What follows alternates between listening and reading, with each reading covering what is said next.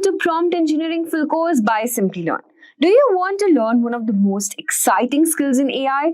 Then prompt engineering is how you talk to AI models like ChatGPT, Claude, Gemini to get the perfect answers. So whether it's for writing code, creating content, or solving problems, in this course, we will show you how this skill is changing everything, helping marketers create better ads, helping developers write clean code, and making work more creative and efficient everywhere. We'll start with the basic what prompts are, how to write them well, and easy framework you can use. Then we'll dive into advanced tips and test prompt with real tools. And by the end, you will know the prompt engineering isn't just about asking questions, it's about giving super instructions to make your ideas come alive. It's designed to equip you with the skills to craft effective prompts and optimize AI generated responses. We begin with an introduction to prompt engineering, explaining its significance and how structured prompts improve AI interaction.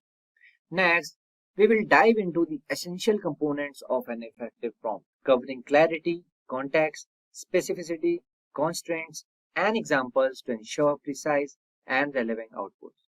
Moving forward, we will explore some real-world application and prompt patterns demonstrating how prompt engineering enhances content creation, coding assistance, customer support, and data analysis. We will also learn different prompting techniques including instruction-based, example-driven, fill-in-the-blank, and step-by-step prompt. To help you refine your skills, we will discuss common prompting errors such as vague instruction, excessive detail, and poor formatting, along with hands-on exercises to improve AI responses. Finally, we will cover advanced prompting techniques including zero-shot, few-shot, and chain of thought prompting, which are essential for guiding AI through complex problem solving and improving accuracy in real-world scenarios. By the end of this course, you will be able to write powerful, structured prompts that maximize AI efficiency across various domains. So let's begin. The first is Introduction to Prompt Engineering. So prompt engineering is a crucial skill in the realm of artificial intelligence, especially when interacting with large language models like ChatGPT. It involves crafting well-structured prompts to guide AI responses effectively, whether for content creation, automation, or problem solving. A well-engineered prompt ensures accurate and relevant output. Prompt engineering is not just about writing commands.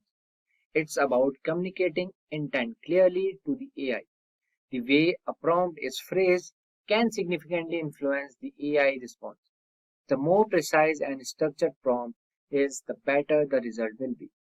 This is why businesses, developers, and content creators must invest time in the refining their prompt writing technique. So now let's see what is prompt engineering actually is. Prompt engineering refers to the process of designing and refining prompts to achieve desired responses from AI models. The effectiveness of AI-generated content depends largely on how well the prompt is structured. By understanding how language models interpret inputs, users can enhance AI's efficiency in performing various tasks. So let's take an example. Consider AI-powered customer support chatbot. A poorly structured prompt will look like this: help the customer with their issue. So here you can see it is giving answer like, sure, could you please provide the details of the customer issue such as the product or service they are facing problem with, any other messages, or any relevant order or account information if applicable. A well-engineered prompt like this analyze the customer issue based on previous conversation history and suggest a step-by-step troubleshooting process before escalating to a human agent. So now it will analyze the customer issue based on the context we have and more if specifics about their problem. And it will give you a step-by-step troubleshooting process that can be followed, as you can see on the image. So the AI now has clear instruction to follow, improving the chances of generating a relevant and actionable response. So now let's move forward and see what is ChatGPT. ChatGPT is an advanced AI language model developed by OpenAI that uses natural language processing (NLP) to generate human-like text responses. So it is based on the GPT, Generative Pre-trained Transformer Architecture, as you can see on the screen. So this GPT architecture, which enables it to understand, interpret, and generate text based on the user inputs, as you can see on the image. I wrote here what is machine learning in one line. So it gave me the answer.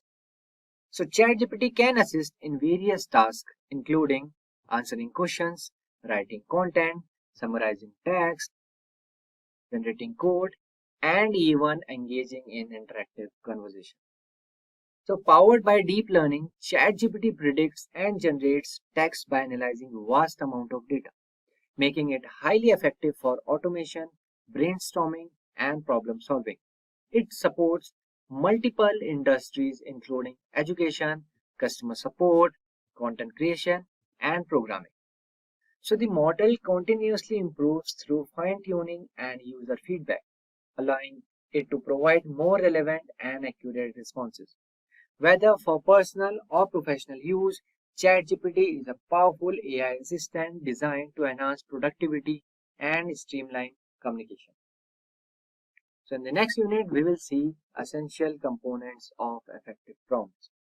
So prompt engineering is the practice of carefully crafting inputs to guide an AI model towards generating precise, relevant, and meaningful responses. So a well-structured prompt can significantly improve the quality of output, making AI responses more accurate, concise, and aligned with user expectations. So to create an effective prompt, you must consider several key elements including clarity, context, specificity, constraints, and with different examples. So each of these plays a vital role in shaping the AI's response, ensuring that it meets the intended purpose.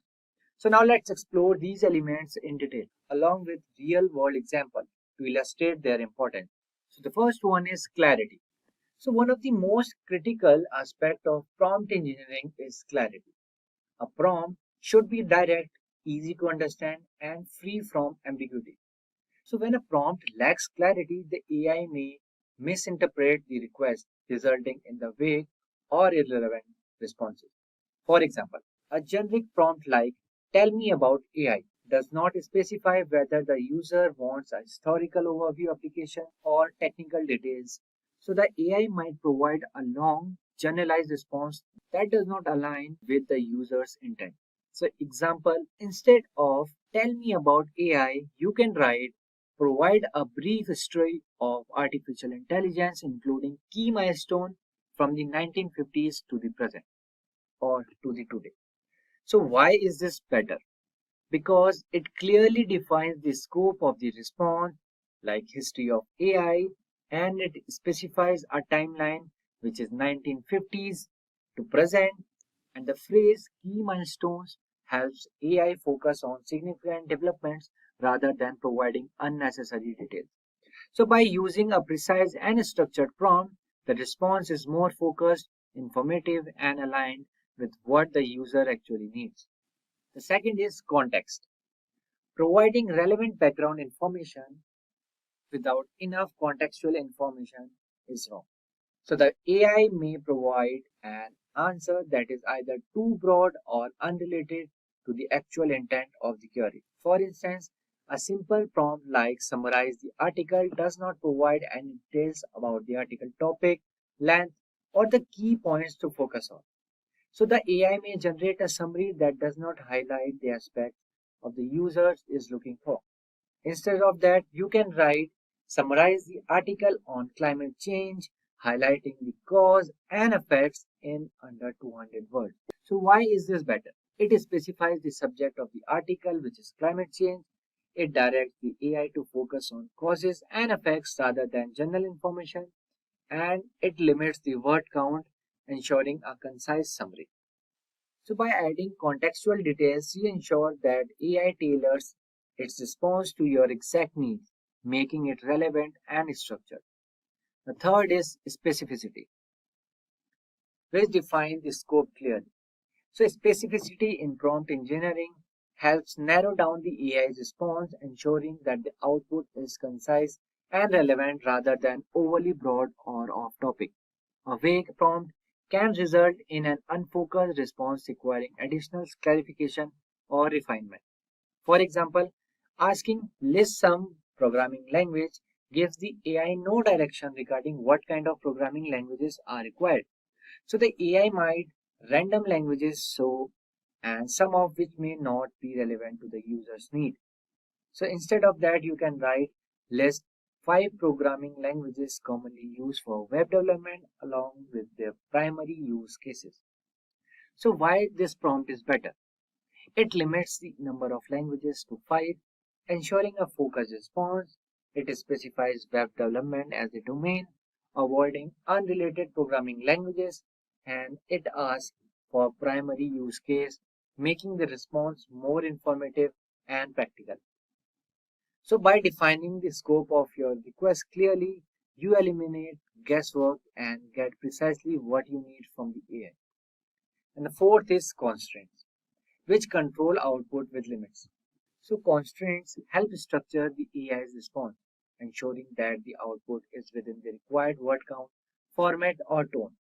Without constraint, response can be too long, too short, or may not match the required style. For instance, a simple prompt like explain the Renaissance does not indicate how detailed or structured the explanation should be. AI might generate a long, detailed essay which might not be what the users want. So instead of that, you can like write 100 word summary of the Renaissance era in a formal tone. So why is this better? It limits the word count, 100 words, making the response concise. It specifies a formal tone, ensuring an academic style response. It guides AI in producing an answer that fits the expected structure. So constraints are particularly useful in business, research, and content creation, where precise formatting and style matter. So now let's jump into the demo part and see how it practically looks like. So yeah, so I welcome to the demo part, and I am using plus version of ChatGPT as of now. As you can see, the plus version, and yeah, so this is the ChatGPT interface, and I hope everyone is aware of, right? So now let's see one by one what are the effective elements of the prompt, okay, which I have discussed already. As you can see, first is clarity and context, constraints, specificity with the examples which we discussed. Okay, so let's see how practically it's look like, right? What are the answers GPT is giving, okay, and generating. So the first one is clarity. Okay, so here if I will write tell me about AI. So so these are search results. Okay, if you will see the search, it will search from the web. Okay, otherwise it will give me from the it will generate automatically. Okay, in which it is trained. So yeah, so if I will write just tell me about AI, so let's see now what it will give me. Okay, if you can see here, it's giving AI in artificial intelligence refers to the simulation of human intelligence in machine, enabling them to perform tasks that typically require human cognition. This types of AI it is giving. Okay, how AI works it is giving. Okay, and common application it is giving. And okay, future of AI it is giving. Yeah. So future of AI, common application, how AI works, and types of AI. But if you will write with proper clarity, what do you want? Like provide a brief history of artificial intelligence, including key milestone from the 1950s to the present. Okay, so here you can see I am describing clearly like scope of the response. So you can see history of AI. Okay, this is the scope and timeline 1950s to present. Okay, and the phrase key milestone, okay, it will help AI focus to significant developments rather than providing unnecessary details. Okay, so let's see what are the results. First is generate one title, brief history of artificial intelligence key milestone. See 1950s, the birth of AI. 1950, Alan Turing introduces the Turing test in his paper Computing Machinery and Intelligence like this. In 1960, 1970, this happened. Okay. 1980s, the rise of expert system. Okay. That is MySim for medical diagnosis. 1990, AI becomes practical. IBM's Deep Blue defeats 2000s. AI in everyday lives. In 2005, this happened. 2011, this happened. 2012, 13, 14, 16, 17, this happened. 2020, this happened. Okay, 2024 present, AI continues evolving with LLMs, autonomous AI agents, and enhanced evolution. So this is the brief history of AI, including key milestones. See, these are the milestones. Okay. See, the Dartmouth Conference, led by John McCarthy, official coins the term artificial intelligence. So these are some key milestones you get, okay, in particular year. So this is how a ChatGPT can give you answers if you will type your prompt clearly with clarity, you can say, right? If you want to discuss about more of particular, you know, topic or answer, you can just write here like tell me more about AI after 2020. So it will be more details. Okay, since 2020 this. So now let's see the difference between this and this. Okay, one liner here it will give more. Okay, so here from here you can stop this as well. Right? So now next second comes context. So context is like providing relevant background information. Okay. So let me quickly first. So now let me quickly first add one article for you. Okay. From the web. So as you can see here, I have just copy pasted my one article here. So now I will give a simple context. Okay. Like not even context. Okay. I will give prompt without context. Sorry. So I will write here just summarize the article. Just like this. Okay. Let's see what it will give. Okay. It will give summary that it. So the first the title will come. Okay. Then climate this, human impact this. Okay.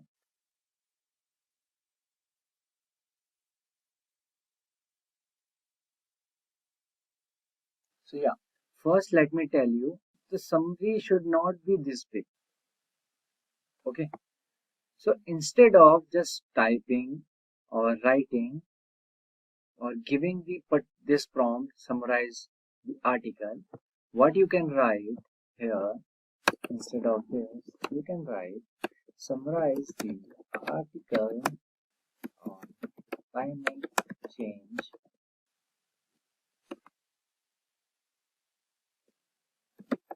climate change, highlighting the causes and effects in under 200 words, because no one wants the summary this big, right? So send. So this is where you have set the context, like it specifies the subject first, climate change, and it will direct the AI to focus on causes and effects. You can see here highlighting the causes and effects, and the limits the word count, ensuring a concise summary of this particular article.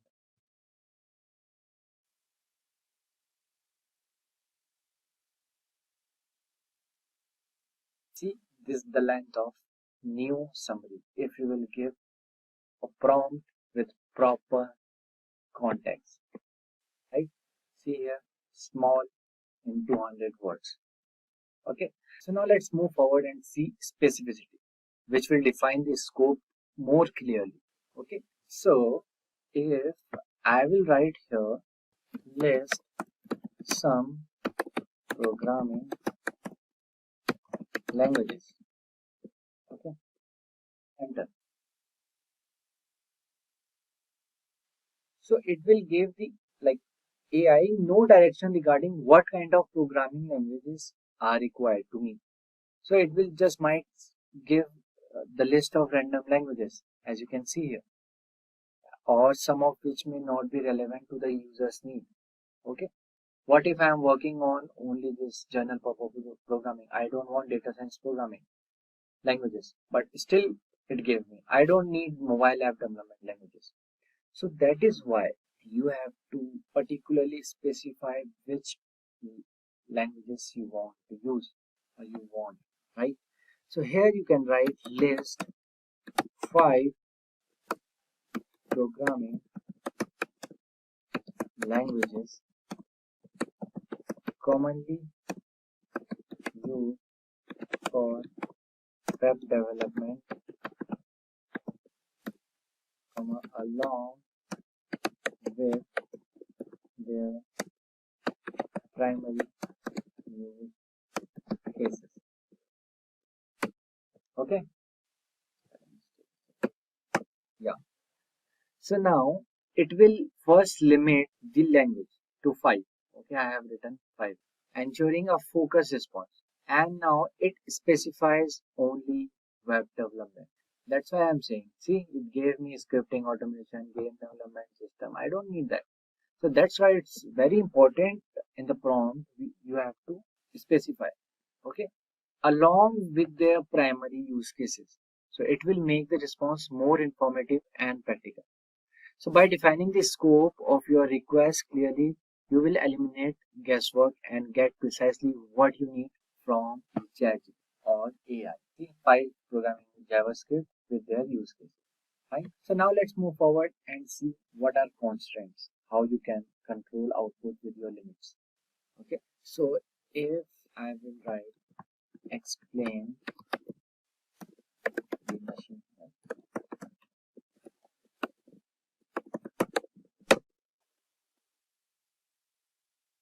So here you can see there is no guidance on length or tone. It will give me automatically how much it wants. So here you can see there is no guidance on length or tone. Okay. But what if you will write like explain me 100-word summary in machine learning. Or you can write explain me in 100 words about machine learning in formal tone. Let's press enter. So here you can see it limits the word count to the 100 first. Okay, making the response concise, and it will specify a formal tone. I have written here formal tone. So it will ensure an academic style response. Okay, and it will guide AI in producing an answer that fits the expected structure. Okay, so now first let's read this. Machine learning is a subset of artificial intelligence that enables computer to learn from data and improve their performance without being explicitly programmed. So here see, machine learning is a branch of artificial intelligence that enables systems to learn from data and improve performance without explicit programming. It involves algorithms that identify patterns, make prediction, and automate decision making. ML is categorized into proper formal tone, right? So there is one more thing, how you can use examples to define your prompt, right? If I will write explain Newton's third law, it is very too open-ended. Okay, so it gave me 3 examples: jumping, rocket launch, and walking. Okay, so now I will write here with proper examples, mentioning proper examples. Okay, explain actions, third law with an example, for instance, mention a rocket launch. Okay.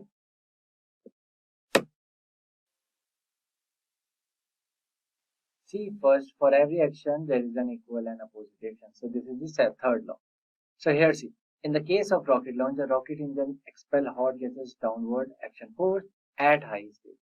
But if we'll see here, Newton's third law states for every action, there is an equal and opposite action. So this means that when one object exerts a force on another, the second object exerts. So here I have mentioned properly, I need a rocket launch example. So this is how you can guide the ChatGPT with sample responses. So effective prompt engineering maximizes the quality of AI generated responses by ensuring clarity, context, specificity, constraints, or by giving examples. So by following these principles, you can craft high quality prompts that yield more accurate structure and relevant responses. So what are the key takeaways? So clarity ensures AI understands the request without ambiguity. Context provides the background details to improve accuracy. Specificity narrow down the response to match user intent. And constraint define structure, length, and style for better output.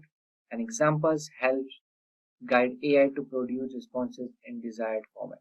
So by implementing these techniques, you can optimize your prompt for more useful, structured, and efficient AI generated responses. So in the next unit, we will see some real-world application of prompt engineering and learn about prompt patterns. Prompt engineering is widely used in various domains. So here are some of the key areas where it plays a crucial role. The first one is content generation. AI is leveraged to generate blog posts, write social media captions, and create engaging stories. So here is one example. So an AI-powered content writer can be prompted to generate a 500-word article on the impact of AI in healthcare by specifying the structure, tone, and the key points to include. And why it matters? So a well-structured prompt ensures the output is relevant, coherent, and follows a logical flow, making the content useful and engaging. And the second is coding assistance. So AI-driven coding assistants help programmers by generating code snippets and debugging support. So here is an example. So a developer can prompt the AI with like write a Python function to check if a given string is a palindrome or not.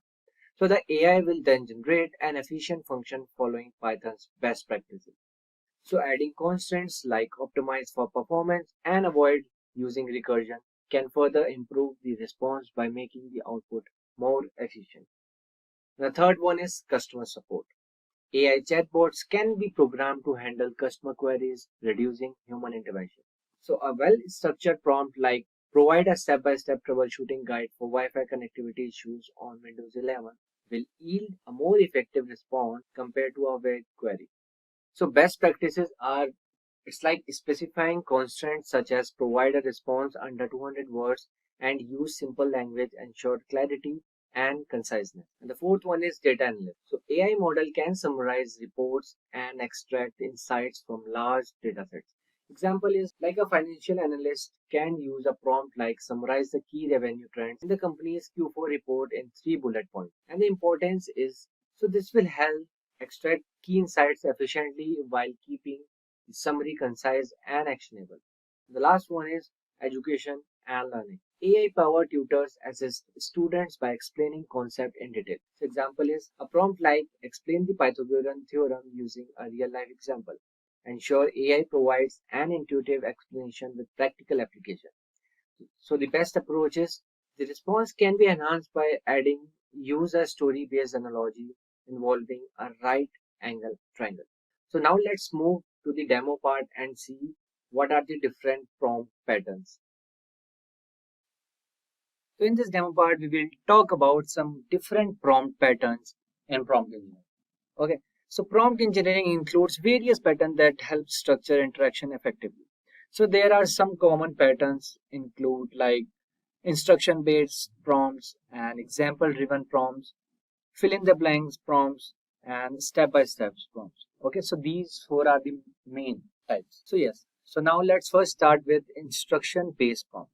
So instruction-based prompts are like direct commands which help generate specific responses, right?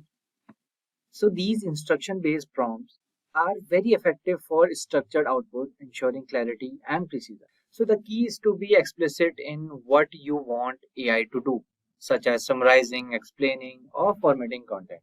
So now let's see 2-3 examples for each of the prompts. So like the first, I will write here, explain quantum mechanics in simple terms. Okay. So here AI will provide a beginner friendly explanation avoiding technical jargon. Okay, because I have written here in simple terms. Correct? Let's enter.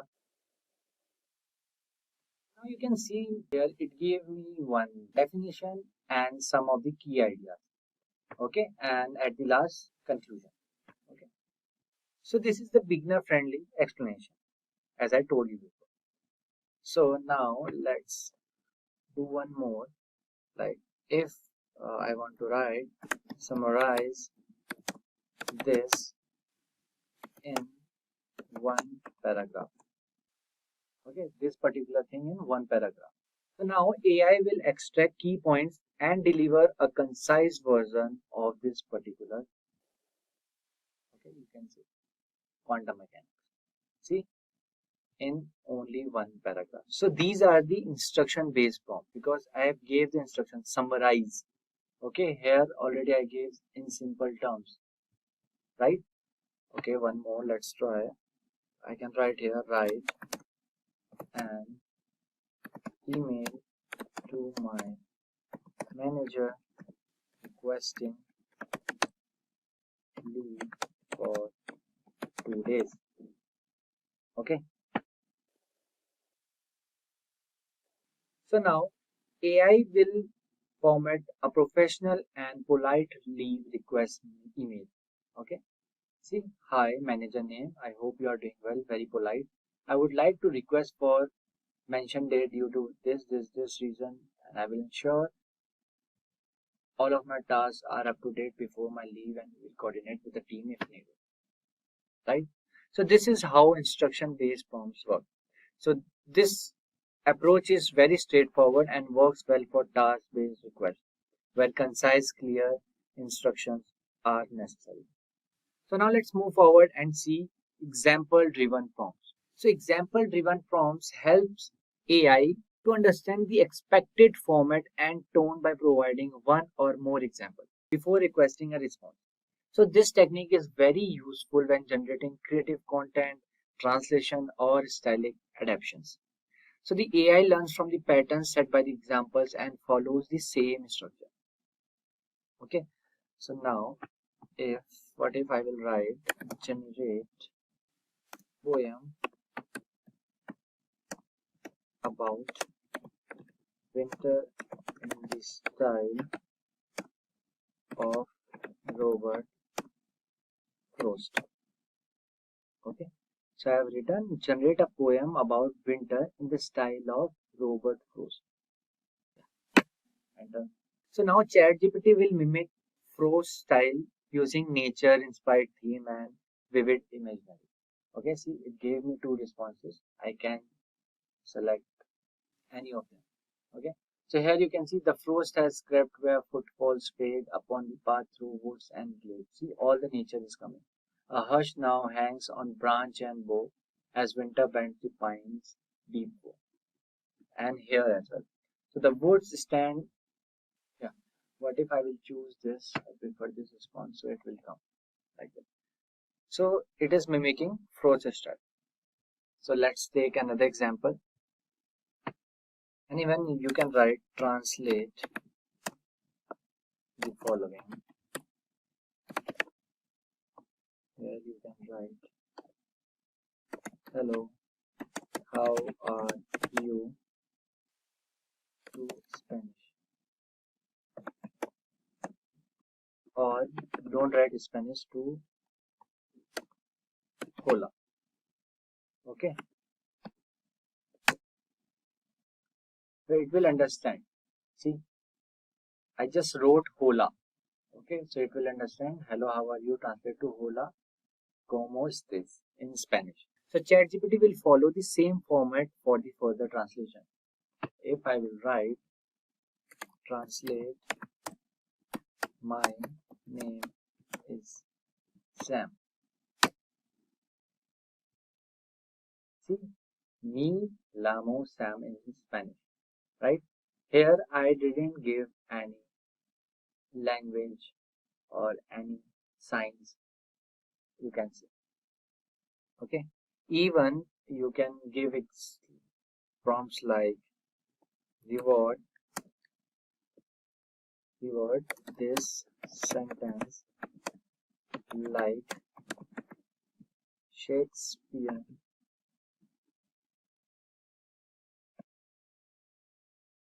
monologue. Okay, and I will give here the sun is shining brightly today. Okay, so here I have given the example here. I need this Shakespearean monologue. See, the golden orb doth blaze with radiant might, casting its heavenly glow upon the earth so bright. Okay, so here ChatGPT transform the sentence into an old English prose such as this only. Okay, right? So this example driven prompts pattern is effective when consistency and style needed to be maintained, ensuring the AI produces responses in a predefined format, right? If you will upload something, just write to ChatGPT that I want this type of output. Okay, and ChatGPT will follow the same structure. So now let's move forward and see fill in the blanks prompts. So fill in the blank prompts encourage AI to complete a sentence or a paragraph based on context clues. So this method is often used for open-ended creative writing, trivia, or knowledge recall. So these prompts allow AI to generate flexible yet structured responses, guiding its output without being overly restrictive. Okay, so what if I will write my name is dash? Okay, let's see. So in Shakespeare style, you would say, "Hark, I am called dash name by the name." Okay, so it took this, right? What if I will write a black hole is formed when? Okay, so this is the fill in the blank. So a black hole is formed when a massive star reaches the end of its life and collapses under its own gravity. So ChatGPT will complete the sentence with a scientifically accurate statement, right? Like this: a black hole is formed when a massive star reaches this, and this. Okay. So it will automatically complete. Let's take one simple example like key to success in life is dash. Okay. So now ChatGPT will fill in the blank with different perspective. Okay, like such as perseverance and continuous learning. Okay, so the key to success in life is a combination of persistence, continuous learning, see, adaptability. Okay, with different options, or you can say perspectives. And what if I will give ChatGPT like to one or more, fill in the blanks. So I will write if I could travel anywhere in the world, I would go to dash because dash. Okay. So now ChatGPT will generate a destination and a logical reason why I will go there. So okay, let's see. If I could travel in the world, I will go to Japan because it blends ancient tradition with modern innovation, offering breathtaking landscape and has a rich culture heritage. From serene temples and cherry blossoms to futuristic cities and incredible cuisine. Okay, here it gave me one destination and proper logical reason. So this pattern is especially useful for engaging users in interactive tasks, making it a great technique for quizzes, educational materials, and thought-provoking responses. Right? So now let's discuss the last one, which is step-by-step prompt. So step-by-step prompts break down complex topics into multiple steps, like a formula, you can say, like a algorithm. So making them easier to understand. So these prompts are commonly used in technical explanation, process description, and problem solving scenarios. So encouraging AI or ChatGPT to explain things in a sequential manner improves clarity and ensures the responses follows a logical flow.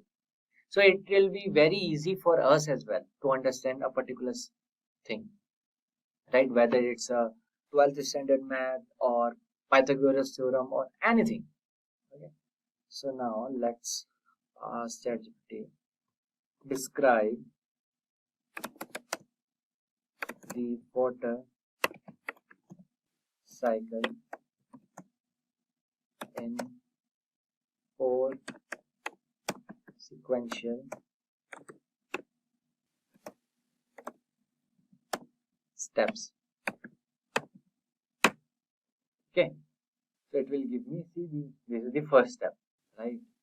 And this is the second, this is the third step, and this is the fourth step. Because we have added here in four sequential steps. Okay, so here is the list of four steps. First, evaporation, condensation, precipitation, and collection, right? Explaining each stage as well. And even you can write ask, explain how to bake a cake. Just write here step by step.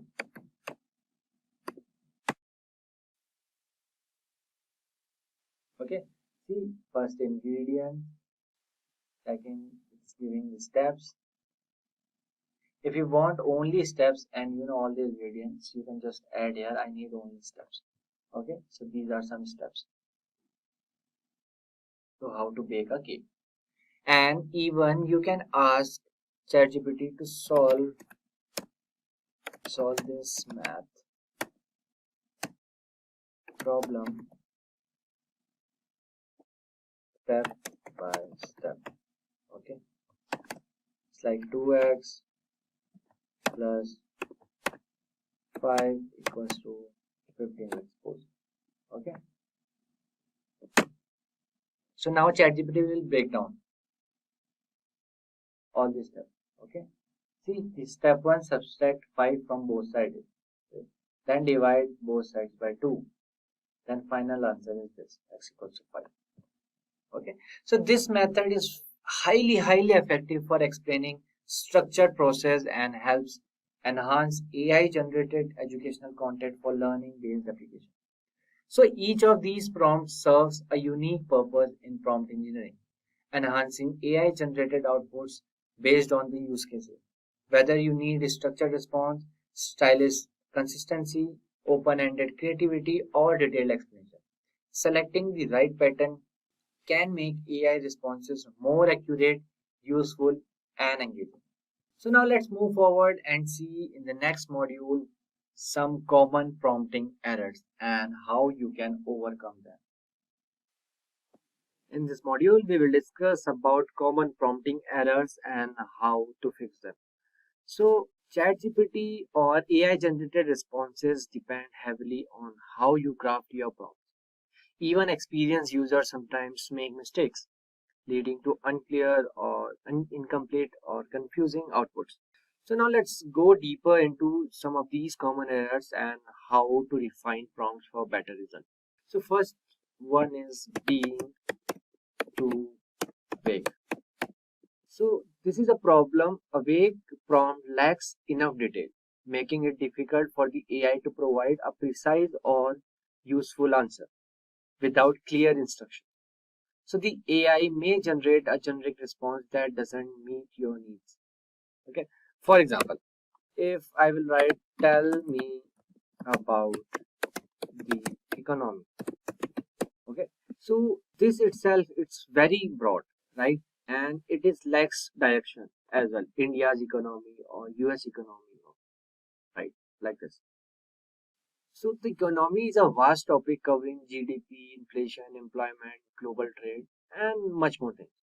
So the AI doesn't know, or ChatGPT doesn't know which aspect you want to focus on. If I need GDP, inflation, or something else. So the response may be too general or not relevant to, you know, our actual query. Let's see what it gives. Okay.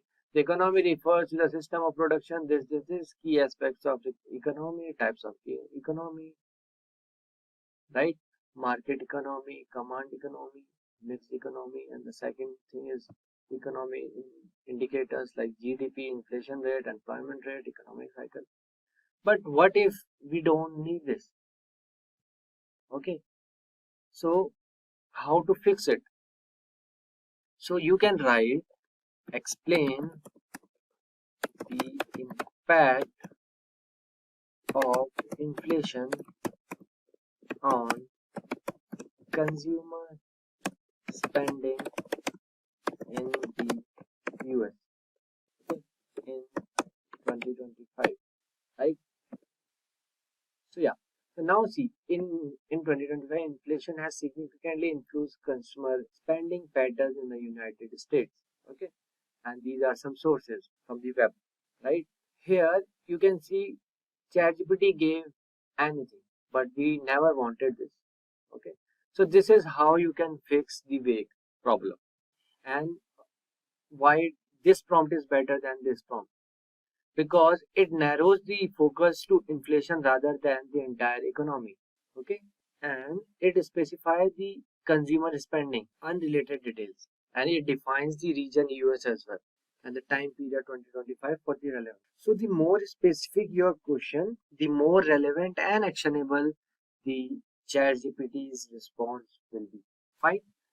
So now let's move forward and see the second problem, which is overloading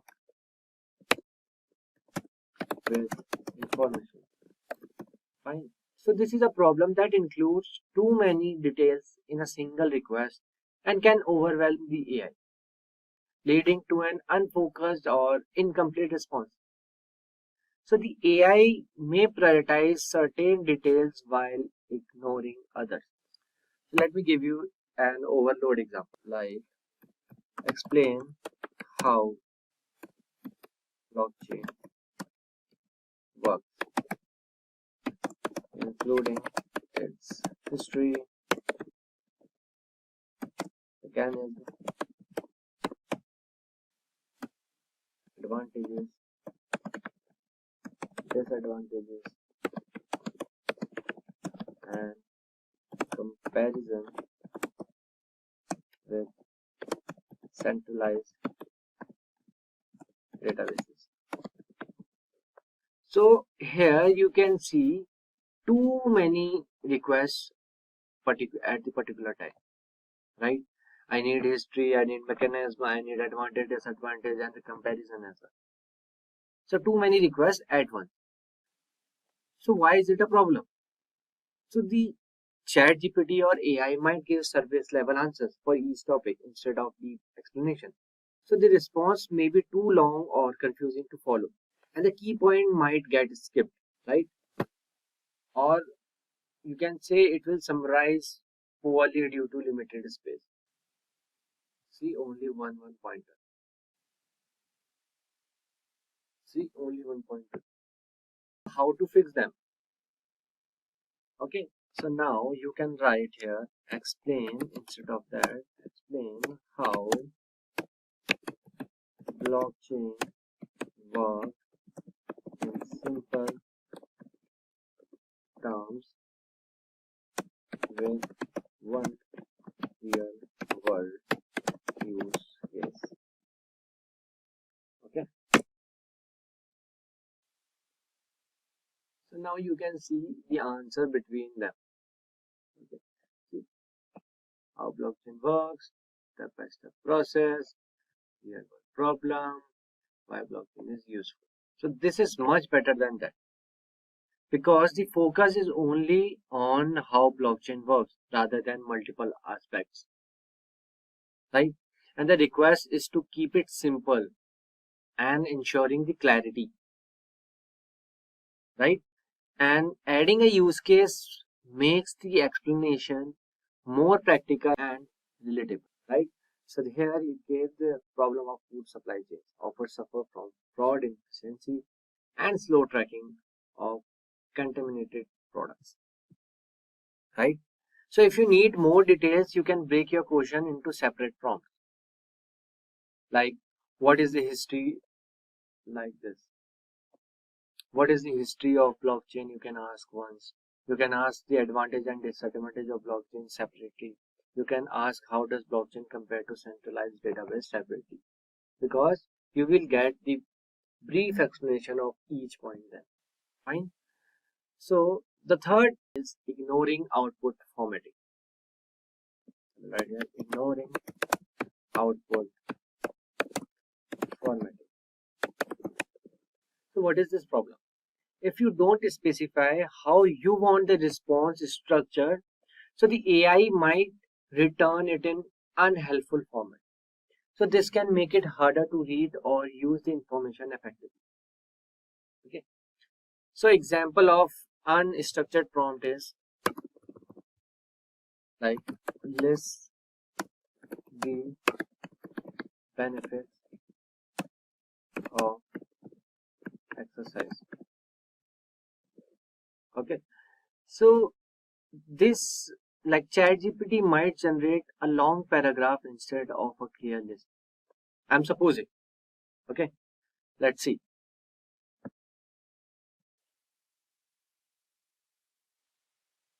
Yeah. So now it gave kind of list, but here key point could lost in the text instead of standing out, right? With these emojis and all. So how you can fix it? So you can just ask list the top 5 benefits of exercise in bullet points,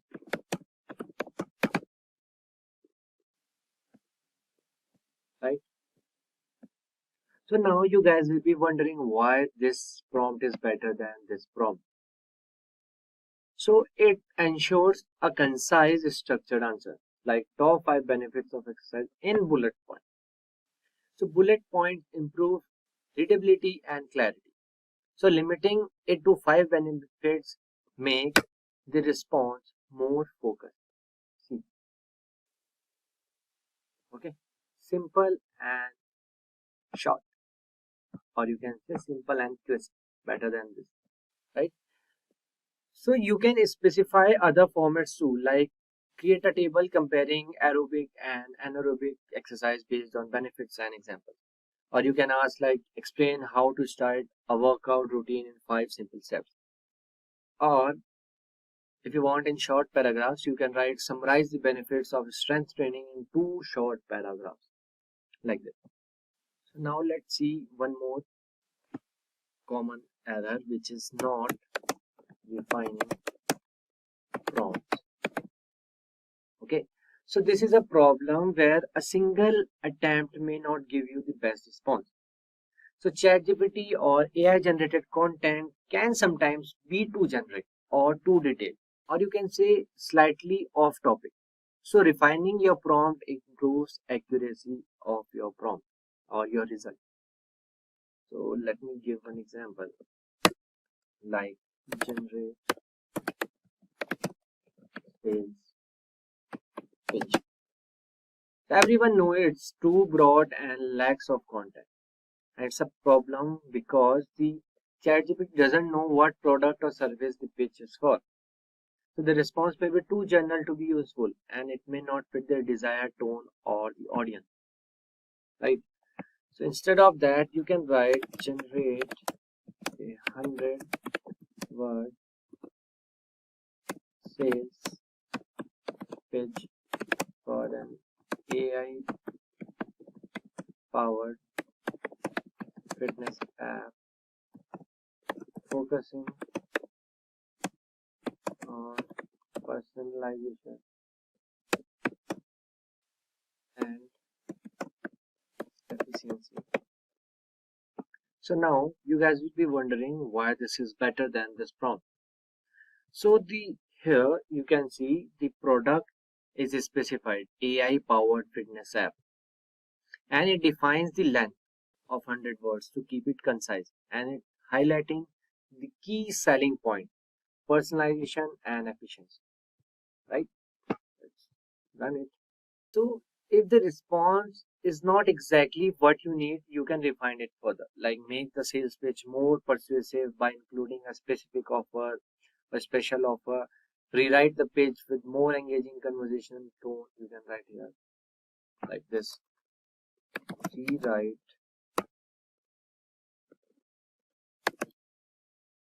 the page with a more engaging conversational tone. So here you can see, tired of guessing your workouts?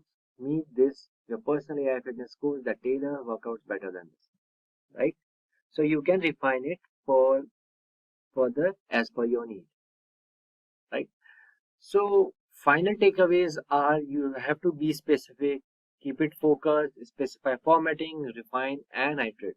So by avoiding these common errors and applying the fixes, you can improve the accuracy, clarity and usefulness of your AI generated content. So now let's move forward and dive into some advanced techniques of prompt engineering. So in this module, we will talk about some advanced topics, or you can say advanced techniques of prompt engineering. So there are some advanced techniques like zero shot, few shot, and chain of thought prompting. So we will go through each technique with detailed explanation. Okay. So when working with AI language models, the way a prompt is structured significantly influences the response quality. So to optimize results, so there are three key points techniques are commonly used, which are zero shot learning, few shot learning, and chain of thought prompting. So each technique has a unique approach to guiding AI in generating relevant and accurate responses. So let's first start with zero shot learning. So let me write here zero shot learning. Okay. So zero shot learning refers to a scenario where an AI model is asked to generate a response without any prior example or guidance. So the AI or ChatGPT entirely rely on its pre-trained knowledge to provide an answer based on the prompt alone. Okay. So this technique is used when an AI model is expected to generalize and generate responses without a specific example. For example, let me write. So this is the example of zero shot learning. Okay. So here is the prompt like explain the importance of cybersecurity in businesses. Okay. So here response will be, it's like cybersecurity is crucial for business because it helps. Okay. So yeah.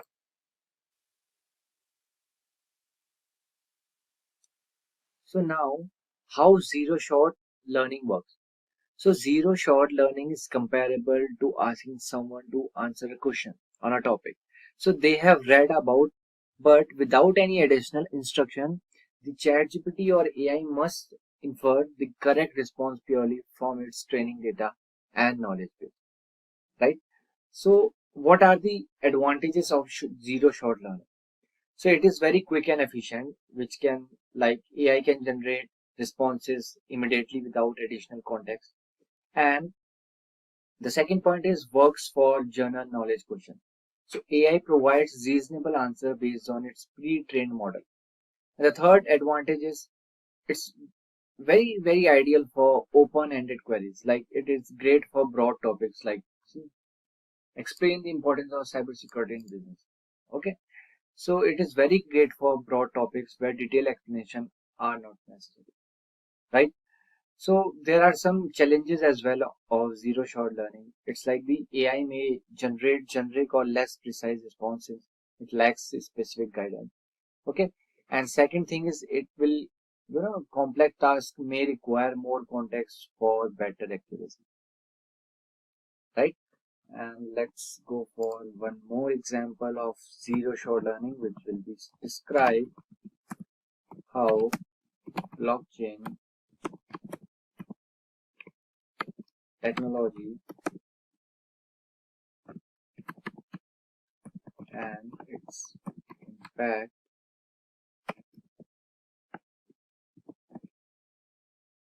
on financial security. Okay, so this is the AI model generated a response without any prior example or guidance. Okay, with its knowledge, right?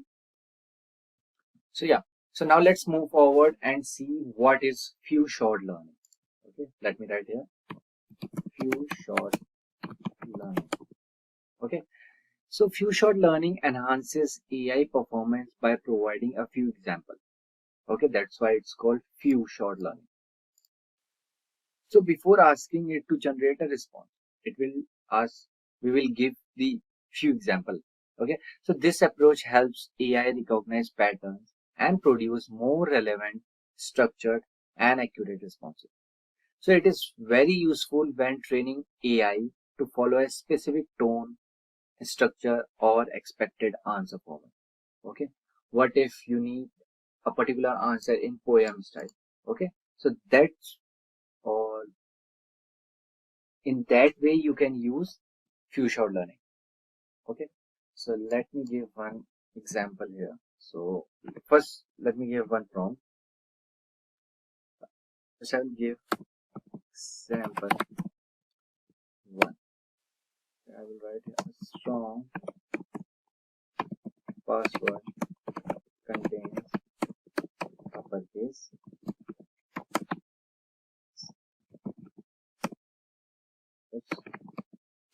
and symbol, and I will write here example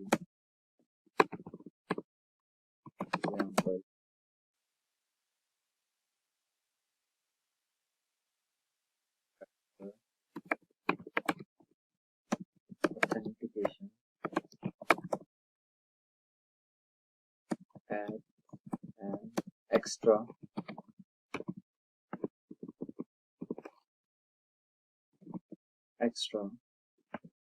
layer of security. Fine. Then I will write here now explain why updating software enhances cybersecurity in 200 words. Right? I don't need this much of para. Okay, enter. So how few shot learning works is like few shot learning is similar to how people learn from examples and analogies. Okay, so here already given two examples, this one and this is the second example, and after that I'm asking the question. Right? So by providing reference example before the final question, so AI will understand what is expected. So now it will give me keeping software updated is crucial. This. Okay. For example, see, if an operating system or web browser has security loophole, attackers can use it to inject malicious code to execute ransomware attacks like this. Okay, so just using as a strong password and two-factor authentication, add layers of security, regular software update. So here you can see a strong password and two-factor authentication. Okay, so that's why few shot learning is very great. So what are the advantage of few shot learning? Okay, So this is the more accurate and contextual responses. So AI will learn from the example and follows the pattern. So this is better for a specific use case. Here the use case is software enhances security. Okay. And few-shot learning enhances AI comprehension. So the AI can generalize better when given a structured prompt. So there are some challenges as well. Okay. So it requires carefully chosen example to ensure AI understands the desired output. So your examples or references must be good enough to understand what you want, right? That's why prompt engineering is very, very crucial. And by giving more examples may lead to longer processing times for generating responses. Okay. But nowadays, ChatGPT is very, very smart, so it won't take much longer time processing times. So yeah, but by giving 2, 3 examples are fine, I guess, right? So now let's talk about third advanced technique, which is chain of thoughts. Okay. So what is chain of thought prompting?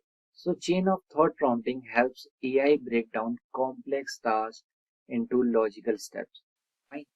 So this method is particularly effective for reasoning-based tasks, where AI needs to explain processes or solve problems step by step. Like, I will give one prompt here. Explain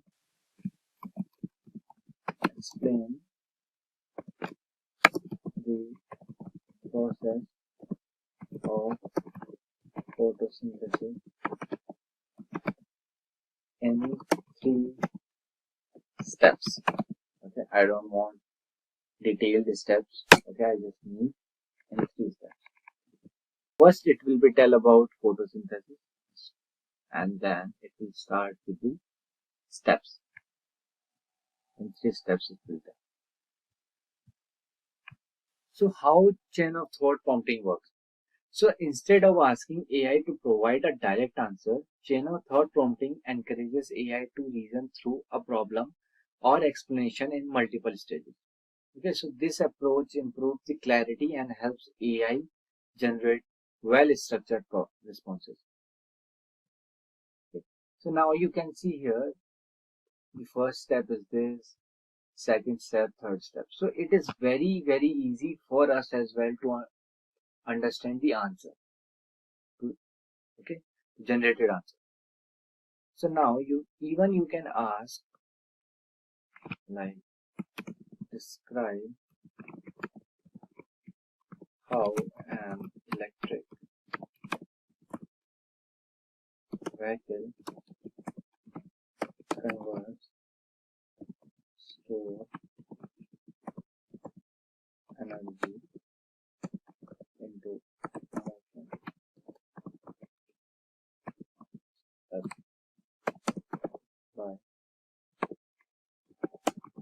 step.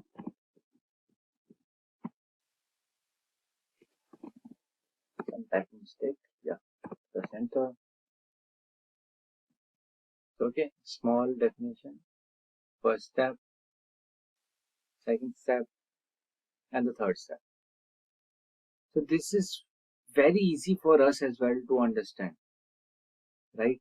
If it will give in long paras like this, so how you will understand, right? So that's why you should know how to use chain of thought prompting. Okay, so there are advantages as well, like it enhances logical reasoning. It provides step-by-step explanation for better understanding. Ideal for complex topics.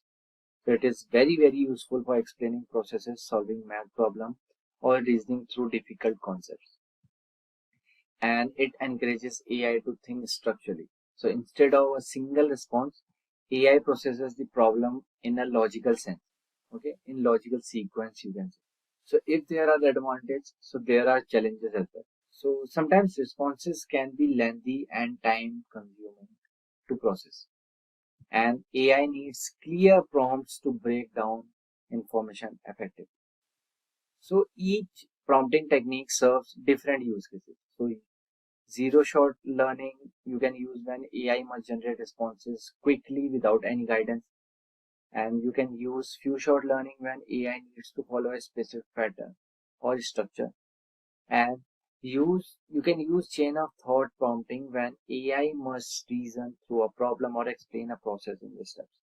So by understanding and applying these techniques correctly, users can optimize AI performance for various tasks, from answering general questions to generating structured content and solving complex problems, right? So prompt engineering is very essential skill that enhances AI interactions. So by understanding components, avoiding common mistakes, and applying structured technique, user can optimize AI generated content. So mastering various prompting techniques like zero shot, few shot, and chain of thought, it will improve accuracy and efficiencies in AI application and your generated content. So continue practice and refine your prompts to become proficient in leveraging AI for diverse tasks. So by integrating these exercises and real world case studies and expert insight, so congratulations on completing the ChatGPT for prompt engineering course. So you have taken a big step in leveraging AI to enhance your prompt engineering skills.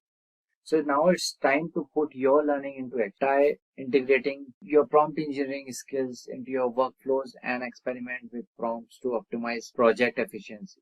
Hey everyone, welcome to Simplilearn's YouTube channel. In this tutorial, we will learn how AI can assist everyone in their daily life. Before that, let's take a look at why we should consider AI for daily tasks. In our daily lives, we often find ourselves stuck in time-consuming and repetitive tasks, writing endless emails, scheduling meetings, sorting out data, or brainstorming ideas, only to start over again. These activities, while necessary, can drain productivity and creativity. This is where AI steps in, transforming the way we work and live. AI can draft emails, correct grammar, and summarize messages in seconds. It streamlines meeting planning by finding the best time slots, sending invites, and setting reminders. In marketing, AI suggests and analyzes trends for fresh ideas, saving hours of research. Automation tools handle tedious tasks like data entry and invoicing, freeing up more time for more meaningful work. AI-powered chatbots offer instant customer support, while voice assistants manage everyday tasks like setting alarms and making calls. It even organizes to-do lists, prioritizes tasks, and recommends product based on preferences.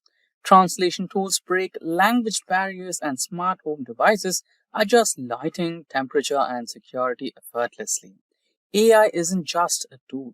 It's a digital assistant designed to enhance productivity and simplify life. That's it. If these are the type of videos you'd like to watch, then hit that like and subscribe buttons and the bell icon to get notified. Now, the agenda for today's session.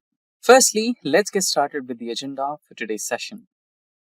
Now, we will have a brief introduction to this session. Followed by that, we will have a briefing of what exactly is AI, then how does it work.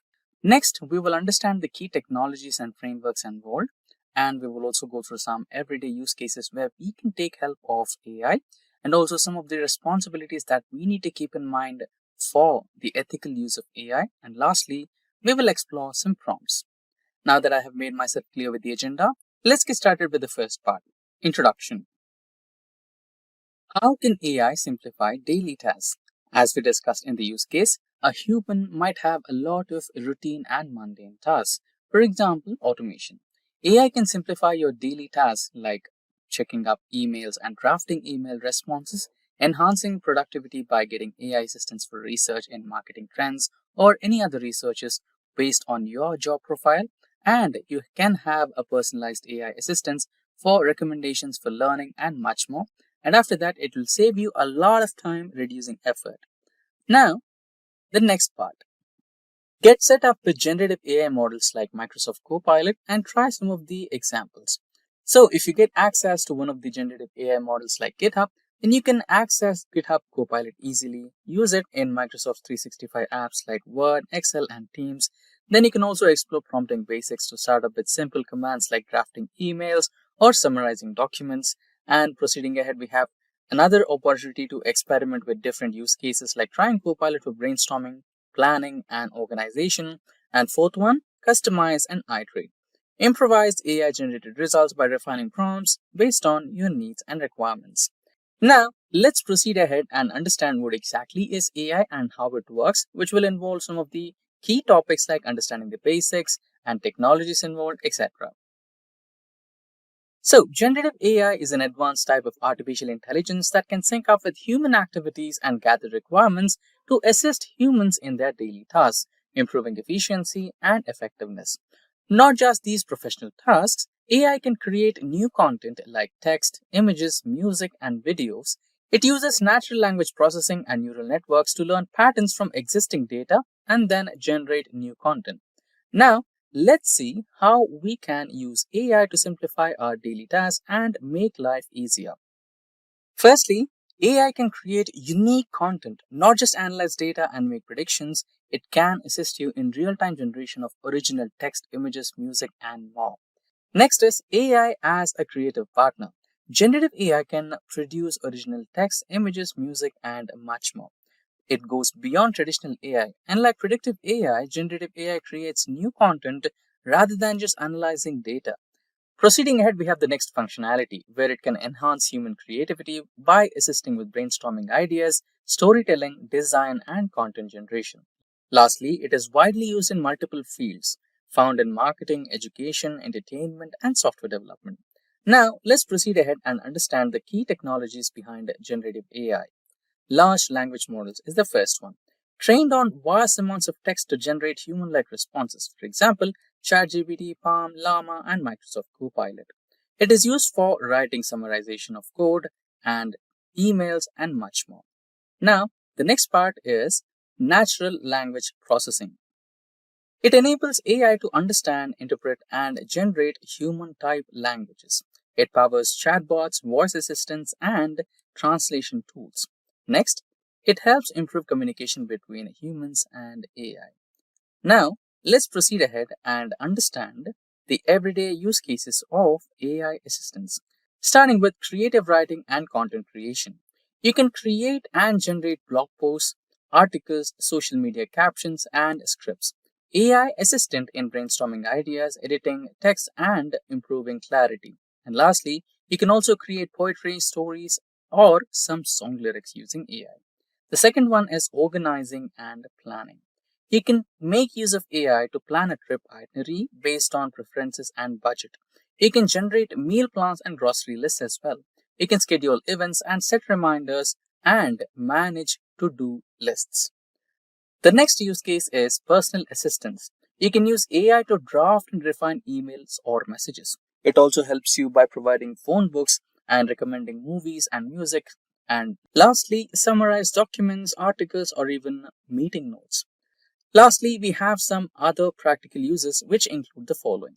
Learning new skills with AI-generated study plans, translating languages to provide real-time interpretations, offering health and fitness suggestions based on personal goals.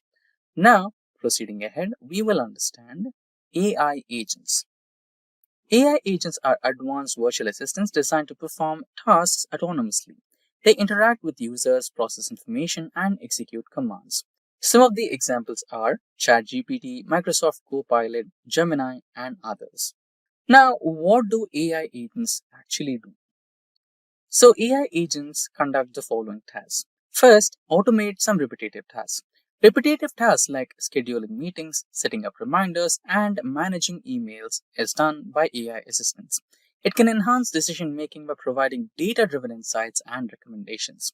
Third is it can act as a personalized digital assistant which can help you with learning, travel planning, productivity, and much more. Lastly, integrating with tools and apps which can help you work across Microsoft 365, CRM platforms, and much more. And now, let's proceed with the major part of today's session where we have to focus on how to use AI responsibly and effectively. So here we have a detailed Microsoft Copilot AI overview and also AI agents and their role in productivity. Let's go through that first. So here we have a quick briefing of Microsoft 365 Copilot, and we have also some links to the Copilot Success Kit, Copilot Chat, Agent Starter Kit, and the community links over here, and resources, Copilot mobile version, what's new, and all and everything you need to know about Copilot, about the technical readiness, etc. Now, back to the presentation where we were discussing about the responsible use of AI. So, the importance of ethical use of AI. AI should be used in a way that it is fair, transparent, and accountable. Understanding AI limitations will help you prevent misinformation and misuses. Ethical AI usage ensures trust and reliability in everyday applications. Proceeding ahead, we will discuss about ensuring transparency and accountability. First one, clearly communicate when AI is used in content creation. Provide with the specific prompts that you're expecting in your output so that it cannot miss on the target. Secondly, we need to verify AI generated information before sharing or acting on it because there might be instances where we might go wrong explaining our inputs, or there might be some discrepancy in the data provided to analyze and generate a report. And lastly, understand how AI makes decisions to avoid over reliance. You need to understand the thought process of an AI and expect what kind of results it might generate so that you don't have to rely on one single prompt every single time. Now, let's move ahead and address some potential biases in AI. AI can sometimes reflect biases present in its training data. Common biases include general bias, racial bias, cultural bias, confirmation bias, and socio-economic biases. Let's discuss each one of them. Firstly, gender bias. AI generated job descriptions may reinforce stereotypes, example, associating engineers' roles with men. Second one is racial bias. Facial recognition systems may misidentify individuals from certain ethnic backgrounds. Third one, cultural bias. AI might prioritize Western perspectives in content generation. Fourth one, confirmation bias. It may reinforce existing beliefs by favoring information similar to past searches. Lastly, socio-economic bias. For example, AI generated loan approvals may favor individuals from higher income backgrounds. Now, you also need to focus on responsible prompting. Use clear and neutral language to avoid influencing biased results. Ask AI to provide diverse perspectives and sources when generating responses. Be mindful of data privacy and avoid sharing sensitive personal information. Now, let's go ahead and check some of the prompt examples. So now we are on the Microsoft Copilot prompt gallery, which will show you some of the sample prompts that you can make use of. For example, get a to-do list, add an image, quiz yourself, create a technology, write more confidently. For example, you might have a description, you can just add it to improvise or add more impact onto it, find a specific information, draft an email, create a shopping list, and so on. So here you can also go through some other prompts as well by clicking on view all prompts, and a whole new world of prompt gallery will open up for you. Try it out and let us know your experience in the comment section below. LLMs. If you ever wondered how machine learning can now understand and generate human-like text, you are in the right place. From chatbots like ChatGPT to AI assistant that power search engines, LLMs are transforming how we interact with technology. One of the most exciting advancements in this space is Google's Gemini or OpenAI ChatGPT, a cutting-edge large language model designed to push the boundaries of what AI can achieve. In this video, we will explore what LLMs are, how they work, and why models like Gemini are critical for the future of AI. Google Gemini is part of a new wave of AI models that are smarter, faster, and more efficient. It is designed to understand context better, offer more accurate responses, and integrate deeply into services like Google Search and Google Assistant, providing more human-like interactions. So we will break down the science behind LLMs, including their massive training datasets, transformer architecture, and how models like Gemini use deep learning innovation to change industries. Plus, we will compare Google Gemini to other popular LLMs such as OpenAI ChatGPT models, showing how each of these technologies is used to power chatbots, virtual assistants, and other AI-driven applications. By the end of this video, you will have a clear understanding of how large language models like Gemini work, their key features, and what they mean for their future AI. Don't forget to like, subscribe, and hit the bell icon to never miss any update from Simplilearn. So what are the large language models? Large language models like ChatGPT 4, Generative Pre-trained Transformer 4, O, and Google Gemini are sophisticated AI systems designed to comprehend and generate human-like text. These models are built using deep learning techniques and are trained on vast datasets collected from the internet. They leverage self-attention mechanism to analyze relationship between words or tokens, allowing them to capture context and produce coherent, relevant responses. LLMs have significant application, including powering virtual assistant, chatbots, content creation, language translation, and supporting research and decision making. Their ability to generate fluent and contextually appropriate text has advanced natural language processing and improved human-computer interaction. So now let's see what are large language model used for. Large language models are utilized in scenarios with limited or no domain-specific data available for training. These scenarios include both few-shot and zero-shot training approaches, which rely on the model's strong inductive bias and its capability to derive meaningful representation from a small amount of data or even no data at all. So now let's see how are large language models trained.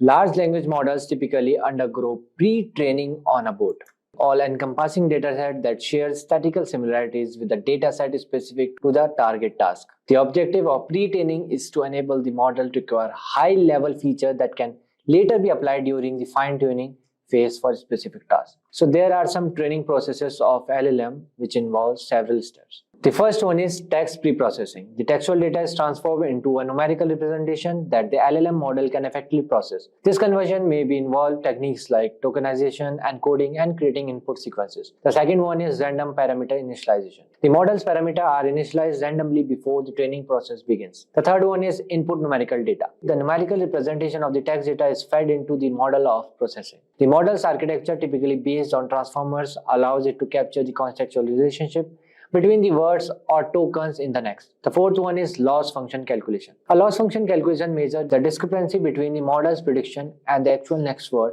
or token in a sentence. The LLM model aims to minimize this loss during training. The fifth one is parameter optimization. The model's parameters are adjusted through optimization technique. This involves calculating gradient and updating the parameters accordingly, gradually improving the model's performance. The last one is iterative training. The training process is repeated over multiple iterations or epochs until the model's output achieves a satisfactory level of accuracy on that given task or dataset. By following this training process, large language models learn to capture linguistic patterns, understand context, and generate coherent responses, enabling them to excel at various language-related tasks. The next topic is how do large language models work? So large language models leverage deep neural network to generate output based on patterns learned from the training data. Typically, a large language model adopts a transformer architecture which enables the model to identify relationship between words in a sentence irrespective of their position in the sequence.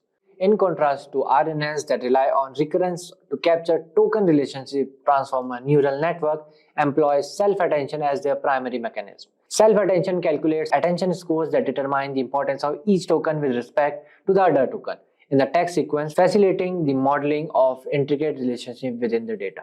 Next, let's see application of large language models. Large language models have a wide range of applications across various domains. So here are some notable applications. The first one is natural language processing, NLP. Large language models are used to improve natural language understanding tasks such as sentiment analysis, named entity recognition, text classification, and language modeling. The second one is chatbot and virtual assistant. Large language models power conversational agents, chatbots, and virtual assistant, providing more interactive and human-like user interaction. The third one is machine translation. Large language models have been used for automatic language translation, enabling text translation between different languages with improved accuracy. The fourth one is sentiment analysis. LLMs can analyze and classify the sentiment or emotion expressed in a piece of text, which is valuable for market research, brand monitoring, and social media analysis. The fifth one is content recommendation. These models can be employed to provide personalized content recommendations, enhancing user experience and engagement on platforms such as news websites or streaming services. So these applications highlight the potential impact of large language models in various domains for improving language understanding automation.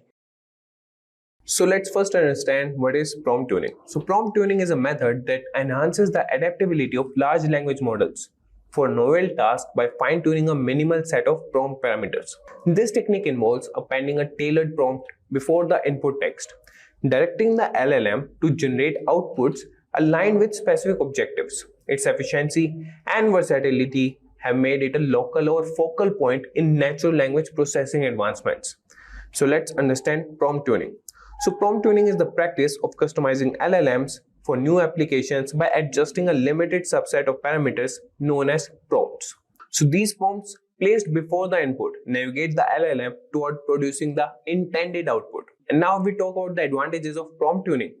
So the number one comes is efficiency. So unlike comprehensive model fine-tuning, prompt tuning modifies only a select few parameters, enabling quicker task-specific model adjustment. And then comes the versatility. So this approach is applicable across a spectrum of tasks, from text generation and analysis in natural language processing to image recognition and automated coding, showcasing its adaptability to different domains. And then comes the interpretability. The modifiable prompt parameters allow for an examination of how the model's output generation is influenced, offering insights into the model's processing.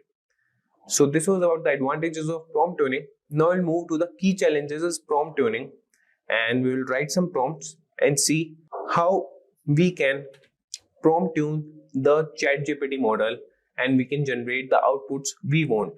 So let's move to ChatGPT, and here first we will draft or craft effective prompts. So crafting prompts that effectively guide the model without being overly complex is challenging. So to avoid them, we will write some prompts and let's see. So we will take a fresh example for crafting precise prompts. So let's consider a scenario, and consider you are part of a financial analysis firm specializing in renewable energy sectors like solar and wind power. You aim to leverage a language model for extracting market trends, investment opportunities, and regulatory impacts specific to these sectors. However, you wish to exclude general energy market data or information about fossil fuels and non-renewable sources, as well as omit any direct mentions of rival firms or their investment products. So what challenge you will face here is, your objective is to direct the AI model to furnish targeted insights on renewable energy sectors while filtering out non-relevant information and avoiding any specific mentions of competitors and their offerings. So for example, we can write a prompt that give me all details on renewable energy sectors, including solar and wind power, but skip all info on other energy types and ignore data about companies like, you could name the companies like Eco Power Ventures and their Solar Boost investment fund. So this is the ineffective prompt. So this prompt is ineffective because it's overly detailed and instructs the model on what to exclude in a way that could be confusing, potentially leading to an over focus on the exclusions rather than the desired content. So if we talk about the optimized prompt, what you can write is, provide an analysis of current trends, investment opportunities, and the impact of regulations in the renewable energy sectors, specifically focusing on solar and wind power. Exclude general energy market trends and specific investment products. So this refined prompt clearly directs the model towards the needed information, that is market trends, opportunities, and regulatory impacts within solar and wind energy, without cluttering the request with too many exclusions. It certainly implies the need for exclusively by focusing on specifically focusing, which naturally guides the AI to omit unrelated sectors and competitor products, facilitating a more focused and relevant output. So now let's see this example, and this is the inefficient prompt. So we'll copy this and paste it to ChatGPT, and let's see what output it will provide to us.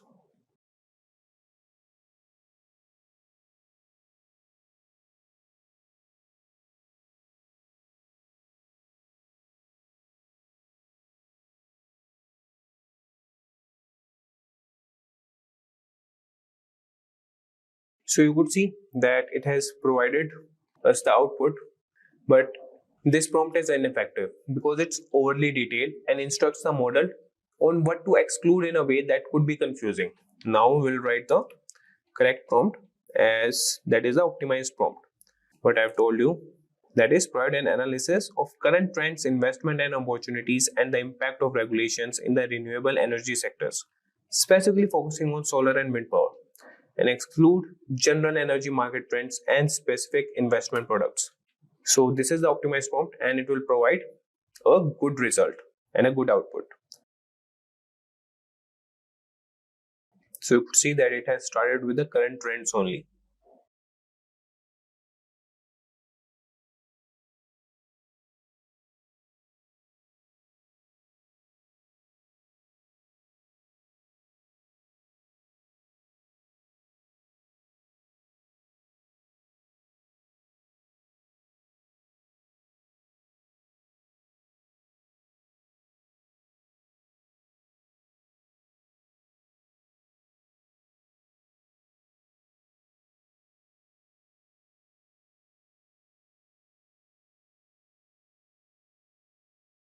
you could see the output, and this is the desired output what we need, and the ChatGPT has provided with the optimized prompt.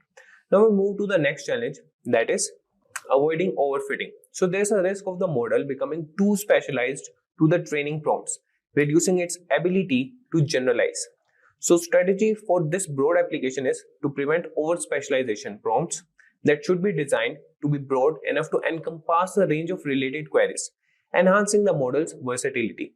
So for this also, we will draft an optimized and unoptimized prompt.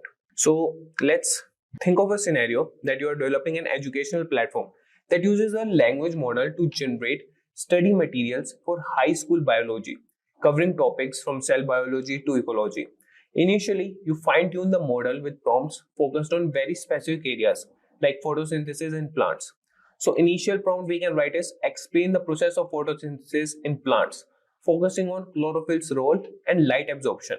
So while the model excels at generating detailed content on photosynthesis, it struggles when asked about broader or slightly related topics such as cellular respiration or plant adaptations to different environments. So the issue we encounter here is when students query how do plants adapt to low light conditions. So the model will fail to provide comprehensive answers because it's been too narrowly trained on photosynthesis specifics. So the solution for this overfitting challenge is to prevent overfitting and enhance the model's ability to generalize across the broader subject of biology. You should utilize more inclusive prompts that cover a range of topics within the field. So we have the revised prompt here, that is provide an overview of plant biology, including key processes like photosynthesis, cellular respiration, and adaptations to environmental factors. So this broader approach encourages the model to generate content that's relevant across various biology topics, improving its utility for educational purposes. So this is the prompt, and we'll ask ChatGPT, that is provide an overview of the plant biology, including key processes like photosynthesis, cellular respiration, and adaptations to environmental conditions. So this will improve its utility for educational purposes.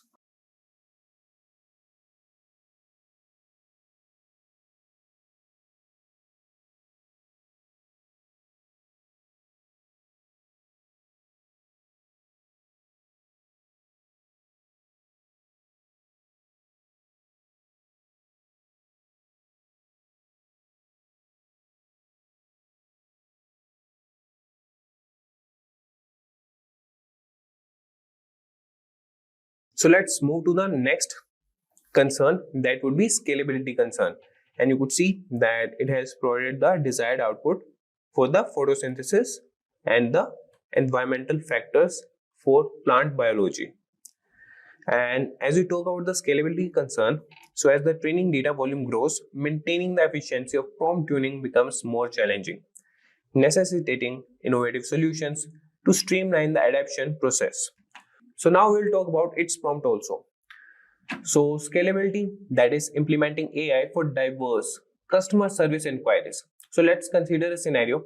Your company aims to deploy an AI chatbot to handle customer service inquiries across different departments, from technical support to billing and account management.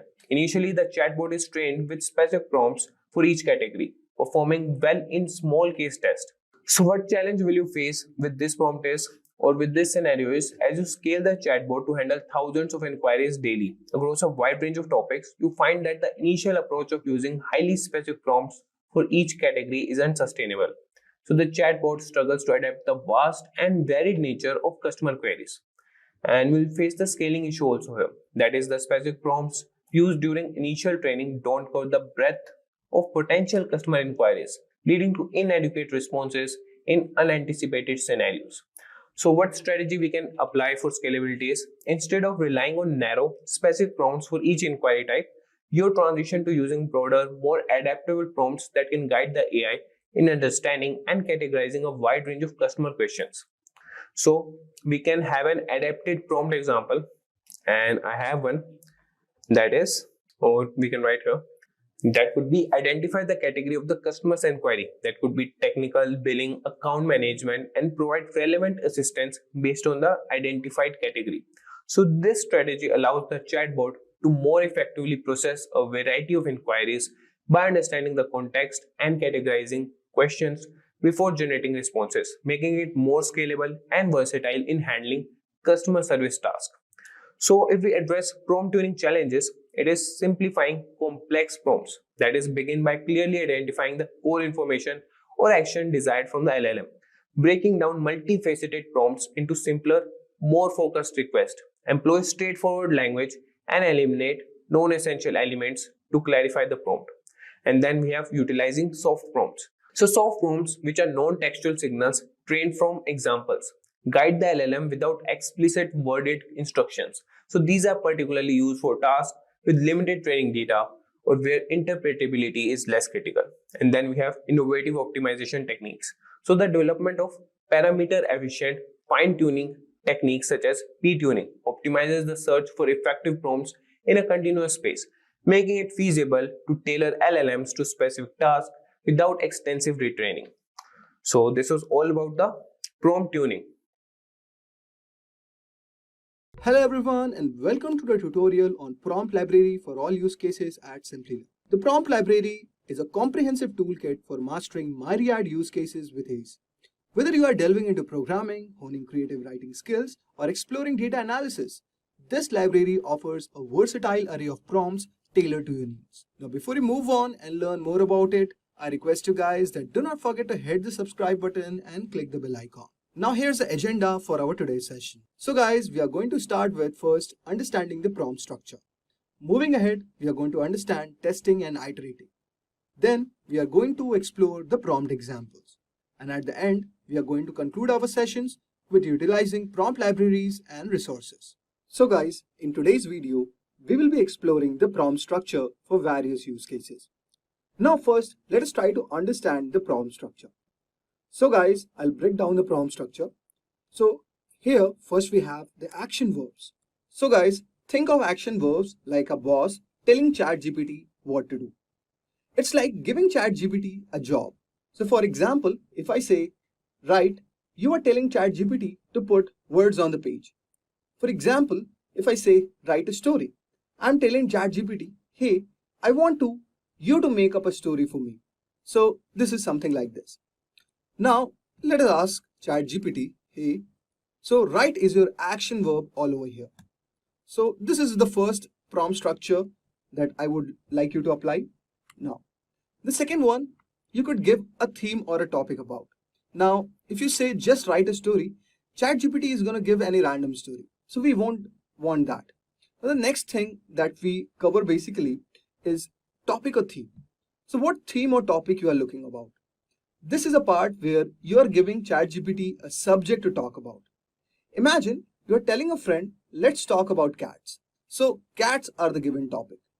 So if I say, write about your favorite food, I am telling ChatGPT, tell me about your favorite food. So you have to always include a topic or theme along with your action verb. So here I can include some certain thing like this, that write a story about food. So you could see all over here, ChatGPT has given two responses. This is response 1 and this is response 2. Now, the third thing that comes up all over here is constraints or limitations. Think of constraints as a rules or boundaries for ChatGPT to follow. It's like saying you can talk about cats, but only in 3 sentences. So if I say write a poem in 20 words, it's like I'm telling ChatGPT, make a short poem using only 20 words. So this is one of the things that you have to always keep in consideration regarding what task you want to give. So always include constraints or limitations. Fourth one is background or information context. So this is also one of the most important parameters. What exactly it means is like this part sets the scene for ChatGPT, like giving it a background story.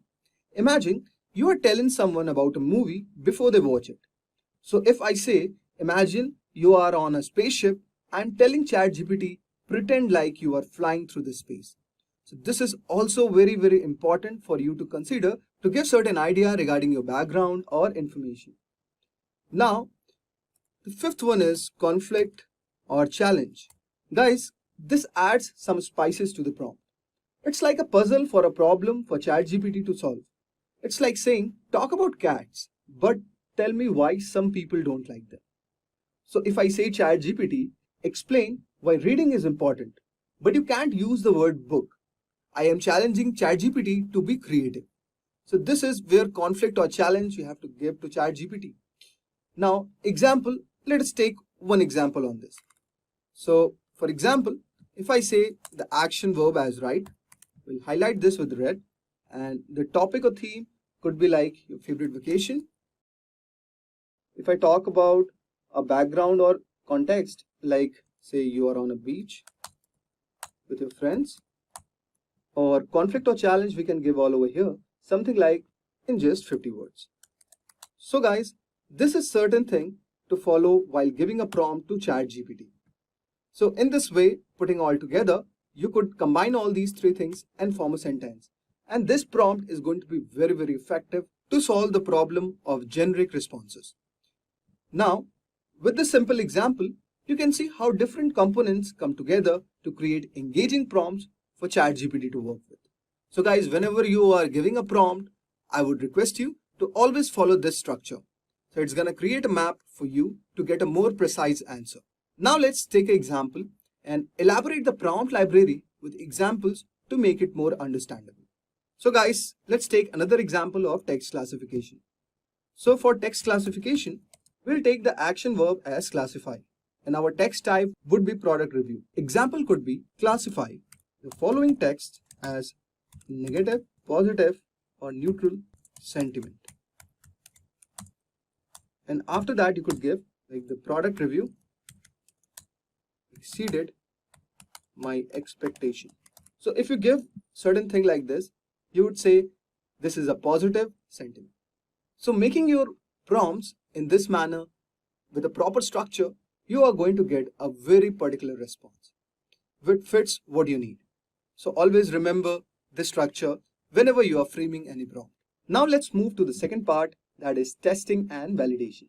Guys, testing and iterating are essential steps in refining prompts and ensuring optimal performance from ChatGPT. Let us break down this process.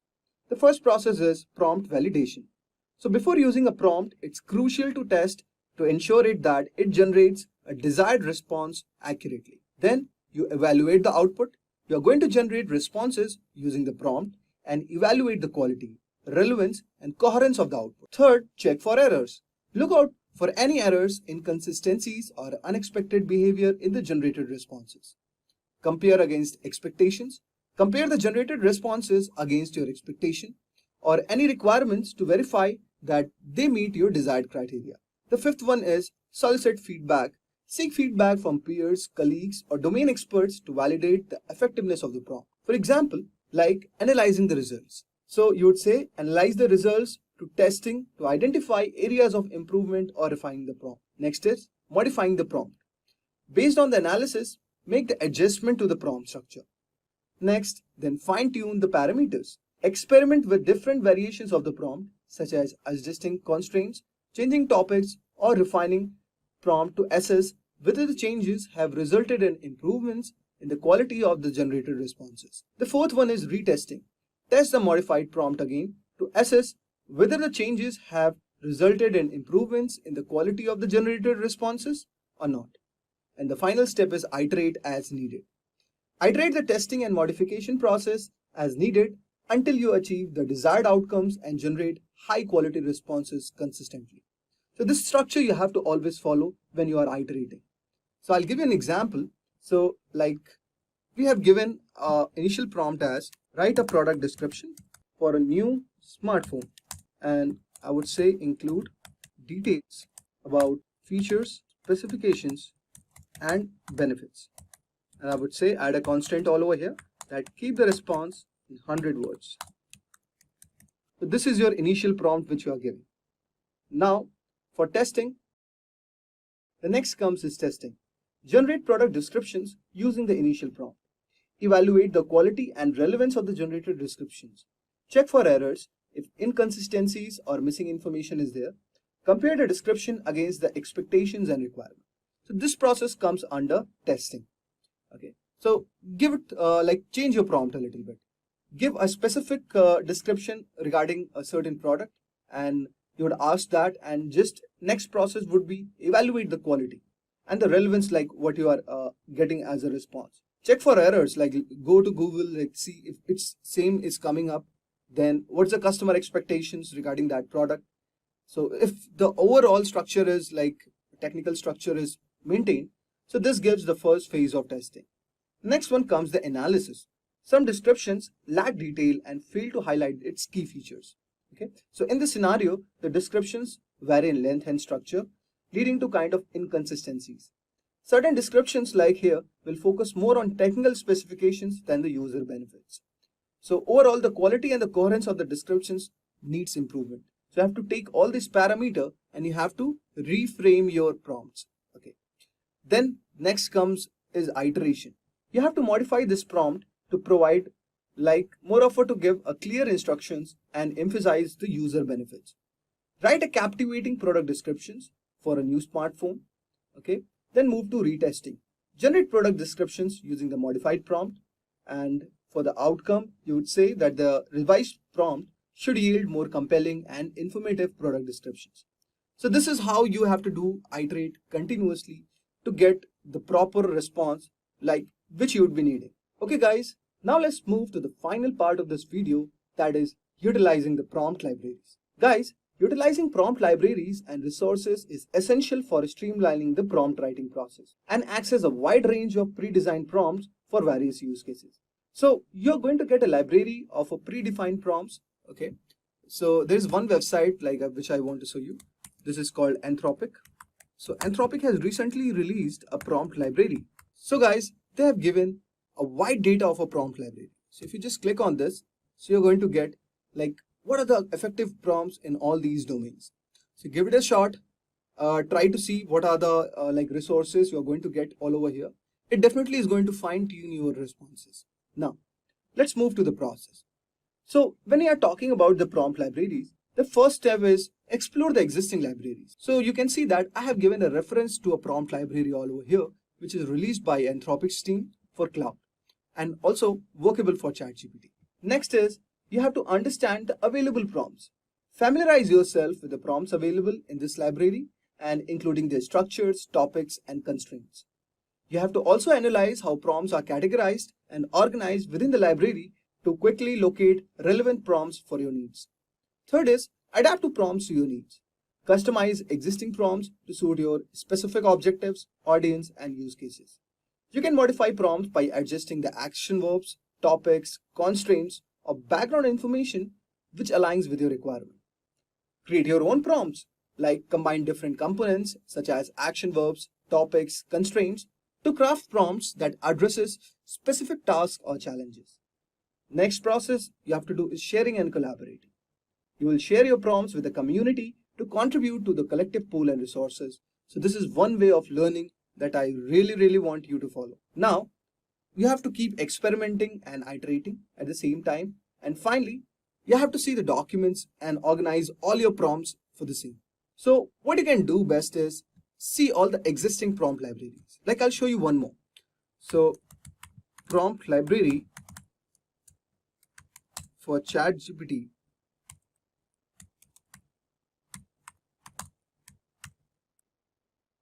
GitHub for all use cases. So you could see, explore various repositories on GitHub, like what are the kind of prompts available. Like this repo specifically focuses for the academic writing. So just visit this repository and you could see they have given a lot of things. Like for brainstorming, they say, so you could see the action verbs all over here. Try to try this prompt and see how you are getting a response.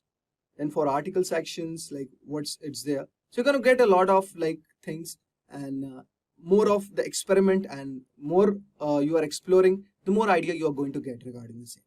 So my advice would be just explore as much as libraries you can, and depending upon your use cases, you have to make an organized prompt structure. So following this format, which I have told you, follows the action verb, the topic, or the background information. Then what are the constraints you have to give? Okay, it's any particular theme is there. You have to include all those things and use the existing prompt library also, so you can refine your prompt, and always to get a good response. It's my personal experience that you have to keep fine tuning, keep testing, iterating, analyzing, so that your result comes very fine. As technology advances in all aspects of our lives, programming has become increasingly important. It is used in many fields and industries, including software development, gaming and entertainment, education, scientific research, web development, and many more. So, needless to say, the demand for programming and coding in the IT industry will probably keep increasing for the foreseeable future. But where does ChatGPT, OpenAI's popular language model, fall in this chain?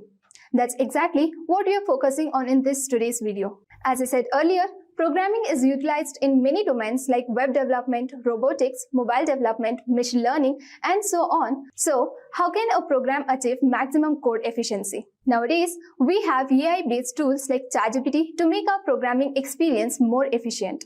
Although there are several coding resources platforms such as Stack Overflow and GitHub, where programmers can find solutions to their technical programming questions, ChatGPT stands out from the competition because of its quick response time, usability, and support for numerous languages, among many other benefits. Now, let's first discuss how ChatGPT works. ChatGPT generates responses to the text input using a method called transformer architecture. A large volume of text is fed into the ChatGPT from various sources, including books, websites, and other social media platforms. The model then uses this information to forecast the following word in a phrase based on the words that came before it. The ChatGPT systems allows users to enter text or queries, and then the system uses its training data and algorithms to produce the right answer. The answer is created after the input text has been examined, and the pattern most likely to match the input have been identified using the training data. In short, ChatGPT is designed to respond to queries logically and command more quickly and accurately. But why do programmers use ChatGPT on a regular basis? ChatGPT assists programmers by offering programming-related answers and solutions and helping them improve their skills. Besides that, ChatGPT is utilized for code generation, code completion, code review, and a natural language interface. Let us understand each in detail. ChatGPT is trained to generate the code or even the entire program described in the natural language specified by what they want a program to do. And then ChatGPT could generate the relevant code. Look at the example of how ChatGPT generates the code. So now open the ChatGPT and you can type any program that you want ChatGPT to generate. So I will write a palindrome program in Java. So here you can type, write a palindrome program in Java. So using Java programming language, it should generate the whole program.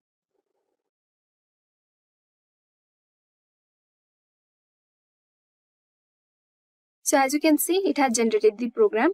So it has used a class name called palindrome checker, and it has used isPalindrome as a method name. And also it will give the explanation on the program.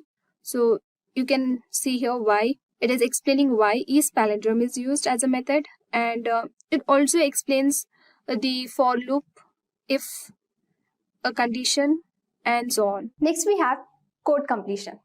ChatGPT is trained to generate snippets of code or even fully fledged programs. It can generate a list of possible code completion depending on the context of the user's incomplete piece of code.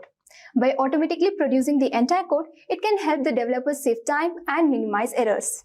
Next, let's see the example of code completion using ChatGPT. So even if the program is explained in natural language, ChatGPT will generate the proper code and give the complete code. So let's type here. Using a function, write a program to convert the string in uppercase. So using which language? Let's keep using C programming. And enter it once again. So as you can see, we have just said that using a function, write a program to convert the string in uppercase. So using C programming language, and using C programming language, it has used function, and this is the function convert to uppercase, and has given the complete code for string to convert a string in uppercase. And also it gave the explanation. Here the convert to uppercase function takes a pointer to a string as its argument and then iterates over each character in the string using a for loop. So it explains why for loop is used, why to upper is used, and why the method convert to uppercase is used, everything. So let's say we'll give one piece of code like void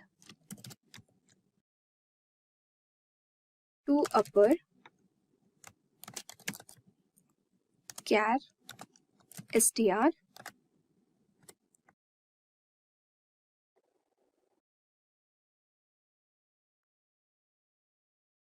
So as you can see, we just gave the method to upper and it's generating the complete code. So this is how ChatGPT works for code completion. Next, code review. ChatGPT can analyze code, identify the bugs or errors in the program, and further help resolve them. It allows developers to fix errors more quickly. So now, let's have a look at the example of code review. So in this example, ChatGPT will review the code. So even if the code has some mistake, it will give the proper output. Let's say we have given the example here. So we gave the function or a method called upper, and here we are giving the keyword called upper. So it should check whether this piece of code is proper or is there any mistake in this. So as I said, it's saying that the given code appears to have logical error as the function upper is being called recursively on itself inside the loop. So instead of giving to upper, we just gave upper here, right? So using the keyword to upper, only then the string can be converted to uppercase. So here we gave just upper. So it says that it is having, this piece of code is having a logical error and it gives the proper code for us. So I hope it's clear. And then we have natural language interface. With the use of ChatGPT, a software application can be given a natural language user interface that enables users to communicate with it through natural language instructions rather than through conventional user interfaces. Next, let's see how ChatGPT helps the programmers for natural language interface. So let's say we'll give here create a software application where the user asked to enter credential for the to-do app. Enter.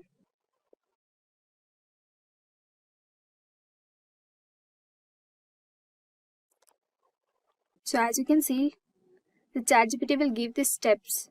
So it can provide you with an outlet for creating a software applications that requires the user to enter credential for a to-do app. So here it is, few steps that we need to follow to do a to-do app.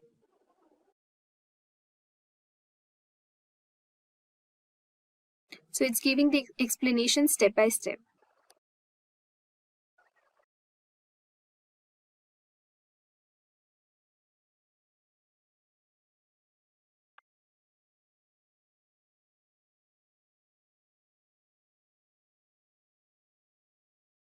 So it says that determine the programming language and framework, then set up the database to store the user information and then create the registration page and then finally create the login page as well. And once the user is successfully logged in, it will have the options like add, edit and delete task as well. And then finally implement the security measures to, protect your passwords and then test the application to ensure that it works as intended and the user data is being stored and retrieved correctly. So it gives the steps of how it has to be developed. I'm sure you all are aware of ChatGPT at this point. The revolutionary new AI-based chatbot developed by OpenAI has taken the world by storm. Thanks to its near lifelike responses and a very intricate pattern of answers. We have never seen this level of expertise from a chatbot before, which really made us think, to what extent can we push it? There are many questions on lead code that even the most experienced programmers have difficulty answering. So, we wanted to see how far ChatGPT can take us. Have we finally reached the stage where AI is going to replace us? Let's find out. So basically, here we will be listing 10 really difficult questions that we found on lead code.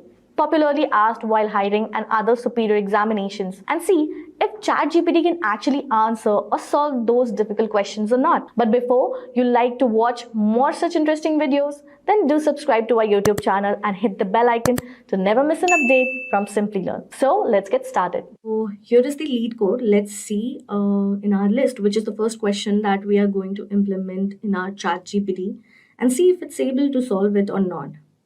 Mainly we'll focus on hard category questions only.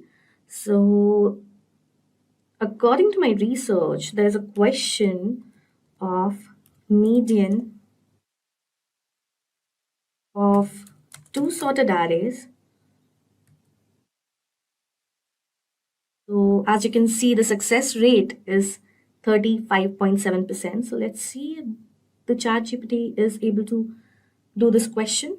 So first, let us go through the question.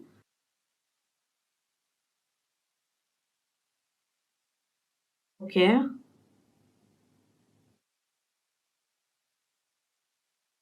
Pressed enter. Let's see what it first returns.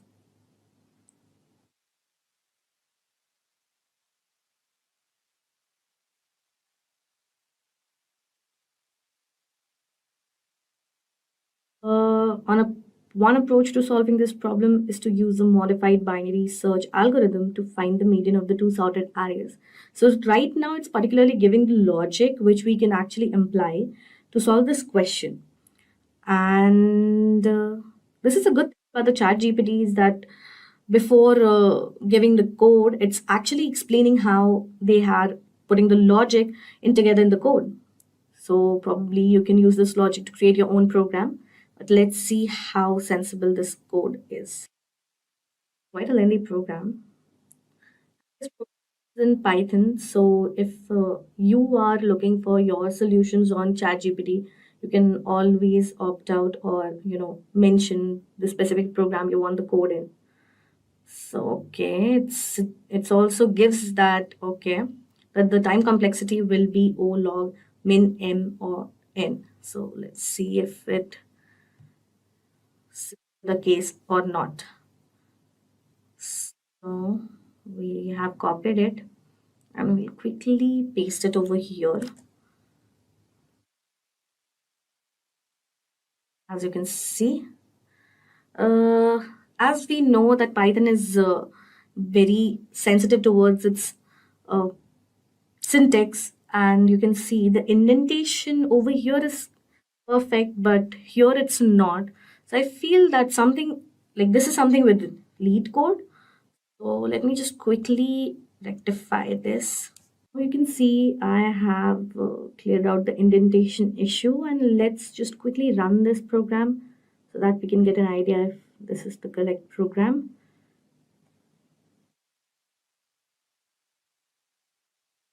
Now you can see here we have an error. Let's see, copy this and see what ChatGPT has to say for this.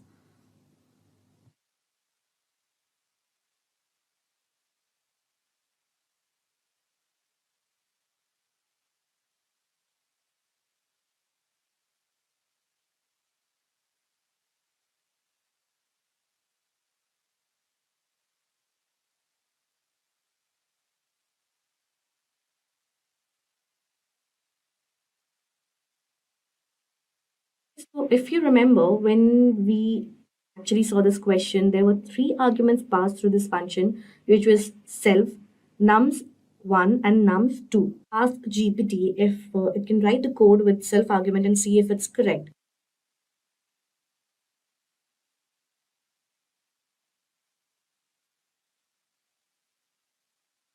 Wait that if it can pass a self argument through that function and see if it can generate a new code. Okay, now it has cleared that yes, it takes three arguments.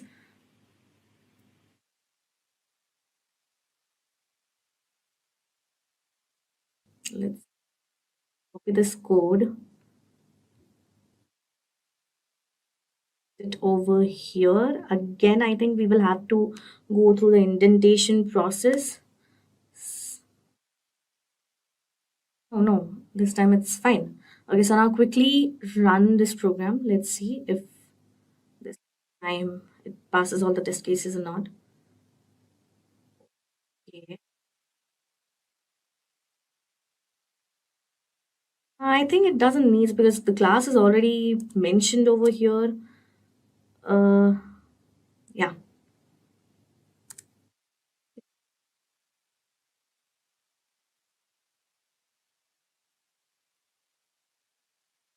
Okay, the runtime is 35 ms, and as we can see, case 1 and case 2 is definitely passed. So let us see if this code can pass all the test cases internally mentioned in this question. Now you can see the first three cases are actually accepted, but the other three are not. There's a runtime error. So, as the first question in our list, ChatGPT was unable to solve. So, let's move on to our next question.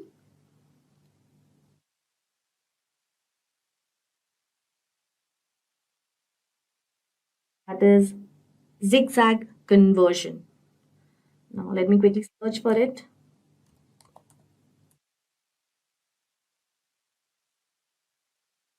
This is the question. Here also you can see the success rate is definitely below 50 and the difficulty level is medium. So the hard one ChatGPT was not able to solve. Let's see if this can be done.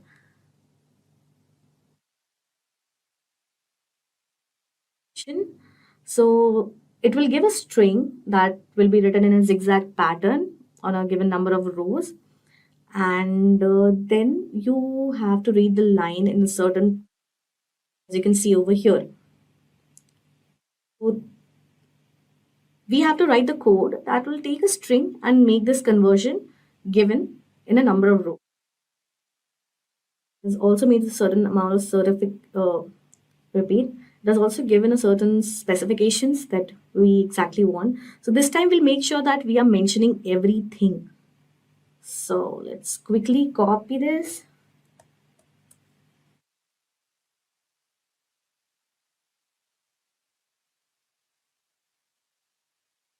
Okay.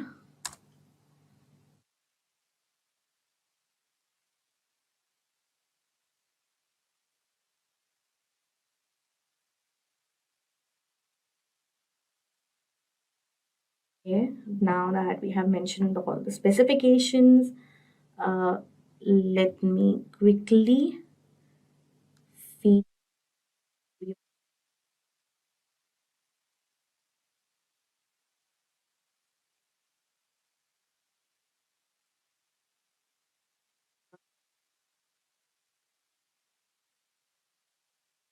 feed and paste it.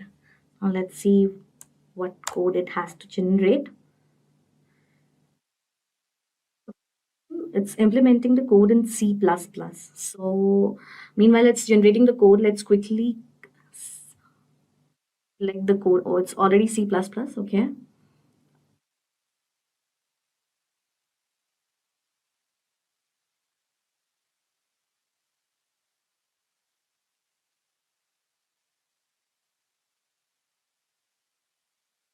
Okay, it's also suggesting that we can definitely use Python and Java. And it's generating an alternative code as well for us. That's sharp. Just quickly copy this code. The one I think it's okay. So it's generating in Java.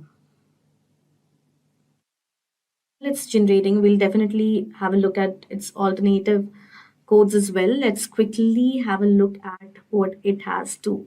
C++1, the first code generated by it is correct or not. Okay, so I've copied the code.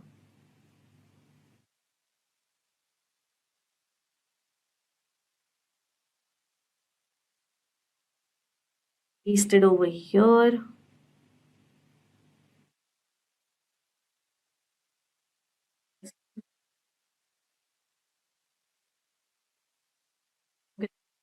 Compilation error. Okay, okay.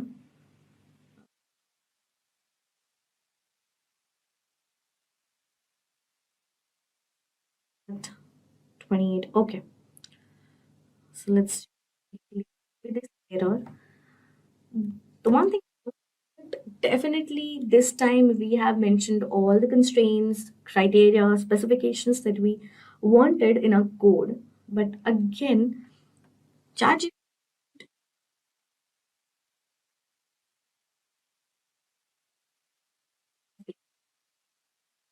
questions we have implemented till now. Let's see if it has any success rate in further. Okay, it seems okay.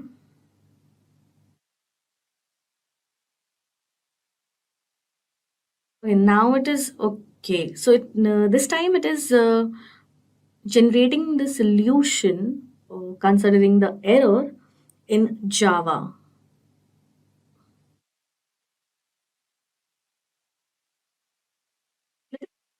See what it has to say in Java, and we'll make it specific that the error was in C++ program. So it generates the correct code.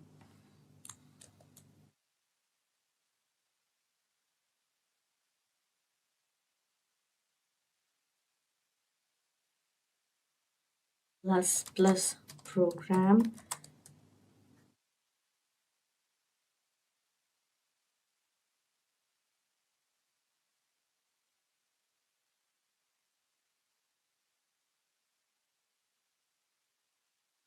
What it has to say.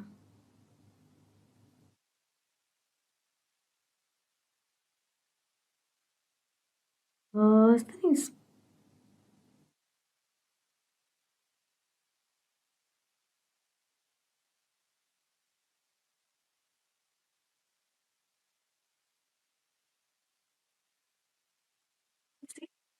this error is something related to the compiler, and now it is giving the updated code in C++.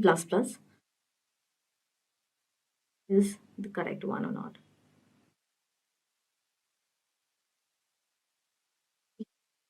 Actually apologizing for making errors in their solutions. Quite fascinating. Yeah. Paste the code over here. I don't see there's a lot of difference or changes over here. Let's see if it runs or not.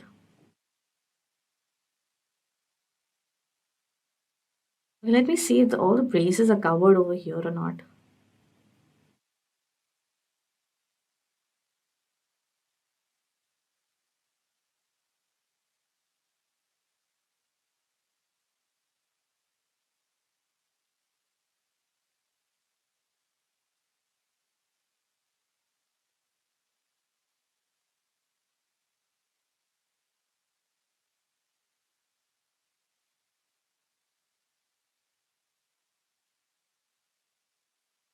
I think it's missing a brace.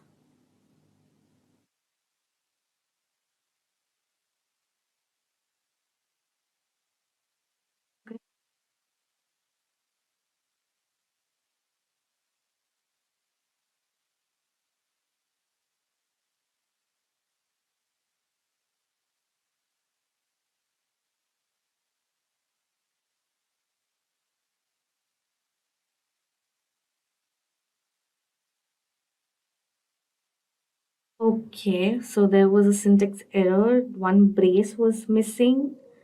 I don't know what that. Definitely it's something with the code, but okay, we can give that to ChatGPT. It was partially lead code's issue because we were copying code. Still, it was not giving the error that there is a brace missing.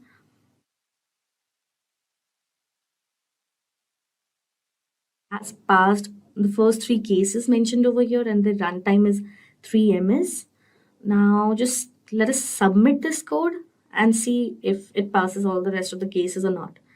Mind it, this time we have actually mentioned all the constraints. So let's see if this has to into. Okay, so this time it has passed all the test cases, but still, my conclusion with this question is it was still not able to generate the solution in one go. But still, I can give that to ChatGPT because the first error that we faced was more of a lead codes issue because it was something with compile, and ChatGPT was able to give a proper. Uh, Now let's go back to our problems list. So right now the score is 1-1. It was unable to solve one question and one not. So let's have a look at the third question and see if that brings any difference to the chat GPT's scoreboard right now or not. Third question that we are going to deal with is substring with concatenation of all words. This is in the category again, and the success rate is 31.1%, which is even lesser than the first question that we faced, which was median of the two sorted arrays.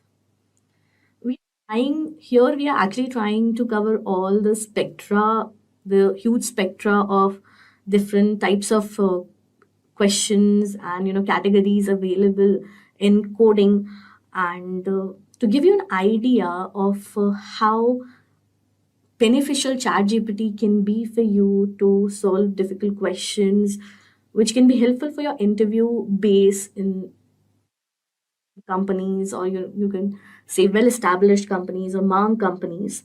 So here this video is specifically for you to give an idea that whether you can use it for your benefit and to get an idea, or you can actually compare it with your subjects, uh, and you can get a wider range of different types of approaches to a certain question. So let's start with the third question.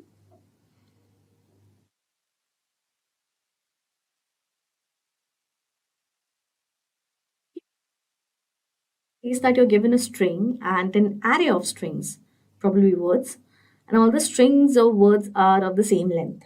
Now, a concatenated substring in S is a substring that contains all the strings of any permutation of words concatenated.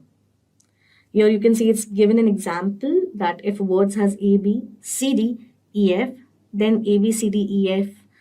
Basically, it has done all the permutation and combinations that can be done using that specific array. That A, C, D, B, E, F is not a concatenated substring because it is not the concatenation of any permutation of words.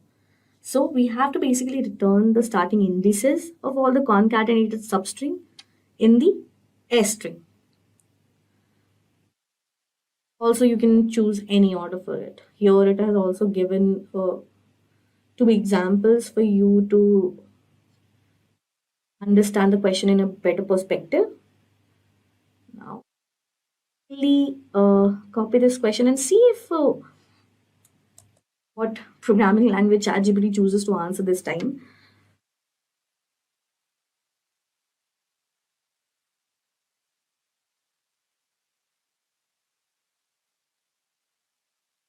Start with new chat again.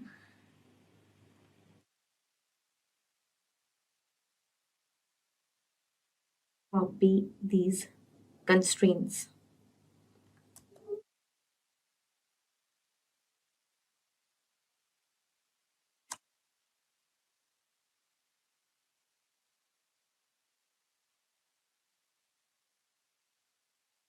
Okay, it's just a question.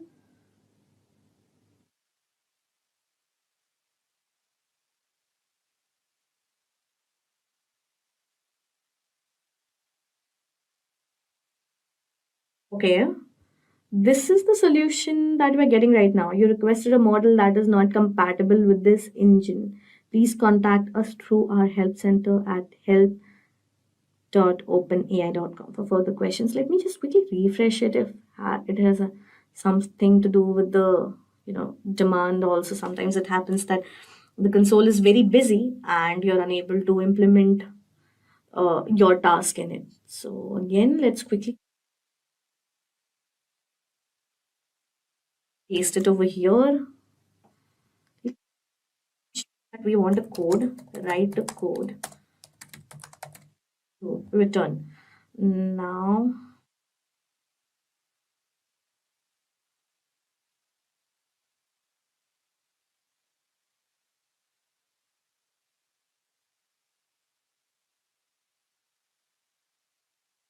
let's enter.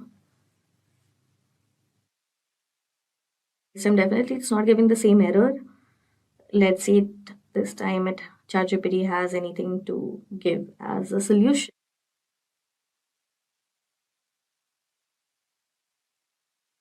Okay, so it's generating the code in Python.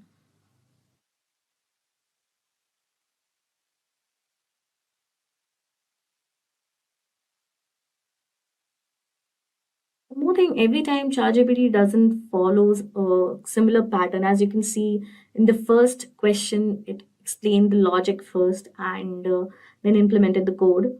Second time, it just gave you the approach, not the logic, and then implemented the code in multiple languages. First choosing for C++, and this time it straight away went for the code. So definitely we can say that it has some different styles of generating their code and explaining the code. I think it depends on the understanding how they want the code to be presented in front of the user, and to give the perspective that if the code is understandable or not, and if the code has multiple approaches, I think ChatGPT is capable enough to give that.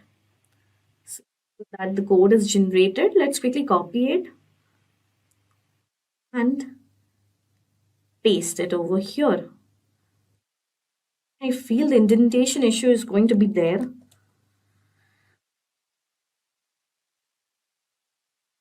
It was not there. Okay.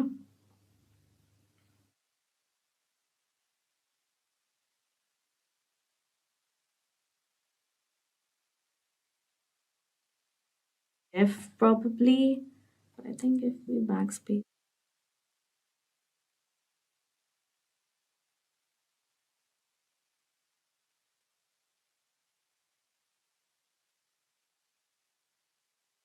Issue. Let me quickly rectify this and I'll show you once the indentations are well.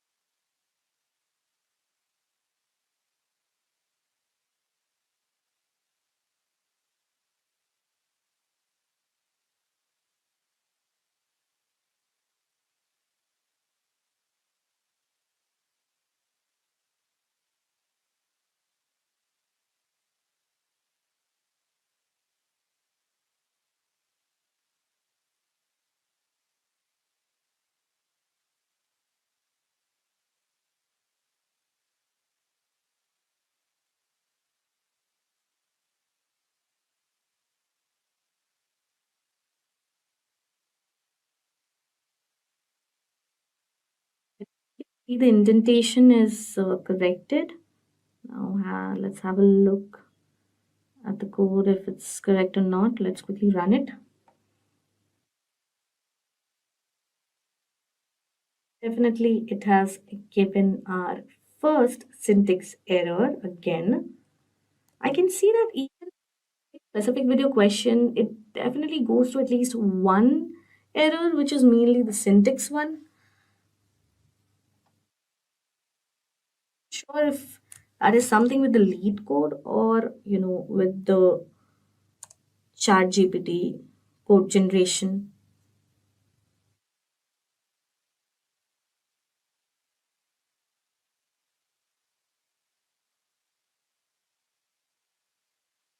Wait, okay.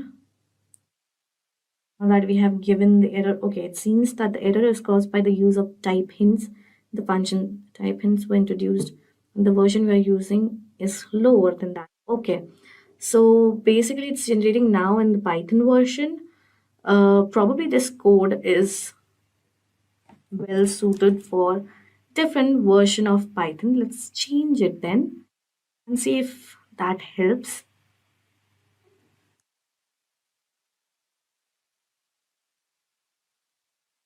It it is actually generating the code. Okay, again given the error. I think it's again something with the self. Uh, Python one, the new code generated is here. We'll definitely come back to that error and have a look at the Python 3 code also. First, let's copy this code and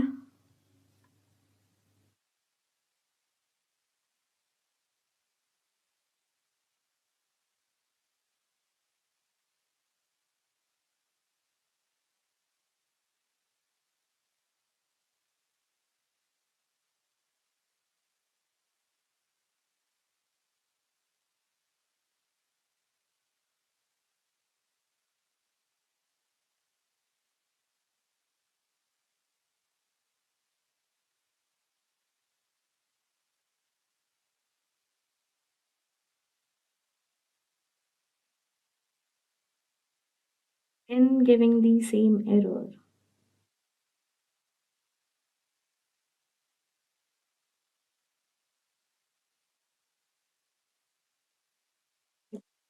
Sure. Let's see what it has to say.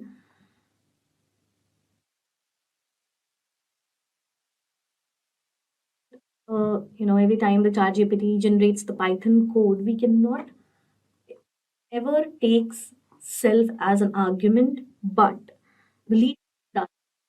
As you can see, when we start the code, it's already mentioned what arguments we need to pass from that particular function.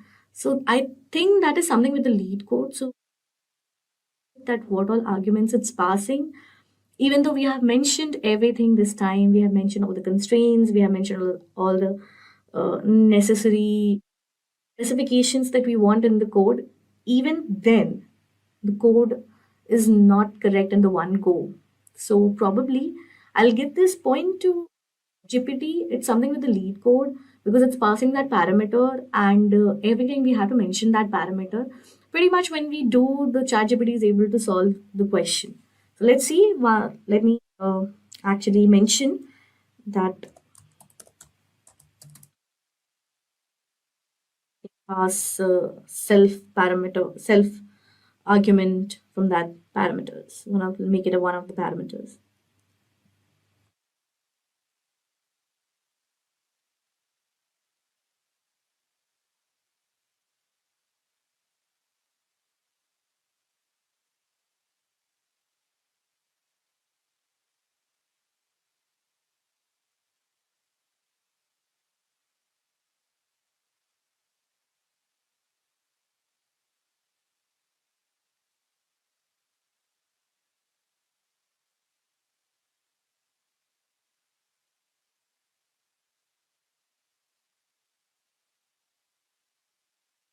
Processing that.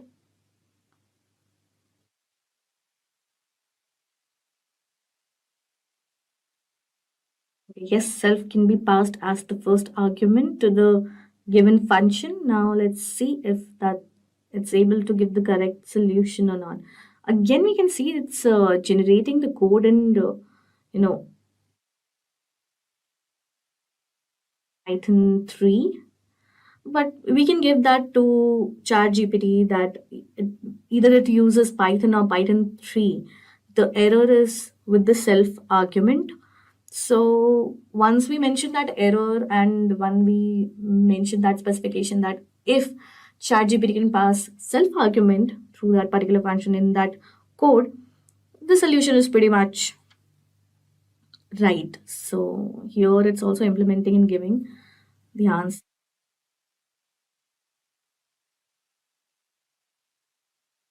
Okay, it also has mentioned that it's important to mention imported list and counter. So, okay, just copy this because again there will be a lot of indentation issues.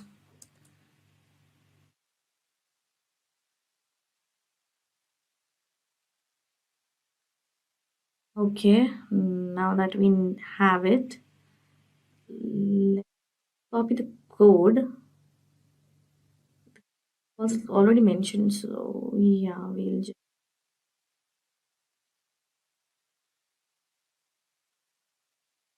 copy it from the function,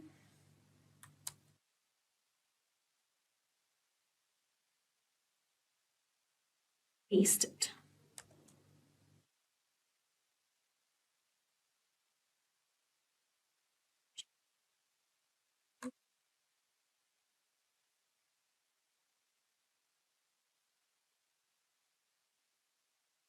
Run this code and see if it has the solution in it or not. Yeah, there's an indentation issue. Let me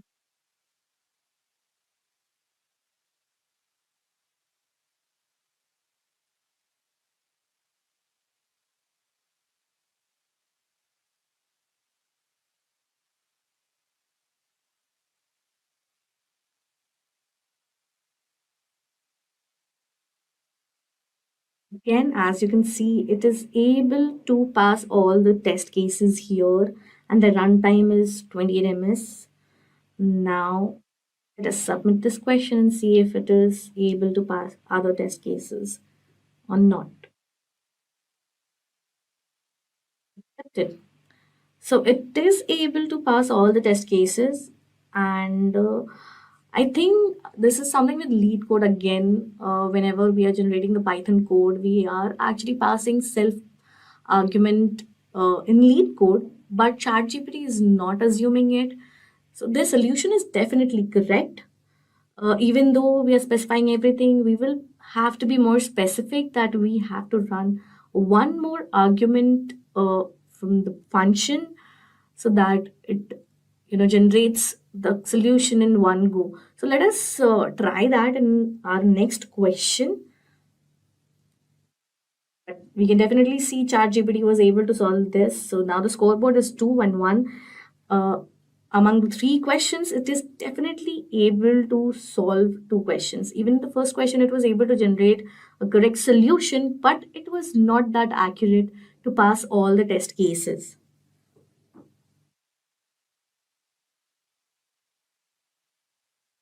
To our question list, the next question that we are going to cover is N queens.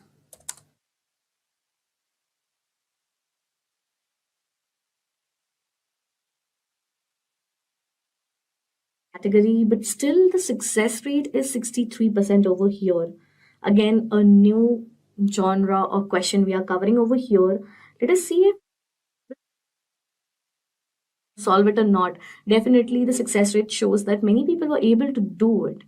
Definitely more than half of people who have attempted it. So let's see if the question can, if this AI can beat that or not.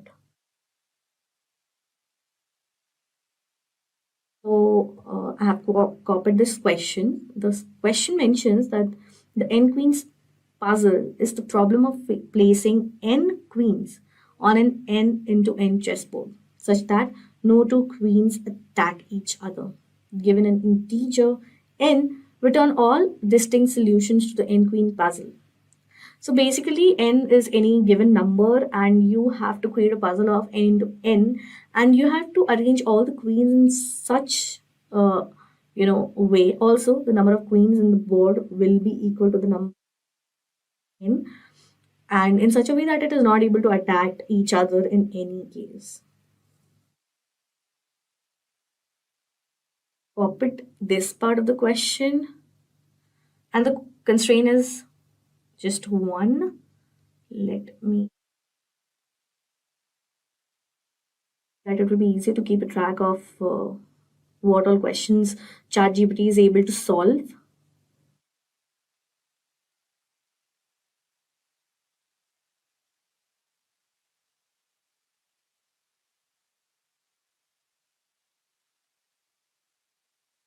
So these questions are very popular in interviews. Whenever you actually go to technical rounds and for prestigious companies, these questions are very popular. They are considered as very suitable questions to check your IQ and to check your potential, that how well aware you are towards your coding potential. Now that we have pressed enter, it is giving the logic it is going to implement in its code. One approach to solve the n queens puzzle is to use backtracking. Idea is to start by placing a queen in the first column of the first row. So let's see if the code is again capable to solve it or not. Again, it's giving the Python code.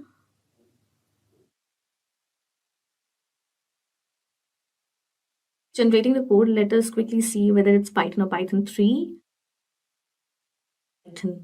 Python 3. Okay. Once the code is generated, I'll also write that you need to pass one more argument from the main function, that is self, and let it generate the code again and see that code can run in one go or not.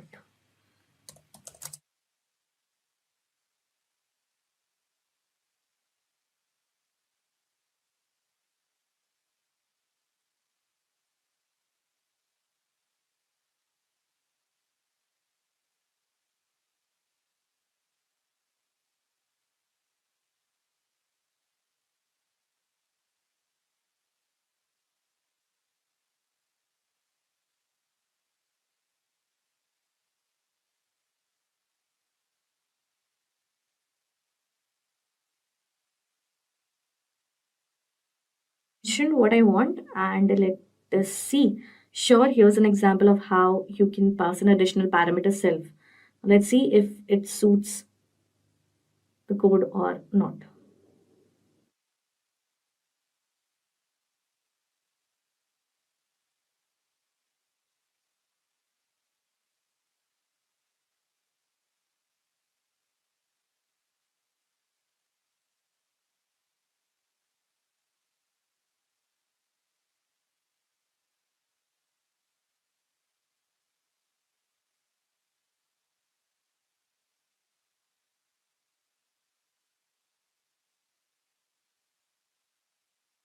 The solve n-queen function is a method of the n-queens class, and it takes self as its first parameter, followed by the integer n. So yes, this solution does take self as a parameter. So let's see if this can run in one go or not, because this time we have already covered the most frequently generated error, which is syntax error of not mentioning parameter self. So let me see the indentation if it's correct or not.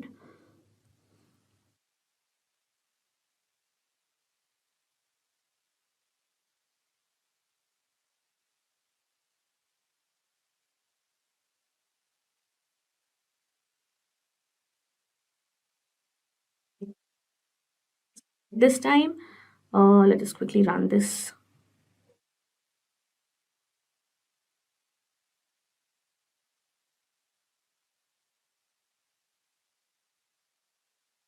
Class.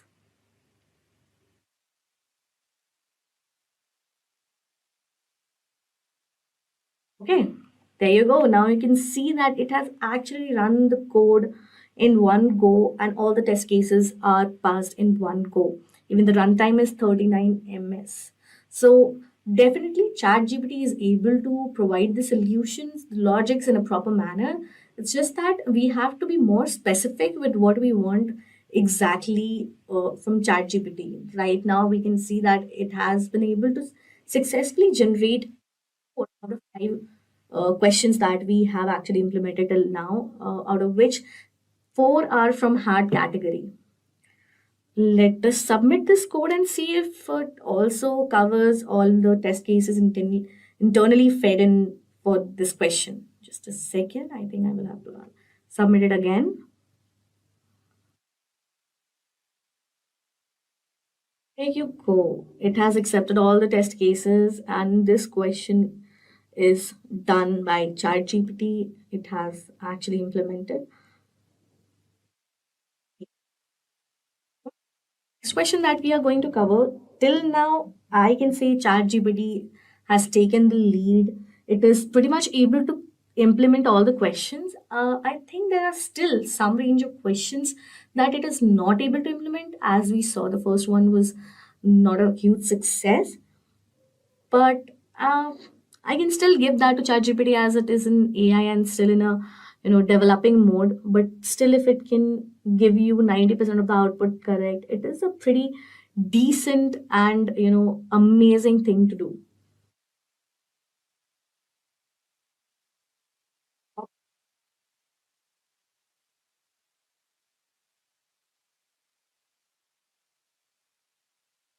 Question is shortest subarray with some at least k. Now let me search for it.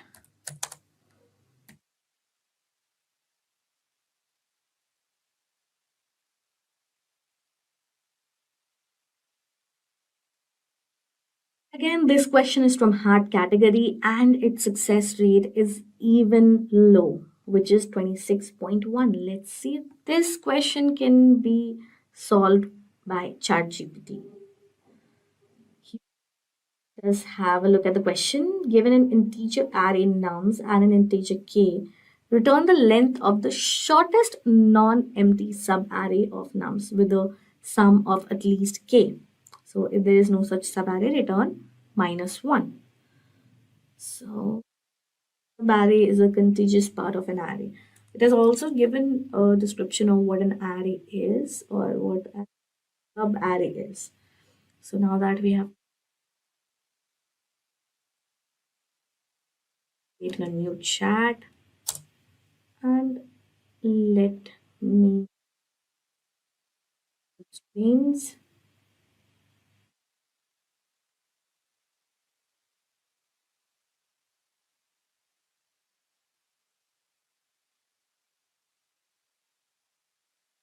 So here is one way to solve the problem. Initialize 2 pointers, left and right, both pointing to the first element of the array. Initialize a variable. So now this time it is giving pointers to solve this question. A perfect approach in a sequential manner, so that you can also use these pointers and the logics it's giving to actually implement your own code apart from asking it to generate a code. So I can see that it has given the pointers but not the code specific.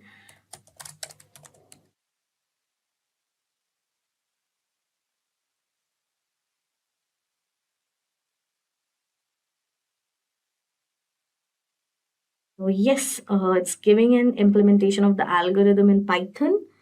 Uh, Again, we can see it's not the Python 3, it's Python, little low version of Python.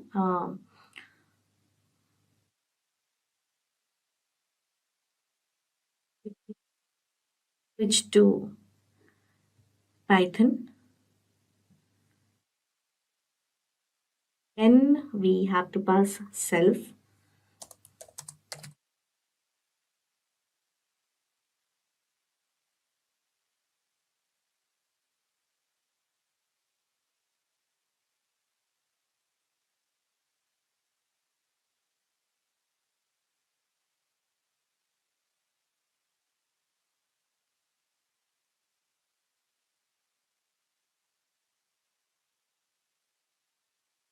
So it has generated the code and explained what all variables and what all statements have the individual functionality as. So we have also asked it to pass self parameter through its function and then write the code. So let's see if it adheres to it and generates new code with self parameter. Okay, so here is the new code with self parameter passed to the main function.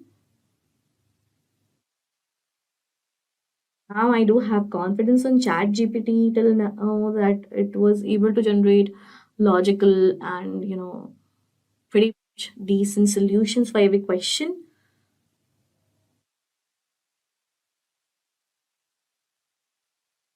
This is passed to the class as an argument when an object is created and is stored as an instance variable.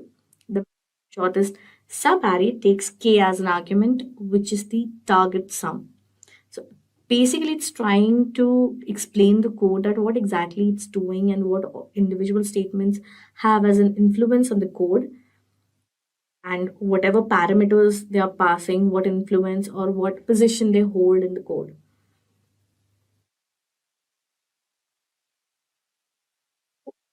Definitely, ChatGPT is not just generating the code.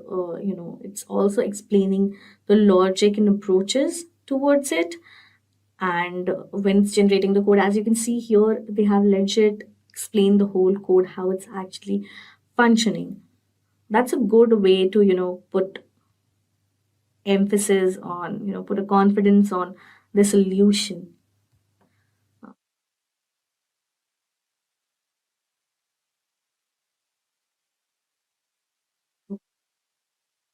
And remove this.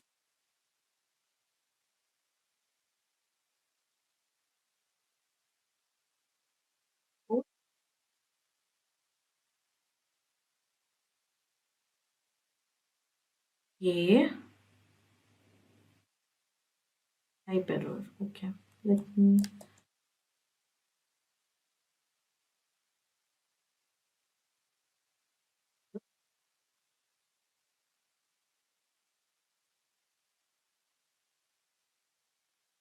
Okay, so it's apologizing. It made a mistake in its previous response. The init method should take two arguments, one for the nums array and one for k. So now it's again generating a new code adhering to the syntax error or type error generated. Let's right or not.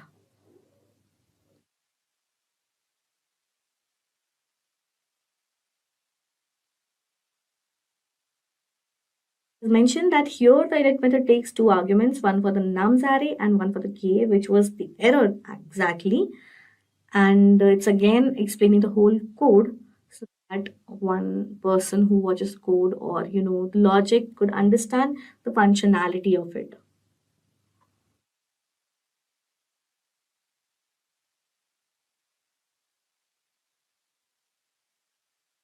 Let's see if this code can run.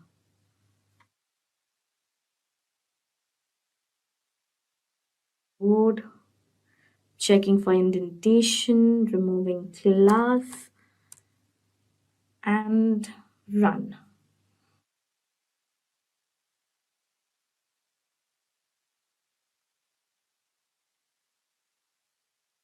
There's one more type error.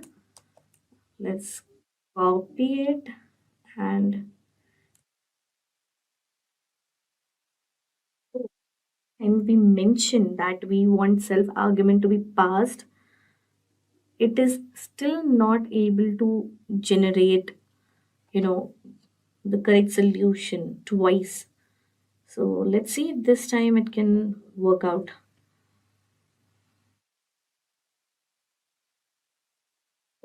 issue though with the code.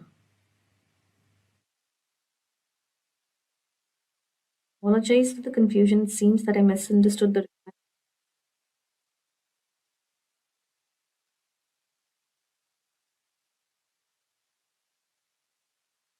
that you are trying to call the function directly without creating an instance of the class.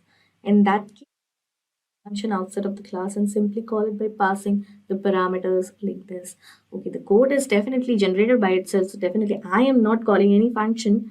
The code I copied was actually generated by ChatGPT itself, so it's it contradicting its own pointers, maybe. Glad we have copied the question, the code. Let's paste it. Again, look for indentation.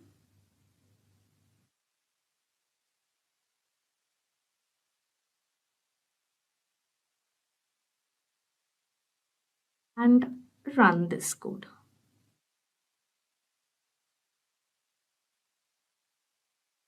Okay, once again, it is not able to, pass. Time error is there. Now, again, we have to copy this error and paste it.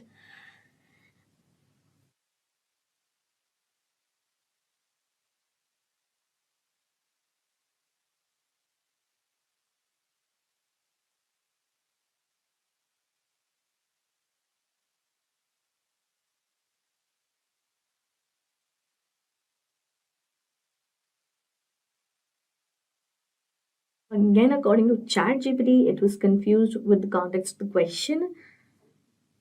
Like I said, the code was anyway generated by ChatGPT, so yeah.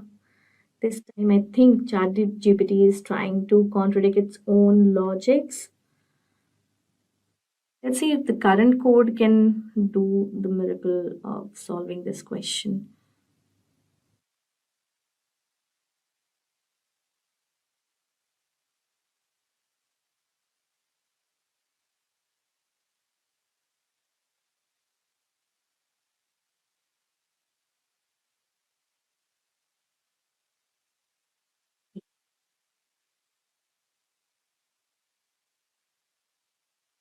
Class and run.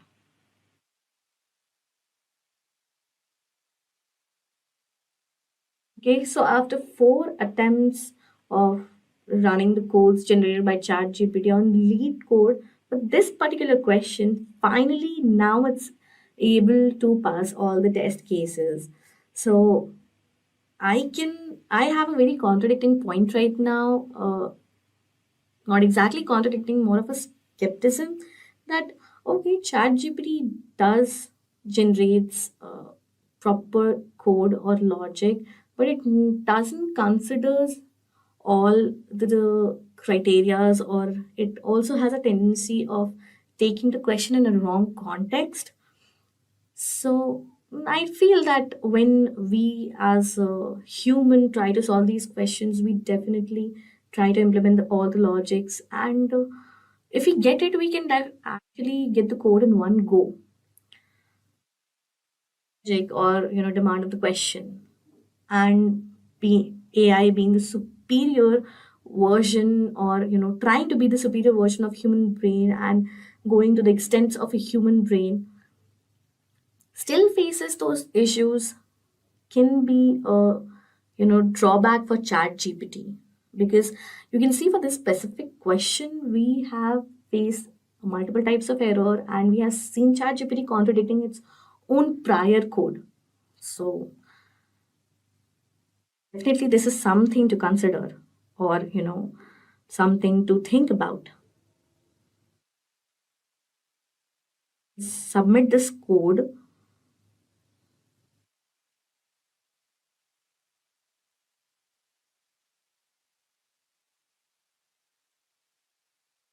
And like I said, after giving 4 attempts, it is still not able to pass all the test cases. It is only able to pass 61 out of 97 test cases. which is almost 70% of the test cases. 30% of the test cases are still not passed. Even though we mentioned all the constraints, we have mentioned the comments, we have mentioned all the errors that but this particular code can go through. Still, it was not able to generate the proper code that could go through all the test cases. So this was a fail for ChatGPT. At least till now, we have made out this point that ChatGPT is definitely not able to solve every question.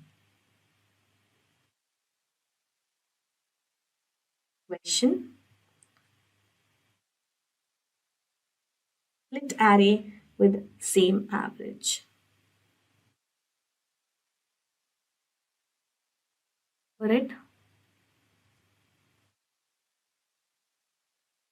split array with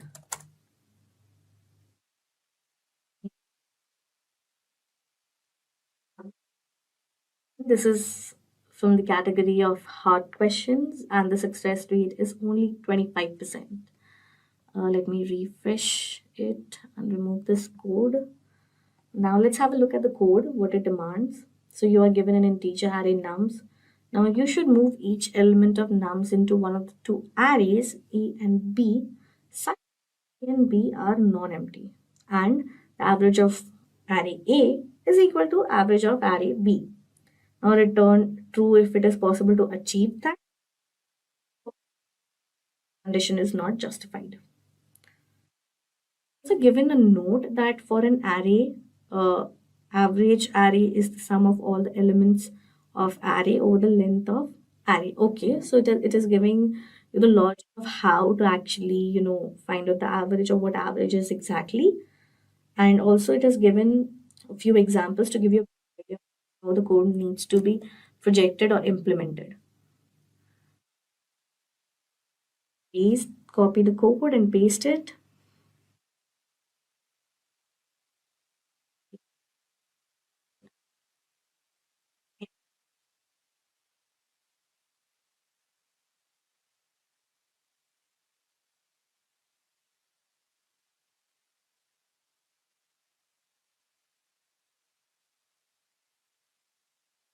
Okay, it is possible to achieve this by checking all the possible subsets of the nums array and comparing the averages of the subsets. So definitely it has given you the approach, the way you can actually think of solving this question. However, this approach would have a time complexity. So it's also giving that this approach can have a time complexity of O to the power n. So again, it's suggesting a different approach, a more efficient approach that will be using dynamic programming. Now that can be used to find the subsets with a specific average and create a 2D array with the length of I and j, that will be the length of the two arrays we have actually given as input, and represents whether or not it is possible to get a sum of j using the first elements of the nums array. So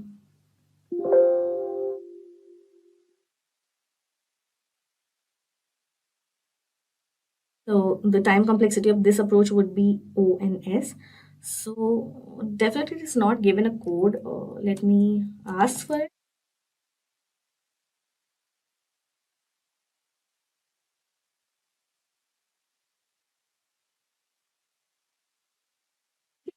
But not for every question ChatGPT is generating a code. It is also mentioning just and the approaches that we can actually use.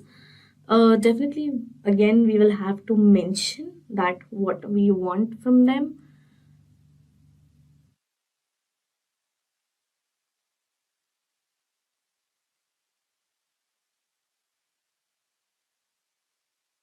As you can see, I've mentioned this time to write a code for it, and now it's generating a new code for it. It's also mentioning comments that what every snippet of the code is actually for and what it will do. Like here, you can see it will fill the 2D array DP. DP stands for dynamic programming. This here it has mentioned initialize the first column as true. So it is also mentioning the comments for better idea of understanding the code in a better way. Also giving the note that this implementation assumes that the nums array is non-empty and that the elements of the nums array are non-negative integers. Okay, also the above implementation will return the possible subset that can be formed by the array to fulfill the given condition and not Boolean true and false. But that's what we want exactly, right? Still, okay, let us, this approach is in Python. So let's copy this and see if this code can run or not. I can clearly see that again it needs to pass self uh, parameter.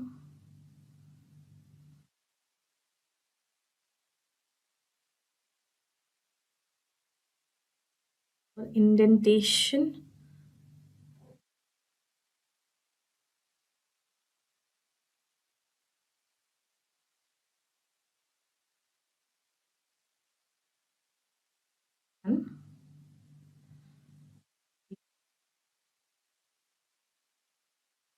Give it a heads up.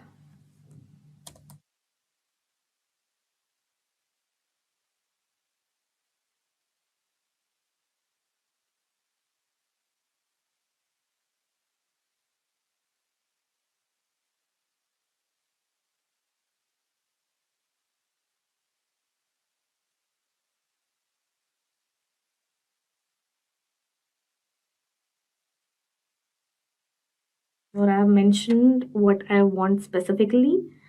Uh, sure, here is an example of how you can pass the self parameter. So now the current solution will pass self.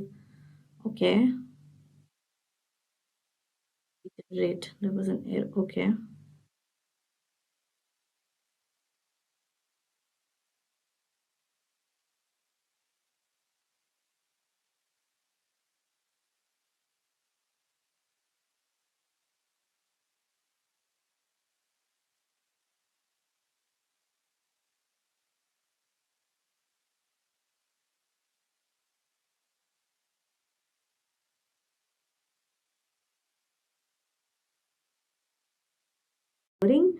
And it has generated a new code considering the criteria I just mentioned, that I need self parameter to be passed through the function can partnership. So I have copied it and let's quickly paste it over here.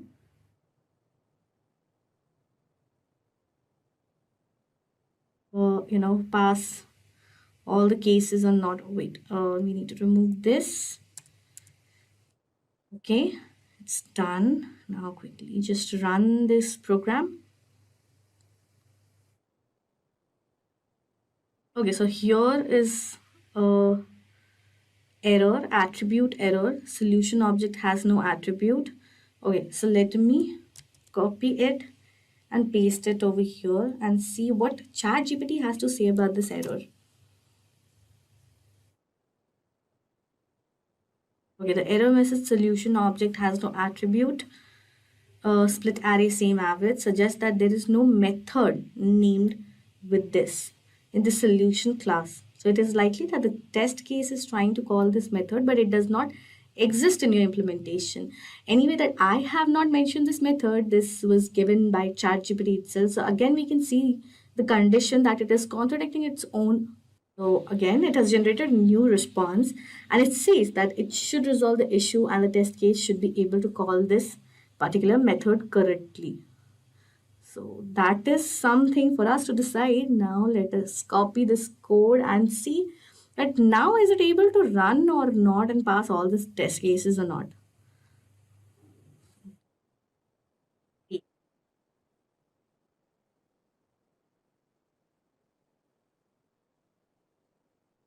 And click on run.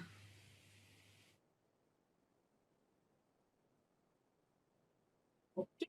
Now the new generated response does works for this particular question and the runtime is 12 ms and it thus passes the first two cases mentioned.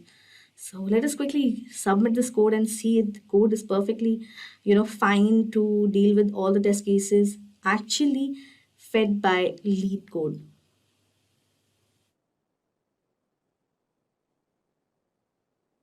Okay, now again we can see one more situation that this code is not able to pass all the test cases, even though we mentioned all the specifications, constraints, and we were pretty precise about the questions and parameters that we want our code to be done in certain form. But still, it is just able to pass 68 test cases out of 111, which is almost 50 to 60% of total amount of test cases. So let's move on to the next question. That is, find substring with given hash value. So let me quickly search for this question. Find substring with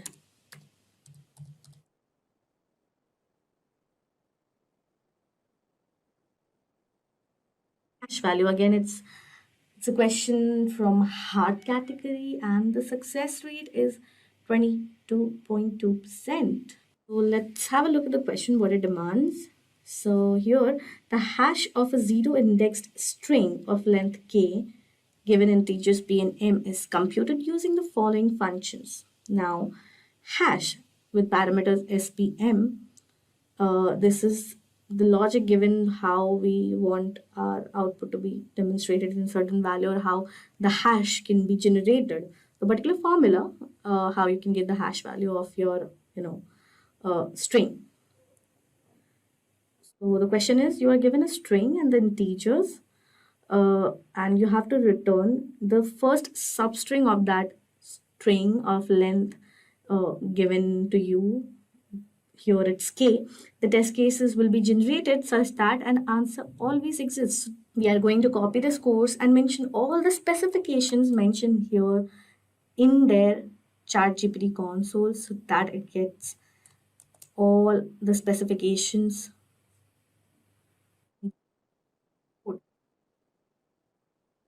Copy the code and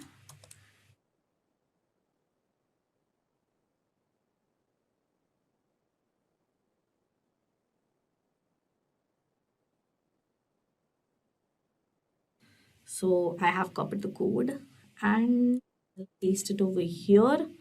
Now let's check for indentation. It's fine. Let's remove class my class and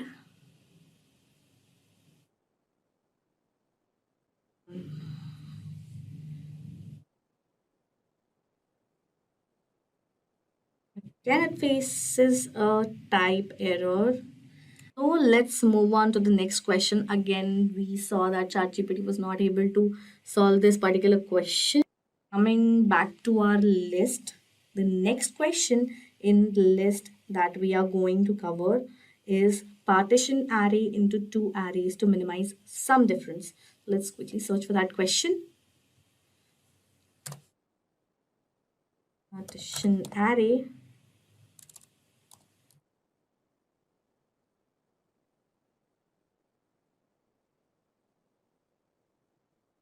to two arrays.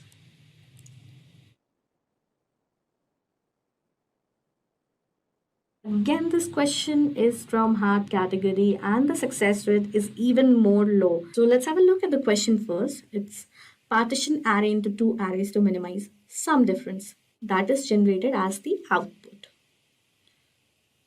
Or we can see that there are three constraints. So now quickly we'll copy this question and see if it is able to solve this question or not. First, we have to create a new chat.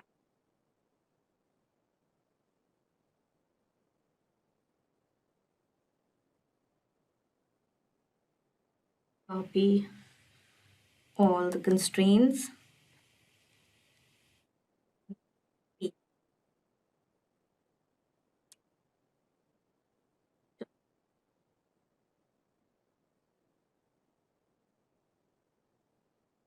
Let's see what ChatGPT has to say for this particular question.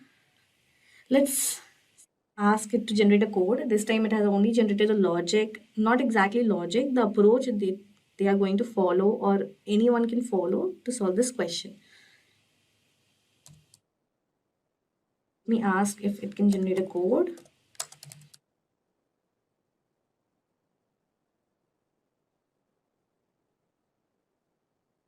It's definitely taking longer time to generate this code.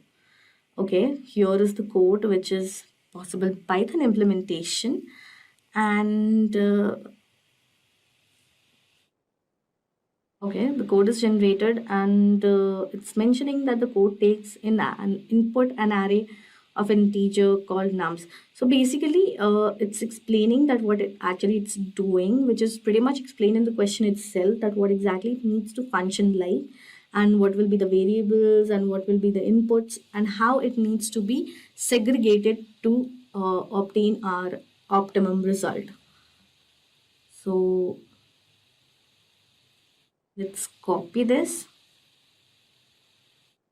and paste it over here. Again, like I said, we can see that it's generating, again, we could see that pass self parameter. Okay. In the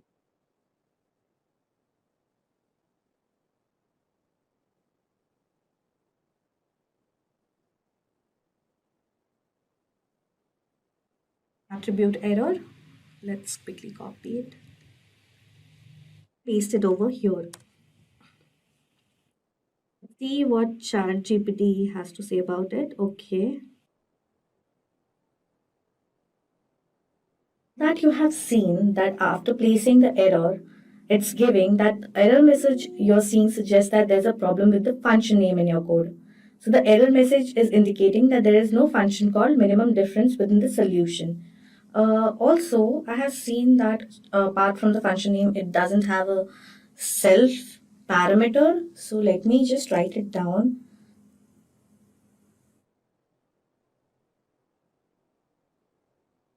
Self argument in apps. Wait, let me copy it. That will be better.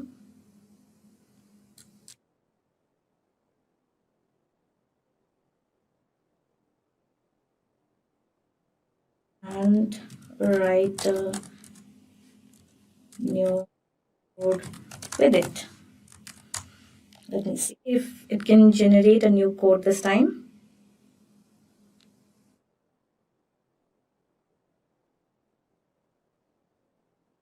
So yeah, it has agreed. Sure, there is an example, and here's the code.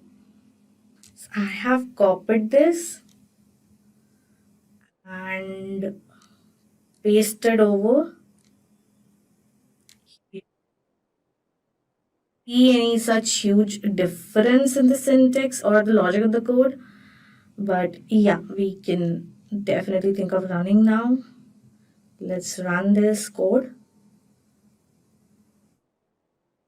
We copy it and paste it over here. Again, an error has prompted out. I don't know how valid code we'll get after projecting this error over here in ChatGPT.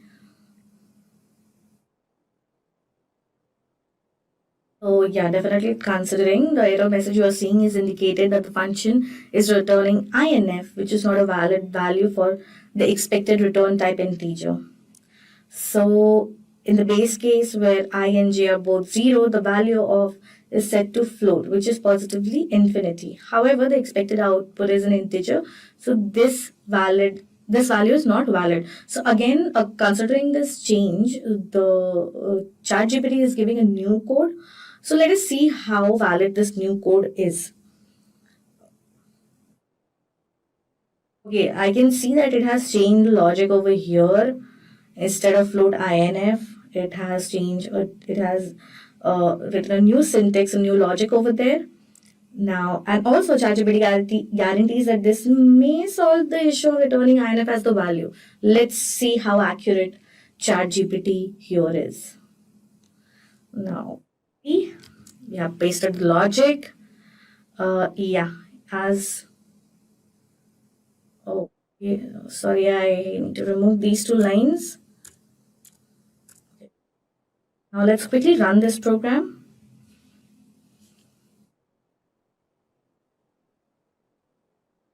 Okay, so now as you can see, it could only pass one test case, but not the first two. So there's no point of submitting this code, as we can see that the logic for this code or this code as a whole is not. Well, moving on. Next in the list we have is longest common subpath. Now let's see longest common subpath. So this question also comes from category of hard questions and the success rate is 27%. Now let's see what this question demands actually. Now let's quickly copy this question with all the constraints and whatever apart from example is left on the screen, we need to copy it. As you can see over here, you cannot just miss out on any specifications.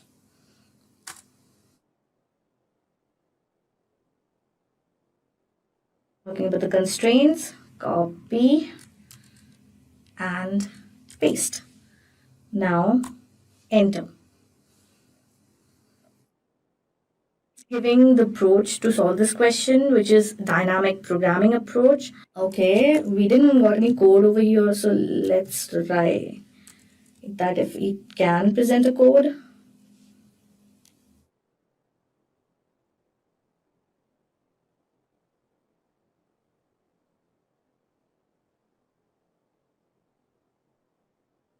Okay, so I have asked to write a code for this, and yes, ChatGPT has definitely agreed to provide me a code for it.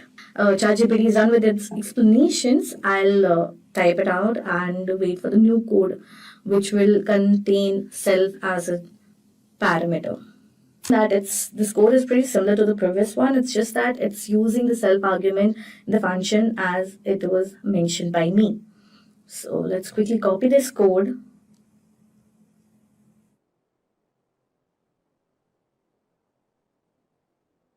Paste it over here. Check for the indentation.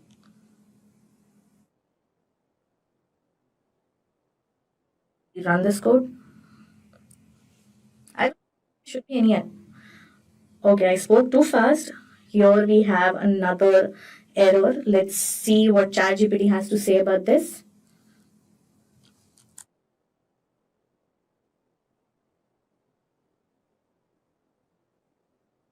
Okay, the list index out of range error is likely occurring on line 10 because the indices I and j are being properly bounds checked before being used to access elements in the path and TP arrays. Okay, so we have found a new code. Let's quickly copy this code and see if this code is capable of,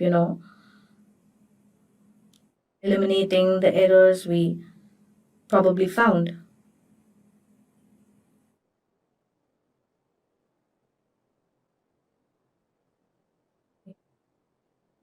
Click copy and paste. Let me check for the indentation. Done and run. Then we got a error over here. Even though after providing so many specifications and criterias and errors and conditions, yet ChatGPT was not able to provide a perfect solution for the code. Moving on to the last question of our list, that is going to be sum of total strength of wizards. Hopefully, this question does some magic for ChatGPT and prove itself lucky for ChatGPT graph for this video, because for now we can see it's a 50-50 scene. Half of the question ChatGPT was able to provide solutions with, and half of the questions ChatGPT couldn't actually figure out what needs to be done. Even the logic and approach was correct, still the implementation of the code was not correct. So let me search for this question, sum of total strength of wizards. Again, a hard category question. So let's have a look at the question first. Let's copy this question, create a new chat, paste it over here, and look for constraints. Now that we have copied it, paste it and enter.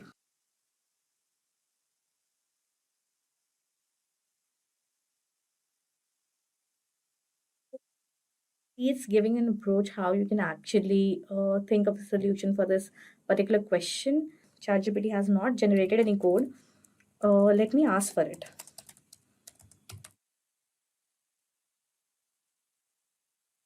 Okay. So here's an example. Again, they have implemented the code in Python. Now, it is also giving a note that the approach is valid only if we are allowed to modify the original array. And also, we are not working on down over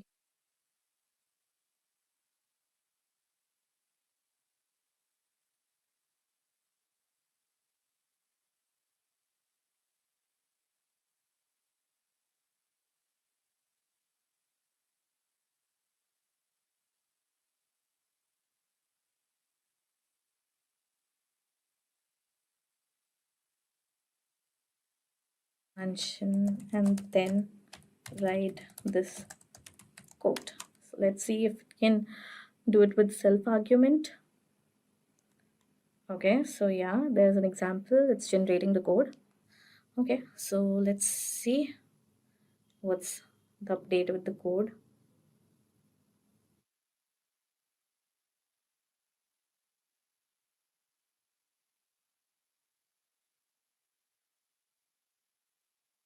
Okay.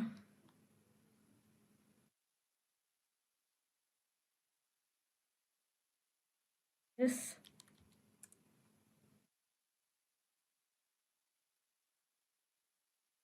Wizard army. Let's add solution.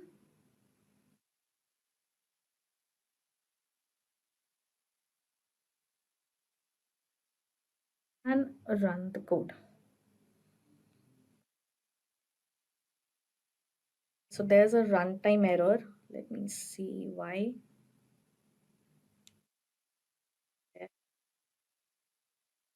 This error and paste it over here. See what ChatGPT have to say. The error message solution object has no attribute mod suggests that there is a class named solution and the code is trying to access an attribute named mod on an instance of that class, but the attribute doesn't exist. We probably need to make more specifications, and if it still doesn't works, then it clearly classifies that ChatGPT doesn't takes every point or a classification in consideration, which ultimately reflects on the solution. The new code is here. Let me quickly paste it. Okay. Let's try running this code. Let's see if this works. Try running it again. Again, it has a runtime error. Was unable to solve one more question. Have you ever wished for a coding assistant who can not only suggest lines of code but actually builds your app? Well, imagine this. You're stuck at a project with multiple tasks at hand, writing code, debugging, fixing errors, running tests, and it feels like you're constantly bouncing between them. Now, what if I told you there's a tool that can automatically take care of all those tasks for you, leaving you free to focus on the bigger picture? That's exactly what GitHub Copilot Agent Mode offers. It's like having a super-powered coding assistant that can handle everything from creating apps to debugging them. Today, we are going to explore GitHub Copilot Agent Mode by building a simple app using HTML, JavaScript, and CSS. I'll walk you through what makes VS Code Insiders the perfect platform for this, how Agent Mode works its magic, and how you can use it to create an app with almost zero effort from your side. So let's dive in. Before we dive into the demo, let's take a quick look at what VS Code Insider is, because this is where all the magic happens. If you have used VS Code before, you would know it's a powerful code editor. But VS Code Insiders is like the VIP version where you get to try out new features and improvements before they hit the stable version. It's updated daily, which means you get to play around with latest and greatest tools, including GitHub Copilot Agent Mode. And now you might wonder what exactly makes VS Code Insiders different from the regular VS Code. Well, in simple terms, VS Code is your reliable, stable editor that you can use for your daily coding tasks. Whereas VS Code Insiders, on the other hand, is where the cutting-edge features are tested. So if you want to early access to new tools and improvement like Copilot Agent Mode, VS Code Insiders is where you want to be. Alright, now let's talk about what Copilot Agent Mode and what makes it stand out. You might be familiar with GitHub Copilot, which gives you the code suggestions while you work. It's like having a helpful coworker giving you ideas. But agent modes take that a step further. It's more than just a helper. It's like an autonomous coding partner that can handle entire project for you. When you switch to agent mode, you can give a multi-step task like creating an app from scratch or fixing bugs across multiple files. And it will take care of the entire process. It doesn't just suggest code, it writes the code, runs the tests, and fixes errors automatically, while you simply watch it work with magic. Think of it as having a personal assistant who can analyze your code, figure out what's missing, and then complete the task in real time. So now let's move on to our demo part and see how it actually works. So now let's get started and see how Copilot Agent Mode actually works. So the first step is installing the VS Code Insiders. So just simply type on the Google and head over to this website. Remember, do not install the normal Visual Studio Code. You would need to install the Visual Studio Code Insiders for this particular agent mode. Alright. So since we have already pre-installed this application from here, I'll just head over to the website from here. So this is the interface of Visual Studio Code, and the only difference is between a Visual Studio Code and the Visual Studio Code Insiders is this. It's quite light in color, light blue in color, that's it. So yeah, so we'll head over to this chat section. This is the GitHub Copilot icon from here, and just head over to this Copilot edits. From here, you would need to select agent. So by default, it will be automatically in the edit mode. So just select agent from here. And for this particular model, I'll just suggest, since Claude 3.5 is good for coding, so we'll just select the Claude 3.5 Sonnet, which is only the preview version here. So we'll just select that. And we also have this voice chat option, but for this you would need to actually install the extension known as VS Code Speech. So if you install this particular extension, what will happen is you can get the chance to actually interact with the Copilot by simply talking and saying your particular prompts or command. What changes do you want the Copilot to do it for you? So it's actually really cool, and I'll just suggest that simply download this particular extension from here. And then our next step would be, we'll just see how it works, okay? So first, we'll just create a normal application or an app using HTML, CSS, and JavaScript. So I'll just click on this voice chat option, and I'll just say the Copilot to actually create a completely new application. All right, let's do. So I'll just click on this voice chat option, and I'll say to create a new app using HTML, CSS, and JavaScript. Create a new app using HTML, CSS, and JavaScript. So see, it automatically started running now. And it's saying that I understand you want to create a new app, but I noticed there's already an existing project structure in your workspace. So should I check its contents to understand what's already there and avoid conflicts, or let me gather some context from here? So here I see that the current workspace contains a to-do list application. So we will just modify the changes in our to-do list application. So it's saying that would you like to create, what kind of app would you want to create, and would you want to create a new directory or use the existing features requirement? Create a to-do list, and I will say that please modify changes in the existing to-do list application, improve the UI design of the application, and try to add more features and functionalities. So I've told to create a to-do list application, and I'll say to actually improve the structure of the application. So let's see how it does. So our files are already from here and it's making changes. So we'll just head over to our index.html, okay? So it's actually a learning platform rather than a to-do list. So it will actually create, and from scratch it will create a to-do list from here. It will generate all the edits. So as you can see, it's applying the edits from here. I mean, you don't even have to do anything. Just simply type your prompt, sit back and relax, and the Copilot will do everything for you. So now it is actually adding the to-do list interface, adding the due dates, priority levels, and the categories. So these are the improvements which the Copilot is actually doing to my existing project. So now it will add the styles to enhance the UI of the new elements. So we'll just go to the style.css and see what changes is it actually doing. So now that it's doing changes in our CSS, so we'll just also say that make changes in the JavaScript. So now it will actually improve the JavaScript functionality to support the enhanced UI features that we added. So it's first analyzing the existing JavaScript files from here. So it is now enhancing the JavaScript functionality, and whatever updation needs to be done in this particular file, which you can just simply click and just check the edits it's generating for us. So now that it's doing the changes, I'll just say to run the application. So first it's saying that it's a to-do application, so we'll need to serve it through a web server. Let me help you set that, and you can use this command in the terminal here. Also, one more thing is that, so just simply type on this app.html, and from here we'll just select on open reveal in the file explorer, and we'll just click on this particular app source code. So yeah, so here as you can see, our to-do list is ready now, and it has given me all the due date, low priority, select category. So we could actually improve the UI UX of the design, but then for the time being it's actually okay. And it has also the categories from here. You can see it has added the categories like work, personal, shopping, health, active. So you can just add a task like, let's suppose I want to go for running, and the due date you can add from here. Okay.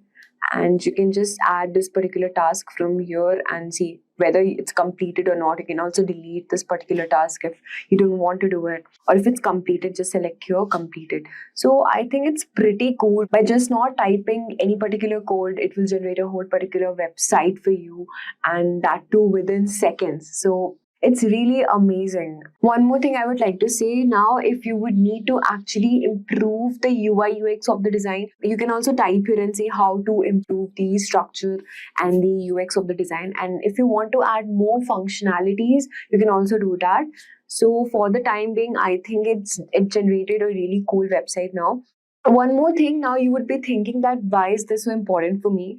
So if you're actually tired of writing task, code, fixing bugs, testing, debugging, then Copilot Agent Mode is your answer. It takes all of your place so that you can focus on the bigger, more creative aspects of your project. So whether it's building new apps, updating old code, or running tests, Copilot does the heavy lifting, and that you stay productive. And there you have it. GitHub Copilot Agent Mode isn't just a tool. It's like having a coding partner who is always on top of things, ensuring your projects run smoothly. And by automating everything from code writing to error fixing, it makes development faster, easier, and a whole lot more fun. So if you haven't tried VS Code Insiders yet, make sure to jump in and test Agent Mode for yourself. It's a complete game changer for developers looking to boost their productivity. So if you enjoyed this video, don't forget to like, share, and subscribe, and comment below with your thoughts on GitHub Copilot Agent Mode and how it can help you in your exciting journey. Remember when you had to know how to code just to build an app? Well, we have moved on from that word. No-code tools are here to stay, and they are much more powerful than ever. Today, you can build fully functional mobile and web apps without writing a single line of code. And some of these platforms are so advanced that they rival traditional coding. But with so many no-code app builders out there, how do you choose the right one? Well, I've tested over 100 no-code platforms, and after extensive research, I have narrowed it down to the top 10 no-code app builders in 2025. That will help you to build anything from simple mobile apps to scalable SaaS products. So if you've got an idea and zero coding skills, stick around. By the end of this video, you will know exactly which platform is best for your project. But now let's talk about how no-code app builders actually work. Before we jump in, here's how no-code tools actually work. First step is creating a database. Every app needs a place to store data.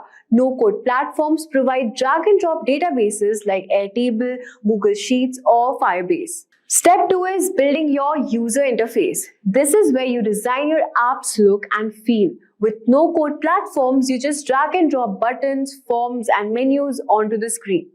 Third step is setting up logic and automation. This is where the magic happens. You decide what happens when a user clicks a button, fills out a form, and performs an action, all without writing a code. Now that you know how no-code works, let's dive into the best platforms to use in 2025. So let's start with the first no-code AI tool, which is Software, and it is best for beginners. So just search on Google Software and just click on this first link from here and just click Get Started from here. So this is the Software AI tool. So if you have ever wished building an app which was as simple as making a PowerPoint presentation, then Software makes that possible. So what it does is Software is a super beginner-friendly no-code platform that lets you build web apps, membership sites, CRMs, and client portals within minutes. So as you can see here, we'll just click on Get Started for free. Alright, so to get started with Software, just simply go and sign up to this page, and from here you can just create your free account. As you can see, this is the navigation bar here, and if you want to, you can just start with a template, or you can also generate with AI. So we'll just check and how can we generate with AI, we'll just see from here. So as you can see, what do you want to build? For this, you have to just give a prompt. And suppose you want to build a client portal or an internal tool or a directory or a membership platform. So let's suppose I want to build a client portal. So from here, you can just type your prompt here. Suppose the prompt is a client portal for consulting firms to share project ideas, recommendations with their client. And we'll click on preview our app. So let's suppose the app name is Viewpoint, and this was the prompt which we gave. And from here, you can just select any theme. Maybe if you want to keep it modern, and you can also change your accent color from here. And this is the preview, as you can see, and we'll just click on generate your app. Okay, so now as you can see, our app is being created from here. And this is the preview. This is our app name from here. And you can also change the block if you want to, what kind of block you want to keep. Let's suppose you want to keep it as a listed format, or maybe grid, table. So you can just simply customize and change your format if you want to. So we have theme, data, all of these things. So as you can see, this is the page, how it will be shown here. These are the projects, and this is welcome back. Let's suppose whatever name you will be logging in with your username, it will be shown here.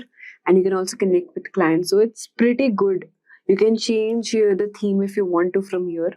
Alright, so even if you want to connect your data, you can also connect your data from here.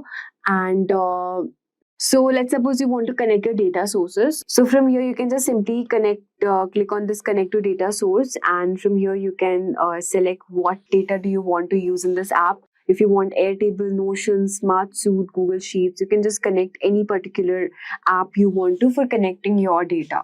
So let's suppose I want to connect my data with Google Sheets app. So I'll just select this thing, and from here, we'll just connect this login with our ID. So as you can see, we have connected our data source with Google Sheets as well. Also, if you want to create your app using a template, you can also do that. So here we have multiple templates. We have client portal, we have sales CRM, SaaS customer portal, so many templates you want to. You have also dashboard CRMs. So whatever app you want to create, you'll just get the template idea from here. So let's suppose if you want sales CRM portal, so maybe if you want to use this particular template from here, so you can just check if you want to use this template. So this seems pretty good. So we'll just use this template, all right? and where do we want to store our data? To our Google Sheets. So we have just connected our existing data source to the Google Sheets app. All right, so you can see that this is our template which we are using. And you can just simply customize your app. You can use the drag and drop option to, create or insert elements like buttons, forms, images, and then you can connect your data using Google Sheets SQL, and then you can just simply launch and share your app. I think software is best for beginners who want to launch a project quickly. Now let's talk about why is software awesome. First of all, it helps in drag and drop builder for complete beginners. So if you have no idea, you'll be just simply amazed by looking at the features it offers. Second of all, it has pre-built templates for CRMs, job boards, and dashboards. It also gives you a seamless Airtable and Google Sheets integration as well. Now let's talk about the pricing for this particular app. So that was the free version which we were looking for. So if you want this free version, you will be getting these particular usage and the features allowed. Now if you want the basic version for this thing, you'll have to pay $49 per month, and you'll be getting all of these data sources and 20 app users to user group, 3 published app, and all of these things. You also have this most popular professional version. For this, you have to pay around $139 per month. And these are the usage which you'll be getting. You'll be also getting $10 extra for extra 10 users. And then we have this business for business purpose. Like suppose you have companies which want to build advanced system at a particular scale, then you can use this to $69 per month. And these are the usage options which you'll be getting. So now next on the list is Bubble. So just simply go on Google and search Bubble and just click on the first link from here.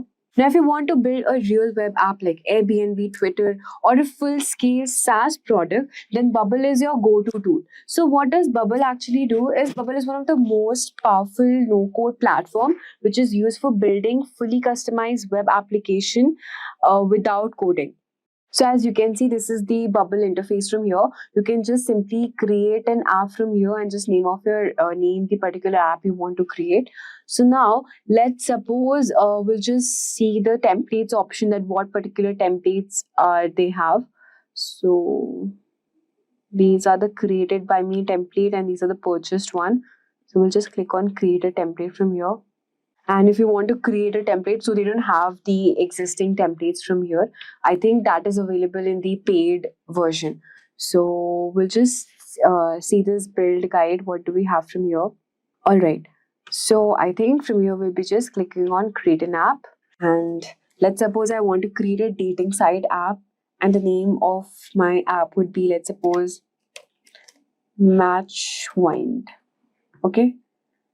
And we'll just click on get started. And as you can see, you can build with premium features also with 14-day free trial. You can upgrade or downgrade anytime you want to. So these are the features which you'll be getting. That is custom domain, publish, host and scale, infinitely extensible. You can also automate actions if you want to. So right now we'll just move on with our basic features. So these are the UI builder which we have. We have the text, button, icon, options, so many options as you can see. So you can just simply, create your visual elements, insert. You can use the drag and drop option if you want to. You can also add workflows from here. You can define what happens when user click buttons, submit forms, or perform actions. These are the backend workflows, and you can also connect your data sources and your APIs. So basically, you can integrate with services like Google Maps and many more if you want to. You also have styles from here. So you can add or create your own style variables. So right now we are using this free version. Now if you want to upgrade, then you can also do that. So these are the features which are offered in the free version from here. So you can just upgrade it if you want more particular features. And these are the app metrics and the server logs. So it will also give you the metrics of your app. It will give you the workflow, run history, storage, server usage, and real-time metrics. So we also have server logs here. You can search past server workflows, run in the main branch. We also have scheduler option. So these are plenty of features and options which you get in Bubble. Now let's talk about why is Bubble so awesome and why should you consider using it. First of all, it has full control over UI, databases and logic. You can create complex workflows without writing a single line of code. It's also scalable, so you can start with an MVP and grow into a full scale app. Now, if you want to upgrade your plan, then for starter level, you just have to pay $32 per month. And for growth, you'll have to pay around $134 per month, which is best for growing your user base. And if you're using to scale your team and business, then you would need to pay around $39 per month and you'll be getting all of these features. Now let's talk about the third AI tool on our list, which is Glide. So you can build mobile app in minutes. So just simply click on this link and yeah.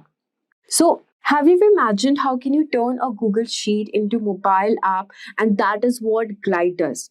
So with the help of Glide, you can instantly convert Google Sheets into mobile apps. You'll be getting pre-designed layouts. You don't have to worry about the UI UX, and you'll be also getting progressive web apps so that you can install on any device without the app service. So we'll just click on start for free. Just sign up with your Google account. Alright, so this is our app interface and just click an option, let's suppose online course, and you're building apps for maybe your clients or my work. Let's suppose my clients and click on continue.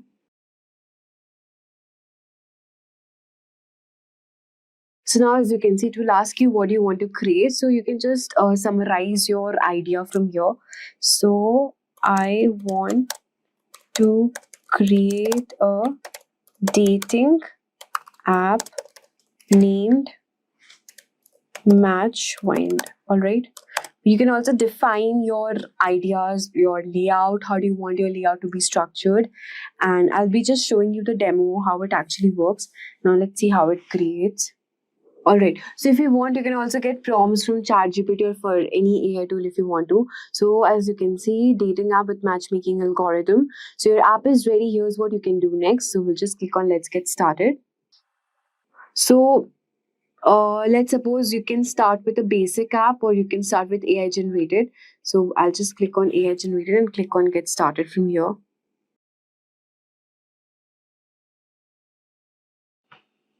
Alright, so as you can see that this is the Matchwind app it has given me, and this is the option, the profile option. How do I want my interface, the UI UX design of my app to be?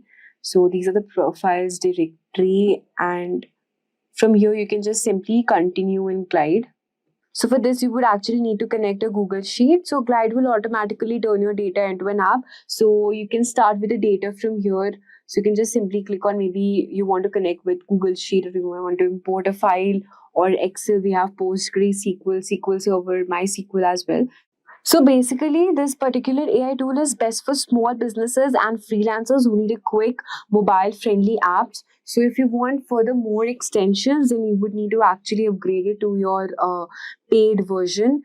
And let's see what is the pricing of this particular AI tool from here. Yeah, so if you want the maker's plan, you would have to pay $49 per month, which includes unlimited personal users, Google Sheet. And then we have business plan, which is $199 per month, which includes 30 users, users with business emails, call APIs, and then we also have enterprise over here. So these are the pricing table for Glide if you want to consider using this particular AI tool. Now let's talk about the fourth AI tool on our list, which is Adalo, which is best for mobile app development. Let's click on this link. Now see, if you want to build a real native mobile app that works on iOS, Android, then Adalo is a perfect go-to choice. So what it does is Adalo lets you build native mobile apps with drag and drop components and even publish them to the App Store and also Google Play. Alright, so here let's suppose I want to build an e-commerce app and I'll just click on continue from here.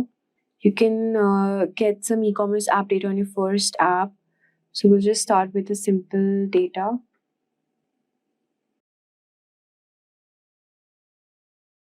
So here you can, you have this option to actually, we have this branding options from here what particular color fonts you want to select. Then we can also connect your database like other AI tools also.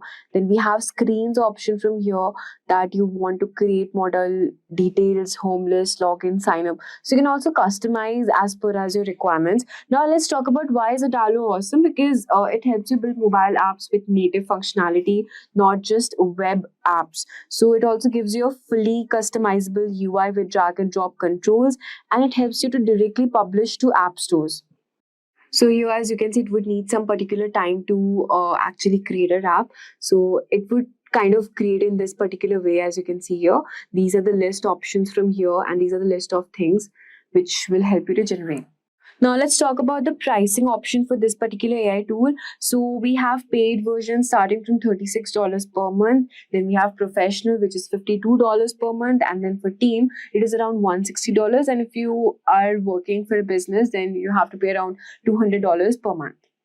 Now, next on number 5, we have backendless. So the most no-code platform focus on designing the front end. But what about the backend? This is where backendless shine. So what does backendless app really do is backendless gives you full control over the backend of your app, allowing you to manage database, APIs authentication, and real-time messaging, that too without coding. So we'll just click on get started from here. You can sign up with your Google, and if you have your GitHub account, you can also sign up using your GitHub account. So you can create a new app from here, new app for backendless training, new app for flow for running. You have blank new app also. You just have to provide your application name here, your subdomain name, and you'll be just good to get started.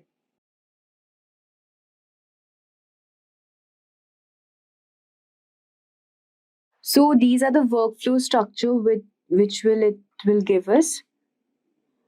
All right. So here, as you can see, you have this option, the API keys. So basically, if you want to set up your database, you have to use the visual data model for defining table, fields, and relationship. You can also design your API endpoints automatically, generate REST and GraphQL APIs for your app. You can also add user authentication, enable sign-up, login functionality, and then you can deploy your app backend. Now you can integrate it using other tools like Bubble or Dalo or any front-end builder. So basically, this particular AI tool is good for developers and advanced users who need powerful backend features, that too without coding. Now let's talk about the billing plan. So billing plan, we have $15 per month. We also have scale fixed tier 1 $15 per month, and you can just simply check on the features it allows. So next on our list is QuickBase, which is an enterprise-grade no-code development AI tool. If you need an enterprise-level no-code tool that automates business workflows, then this is your correct option. QuickBase is a platform which is designed for large companies that need secure, scalable, and efficient business application. We'll just click on get a demo from here. So let's suppose the kind of project we are looking for, maybe financial, and we'll just click on next. So let's suppose you can start building using our template app using QuickBase. So if you want to build a project management starter app, we'll just click on let's go, and we'll just see how it prepares. So as you can see, this is the project manager home, the interface it has generated for us. So basically, you can import data also, same as you did before. You can create workflows and you can deploy across your team. Let's talk about why QuickBase is actually awesome to use, because it automates business operations like HR, sales, inventory tracking, and it integrates with other enterprise tools like Salesforce and also SAP. It's highly secure and scalable. It is used by Fortune 500 companies as well.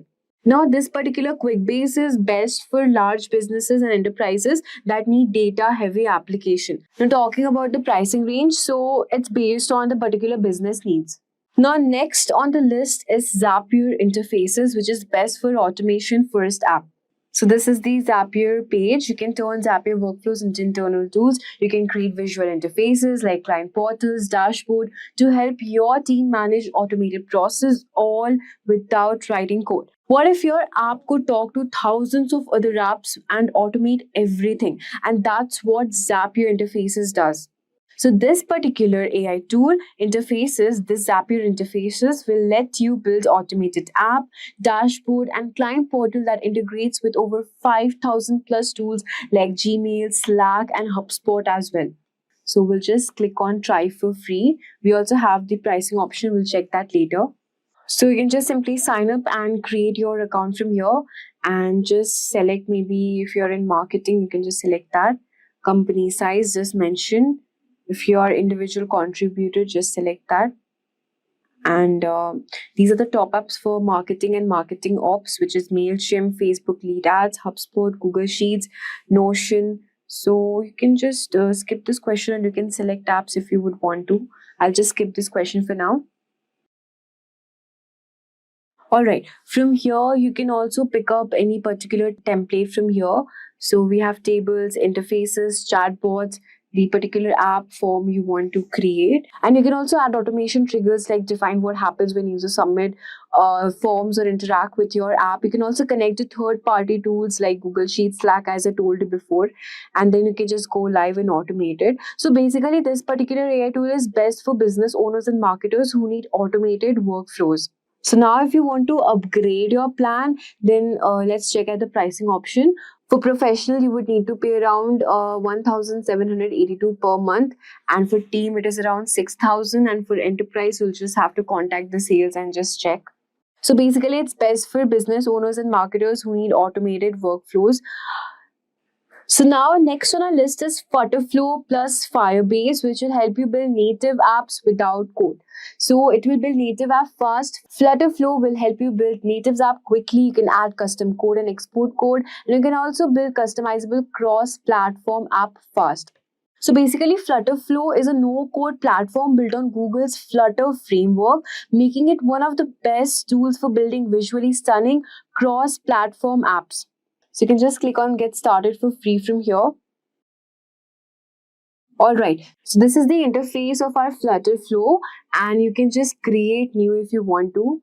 All right, so we have got, you can just enter your project name and there are multiple templates from here. You can just select that, suppose meal planner, you can use this sample. So talking about why Flutterflow, let's suppose your project name is, first of all, let's just enter a project name. It's like healthy diet. I'll just show you how you can use a template, okay? So you can use a sample template over here. And yeah, I was talking about why Flutterflow is awesome because it will help build app for iOS, Android, and also web app without even coding. All right. You can also use Firebase for databases, authentication, and analytics. You can export app as clean Flutter code. You can customize if needed. So these are the options from here. You can use that particular template and you can add used elements from here. You can also connect it with data sources from here. You can define workflows and logic on button click, save data to Firebase. And then you can also, set up your Firebase, connect Firebase for user authentication. So basically, this particular tool is best for developers and entrepreneurs who needs cross-platform mobile app. Now let's talk about the pricing for this particular app. So as you can see, for standard, we have 900 rupees and 2100 is for the pro version. And for teams, you have around, I think the same amount, 2100. So the next app on our list is VWeb plus Xano, the most scalable no-code stack. So if you're building a serious web app that needs backend scalability, VWeb plus Xano is your perfect combo. So this is the vweb.io. Just simply click on vweb.io and from here you can just try it for free. Let's talk about the Xano one. So just search xano.io. And this would be the interface. You are redirected. This is used basically for our backend. So what does this application do is that VWeb is a powerful front-end builder for web application. And this Xano one, it is used as backend as a service that lets you create APIs, databases, and logic all without coding. So talking about why this VWeb plus Xano is awesome because it's fully scalable and it's perfect for SaaS products and large applications. You can use VWeb for front-end and Xano for backend logic, enterprise-grade security, and API management as well. So to get started, you can just simply click on try it for free here. Now let's talk about the pricing range for this V app application. So yeah, we have 730 rupees per month for essential and pro for growing needs, and partner you would have to pay around 2900 rupees per month. So these are the pricing range for V app, and for backend, let's check for the Xano one. All right. So to launch, you would have to pay around $85 per month, and scale 1x, you would have to pay around $199 per month. And if you want to create your custom enterprise, then you can just chat with this particular website and they'll just say you. So the last AI tool on our list is the Bravo Studio. Now, if you're a UI UX designer, then Bravo Studio lets you convert Figma and Adobe XD designs into real mobile apps, that too without coding. So this is the interface of this thing. You can just start building it for free. Now, basically, this particular AI tool is best for UI UX designers who want no-code mobile apps. So you can also sign up using Figma, or you can, if you have your Figma account, you can just use that, or you can just already sign up. You can just click on login option. Yeah, so this is the Figma plugin from this Bravo app. So you would actually need to get the Figma plugin, and you can just you can connect your design using the Figma tools, and from here you can just click on create a new app. So while you just click on this option, you would need to actually connect a Bravo sized Figma file, and you would need to install the plugin to connect Adobe XD. Now let's talk about the sample apps. So you have the app templates from here. You can just simply click on any particular template you want to, and these are the functionality options. So if you want to upgrade your plan, then you would have to pay around 90 euros per month, and you would get these particular features over there. Now, if you want to build a web app, then you can use Bubble or VApp plus Xano. Now, if you want to build a mobile app, you can try Adalo or Glide, which is best for that particular purpose. Now, for business purpose, talking about, then you can use QuickBase, Zapier interfaces, or Backendless. And if you're just a beginner, then I think software is the best go-to tool for you. Imagine you are managing a global supply chain company, and where you have to handle orders, shipments, and demand forecasting. But unexpected issues arises where sudden shortages like transport delays and the changes in demand. So instead of relying on manual adjustments, what if an AI agent could handle everything automatically? This AI wouldn't just suggest actions, it would decide, execute, and continuously improve its strategies. That's the power of agentic AI. With that said, guys, I welcome you all on our today's tutorial on what is agentic AI. Now, let us start with understanding first the first wave of artificial intelligence, which was predictive analytics, or we could say data analytics and forecasting. What exactly happened? Predictive AI focused more on analyzing the historical data, identifying the patterns, and making forecasts about the future events. And these models do not generate any new content, but instead it was predicting outcomes based on the statistical models and machine learning. Now, technically how it used to work? So basically what we had, we used to take, suppose this is the ML model, okay? So this is taking a structured data, which could be suppose any past user activity, or it could be a transaction record, or any sensor reading. For example, you can consider, say, Netflix users' watch history, okay? It could be any movie genre, watch time, and the user rating. So now, after this, what we were basically doing is, we were doing the feature engineering or pre-processing, okay? Now, in the feature engineering process, we were extracting key features like user watch time trends, preferred genres, and watch frequency. And we could also apply scaling, normalization, and encoding techniques to basically make data more usable for the ML model. Then, we were using the ML models. Suppose it could be a time series forecasting models like ARIMA, LSTM, and all those given algorithms, which was basically predicting the future movie preferences based on the historical data. And in the output, guys, Netflix AI recommends new shows or movie based on the similar user patterns. So this is how exactly the Netflix model was working, incorporating the machine learning model. So this was exactly the first wave of AI. Now, let us discuss about the second wave of AI. Now, If I discuss about the second wave, which was basically content creation and use of conversational AI. So, LLM models like ChatGPT became very much popular during the second wave of artificial intelligence. So what exactly was happening? Like generative AI was taking input data and it was producing new content such as text, images, videos, or even code. And these models learn from patterns in large data sets and it was generating human-like outputs. Now, let us understand how exactly this technology was working. So basically, first there was a data input. Okay, so basically any prompt from the user. So suppose in the GPT, okay, so I'll just open GPT all over here and say we are, suppose we are giving any new prompt, say such as write an article on AI. Okay, so this was our given prompt. And after this, what exactly was happening was tokenization and pre-processing. So the input text, suppose which I have written all over here, write an article on AI. So this text was basically split into smaller parts. For example, like you could consider certain thing like this. So here you have write as one, and as next. And similarly, you could carry on, for the other words.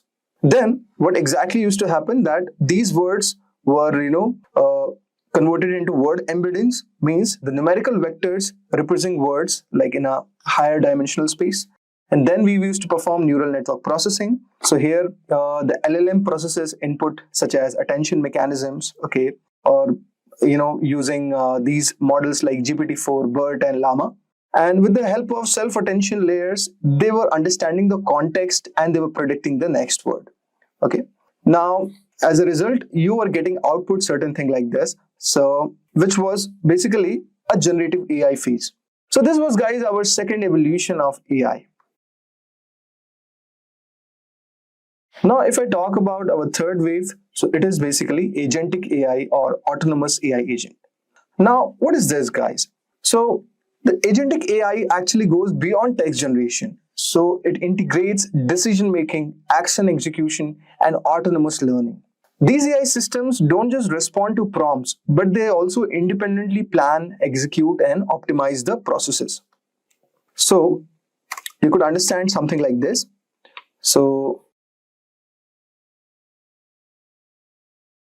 here the first step was the user input or receiving any goal. So user provides any high level instruction. For example, it could be like, say, optimize warehouse shipments for maximum efficiency. It could something be like that. And unlike generative AI, which would generate text, agentic AI executes real world actions. After this, suppose the prompt that we have given, like optimize warehouse shipments for maximum efficiency, then the next step would have been querying the databases. The AI would pull the real-time data from multiple sources. So it could be traditional database like SQL or NoSQL, where we are fetching inventory levels or shipment history. Then it could be a vector database from where it is receiving some unstructured data like past customer complaints and all those things. Then with the help of external APIs, it is connecting to like forecasting services or fuel price APIs or supplier ERP systems. And these things are like present with this respect. Then the third step was the LLM decision making. Now, after querying the database, the AI agent processes data through the LLM based reasoning engine. Example like decision rules applied, like suppose if inventory is low, then it could automate supplier restocking orders. Like if shipment cost is increasing, then it is rerouting shipments through cheaper vendors. And suppose also if weather condition impacts the route, then it is adjusting the delivery schedules. Now you can understand how agentic AI is behaving all over here in the decision-making process. Now, next step would be action execution via APIs. So AI is executing tasks without human intervention. It is triggering an API call to reorder a stock from a supplier or update the warehouse robot workflows to prioritize fast-moving products, or even send emails and notifications to logistic partners and about the changes, what is going to be happen. And after this, finally, it is continuously learning, which is a data flywheel all over here. Okay, the AI is monitoring the effectiveness of its action, like it was restocking efficient, or did routing shipments, reduce the cost and all. So it is monitoring the effectiveness of the action it has taken. And the data flywheel is continuously improving the future decisions. So basically it is using reinforcement learning and fine tuning to optimize its logic. Okay. Now let's have a just quick recap about the comparison of all these three waves of AI. So basically, predictive AI's main focus was on forecasting the trends, okay, while generative AI was creating the content, and agentic AI on the other hand, which is at the final step right now, is making decision and taking action. So you could see how the evolution happened of AI in all these stages. And if you understand about the learning approach, then predictive AI was basically analyzing the historical data, while generative AI was learning from the patterns like using text, image generation, okay? But agentic AI is basically using the reinforcement learning or the self-learning to improve its learning approach. Now, if we just look at the user involvement in predictive AI, so human is asking for the forecast and all. Here, human is giving the prompts, but in the agentic AI, the prompts or the intervention of human input has become very much minimal. If you could understand the technology, like basically predictive AI was using machine learning, time series analytics, so these kind of algorithms they were using. Generative AI was using transformers like GPT, Llama, BERT, and all those things. Now, agentic AI is doing what, guys? It is using LLM plus APIs plus autonomous execution. So we have discussed how this workflow is, in a short way, how it is working. And moving ahead, we are also going to discuss through an example how exactly all these steps like agentic AI is working. So based on the example, you could understand like predictive AI, Netflix recommendation model which they have on their system. And similarly, if we talk about generative AI, then you could understand about ChatGPT, writing articles and all those things. And agentic AI, we could imagine like how AI, if incorporated in supply chains, how things are working out. So guys, I hope so you would have got a brief idea regarding the three waves of AI. Now let us move ahead and understand about what is the exact difference between generative AI and agentic AI. Now guys, let us understand the difference between generative AI and agentic AI. So let us first deep dive into what exactly is a generative AI. Okay. So as you can see all over here that generative AI models generally are taking input query, okay, and they are processing it using LLM or large language model and basically returning a static response without taking any further action. So in this case, for example, a chatbot like ChatGPT, it is taking the input from the user. So as I've shown you earlier that suppose I've given an input like write a blog post on AI in healthcare. So when I have written this given user input or given the query, so when it goes to the large language model, this model is actually tokenizing all these input query, and it is retrieving the relevant knowledge from its training data, and it generates text based on the patterns. Now we give the prompt, then LLM processes it, okay, and then we are getting the given output. So now this is basically how generative AI is working. So you could see all over here we have GPT model, we have DALL-E, we have Codex. So these are some of the amazing generative AI models. Okay. Now let us discuss a bit about DALL-E, which is actually a realistic image generation GenAI.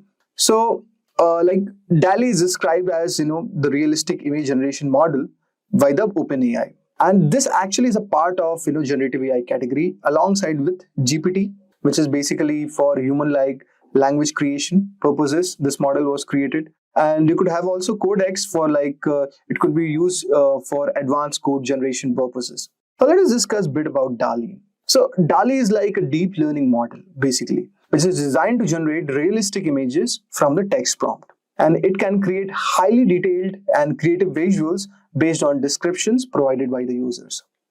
So some of the aspects of DALL-E, like you could have all over here, like text to image generation, where users can input text prompts and DALL-E can generate unique images based on those description. The images generated by DALL-E are highly realistic and creative. Okay, and it can generate photorealistic images, artistic illustration, and even surreal or imaginative visuals. You could also have customization and variability, where it is allowing variation of an image edits based on text instruction and multiple style. So this is also part of a generative AI model, and this tool is actually playing a very amazing role. So I will show you one example like how generative AI is actually working in image generation purposes. So guys, as you can see all over here, I have opened this generative AI tool called DALL-E. Let us give a prompt to DALL-E and let's see how the image is generated. So let's say we want a futuristic city at sunset filled with neon skyscraper. Say have flying cars and holographic billboards. The streets are bustling with humanoid robots. And we can have people wearing, let's just say, high-tech, let's include some technology. Okay, now let us see how DALL-E is trying to create an image. So this is how actually generative AI is working. So let us wait for a few seconds as the output comes up. Now you can see all over here that this image which is generated, basically, this is generated by AI, and you could see based on our prompt, it has given like the kind of, the input we gave and we got the output based on this. Now, so this is one of the amazing Gen AI tool. We could explore this, guys. Okay.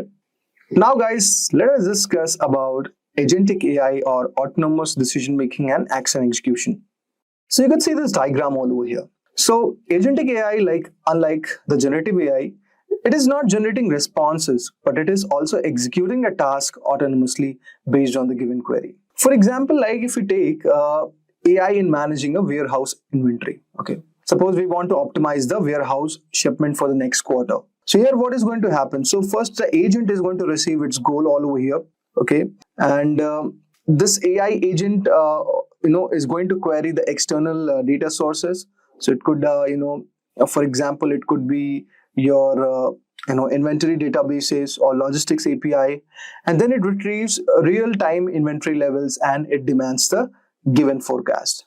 Okay. Now, at here, it is going to make the autonomous discussions, and the kind of output we are going to get will be kept in observation by this agent. Okay. So basically, it is going to analyze the current warehouse stock, predict demand for the next quarter, check the supplier's availability, and automate the restocking if inventory is below the given threshold. So, for example, you could imagine, suppose based on the, output, what we are going to get all over here. So based on this output, we could get certain thing like this, like say current inventory level, like say 75% capacity. Okay. Then it could have also other thing like say demand forecasts, say 30%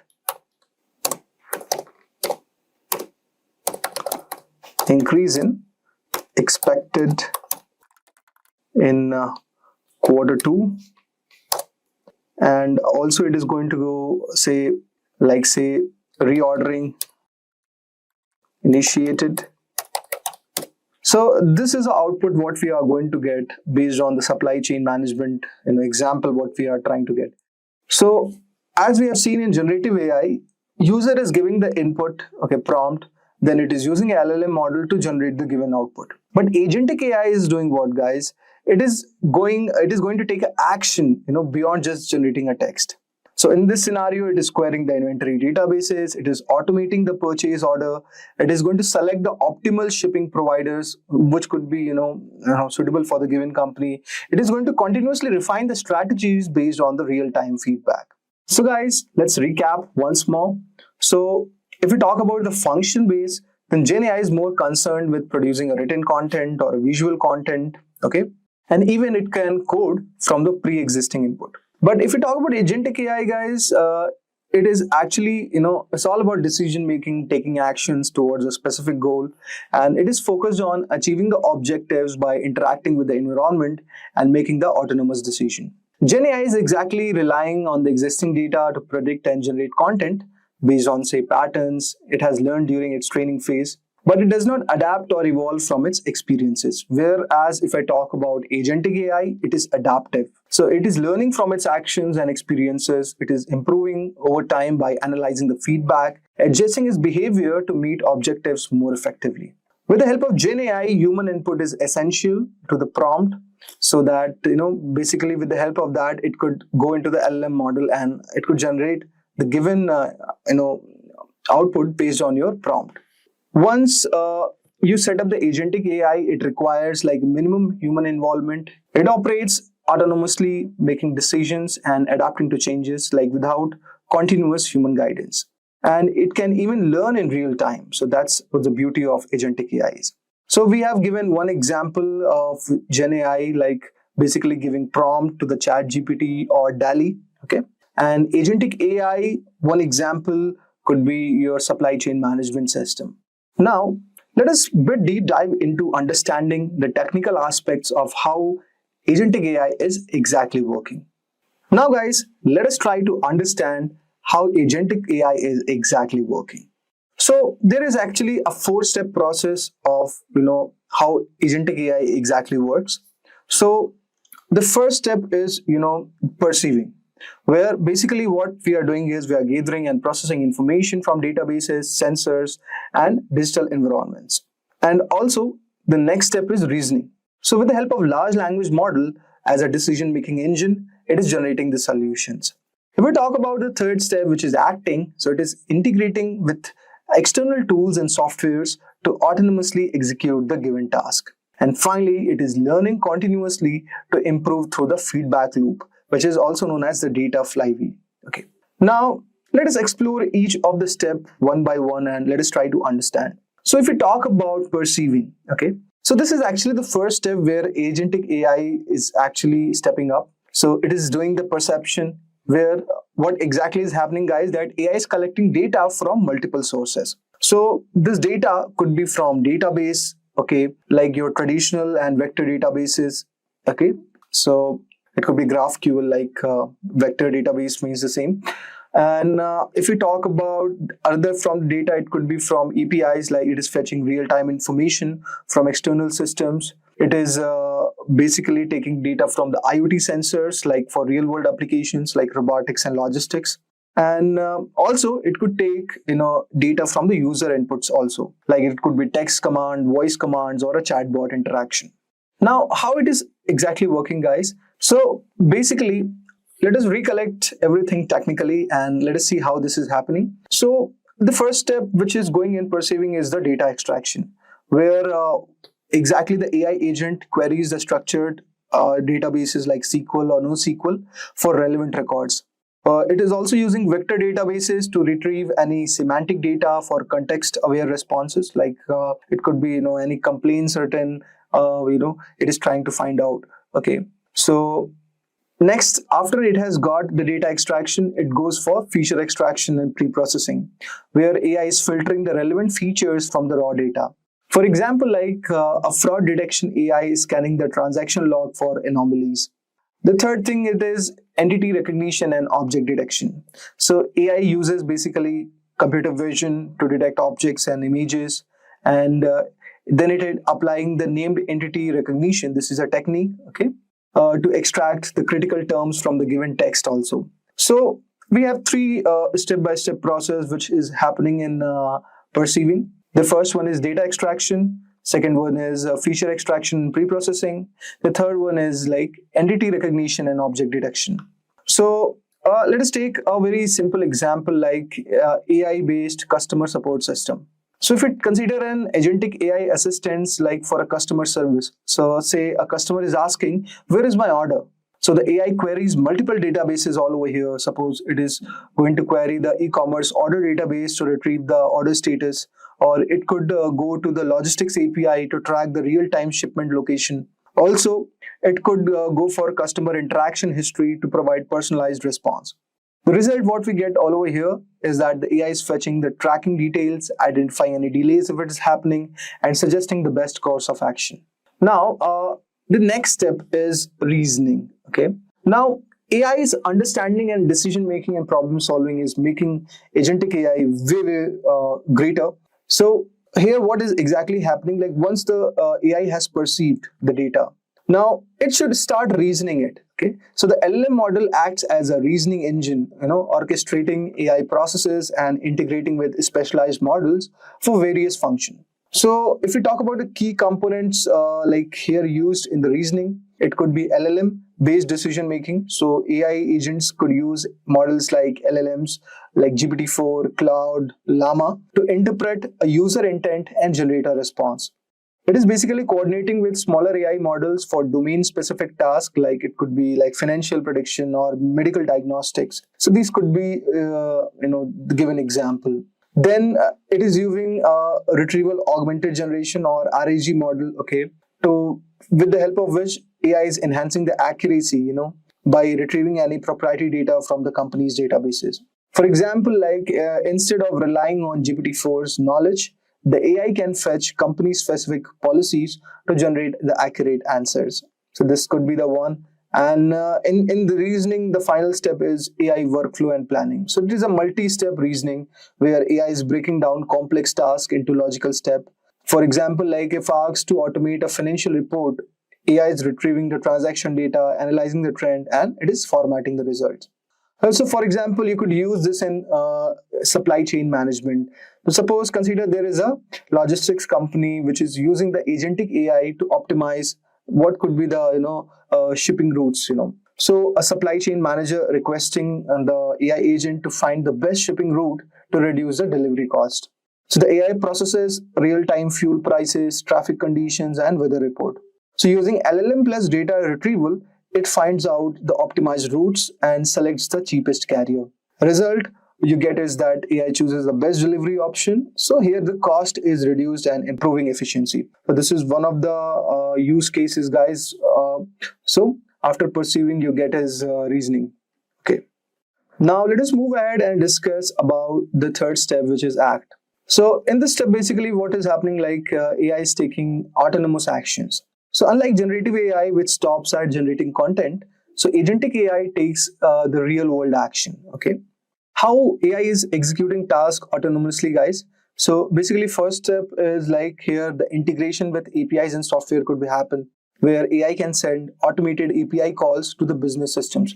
For example, like reordering the stock from the supplier's API. So suppose any inventory level is going down, so it could, reorder that particular stock from the supplier's API. So it is interacting with the given API. Now, it could also automate the workflows, like AI executes multi-step workflows without human supervision. So here, like AI can handle like insurance claims by verifying the documents, checking policies, and approving the payouts.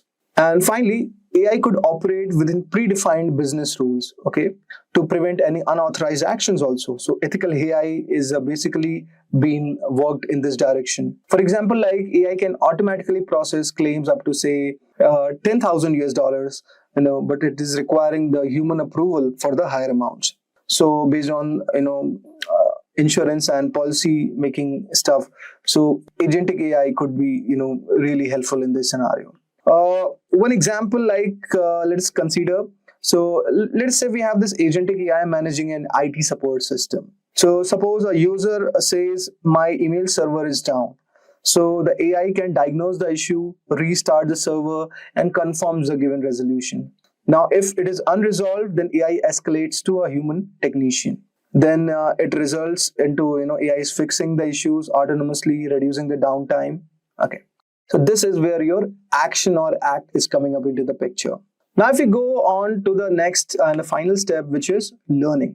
So learning basically with the help of data flywheel, it is continuously learning. Okay. So this is the feedback loop all over here, which is the data flywheel. So how AI learns over the time? If we ask this question, so what is exactly happening that it is interacting with the data collection. Suppose AI logs successful and failed actions. For example, like if users correct AI generated responses, the AI is learning from those corrections. Second thing, what you could do is you could you could fine tune the model and do reinforcement learning. So AI adjusts its decision making models, basically to improve future accuracy. It uses reinforcement learning basically to optimize workflows based on past performance. Okay. Now, third step could be automated data labeling and self-correction. So here, what is happening that AI is labeling and categorizing past interactions to refine its knowledge base. Example like AI autonomously is updating frequently asked answers based on the recurring user queries. So in this way, AI is learning over the time. Example one you could consider. So say we have this AI is optimizing any financial fraud detection. So say this is consider that this is a bank which is AI powered, which has this AI powered fraud detection system. So AI is analyzing these financial transaction and it is detecting any suspicious activity. And if flagged, the transactions are false, and AI is learning to reduce these false alerts. So over the time, AI is improving the fraud detection accuracy, like minimizing disruptions for the customer. So in this way, AI is getting smarter over the time, like reducing the false alerts and also the financial fraud. So let's have a just quick recap of what we studied right now. So agentic AI works in 4 steps. The first step is perceiving, where AI is gathering data from databases, sensors, and APIs. The next step is reasoning. So it is using LLM to interpret tasks, applies logic, and generating the solution. The third step is acting. So here AI is integrating with external systems and automating the task. And finally, it is learning. So AI is improving over the time, via feedback loop, or which is basically called as data flywheel. So guys, now let us see this diagram and try to understand what this diagram is trying to say. So the first thing, you could see an AI agent all over here. So this is an AI agent, which is basically an autonomous system. So which has the capability of perceiving its environment, making decisions, and executing actions without any human intervention. Now, AI agent is acting as the central intelligence, okay, in this given diagram, and it interacts with the user, okay, and various other data sources. It processes input, queries databases, makes decision using a large language model, and it is executing action and it is learning from the given feedback. Now, the next step, you could see the LLM model. So if we talk about LLMs, these are the large language model, which is kind of an advanced AI model trained on massive amount of text data to understand, generate, and reason over natural language. Now, if I talk about this LLM, so this is actually acting as the reasoning engine all over here. And it is interpreting the user inputs and making informed decision. It is also retrieving relevant data from the databases, generating responses. It can also coordinate with multiple AI models for different tasks, like it could be content generation, okay, predictions, or decision making.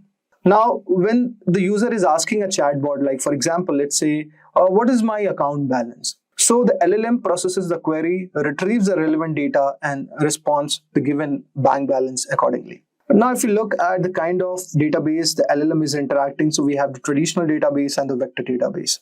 So here, if I say the database, like AI agent basically is querying the structured database. So suppose structured database, like it could be a customer records or inventory data, or it could be any transactional log also. So traditional databases basically store well-defined, structured information.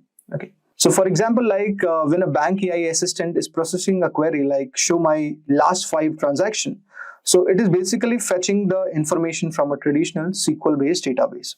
Next, we have this vector database also, guys. So vector database is a specialized kind of a database for storing unstructured data, which could be like text embeddings, images, or audio representations. So guys, like unlike traditional databases that store exact values, vector databases store in a high-dimensional mathematical space.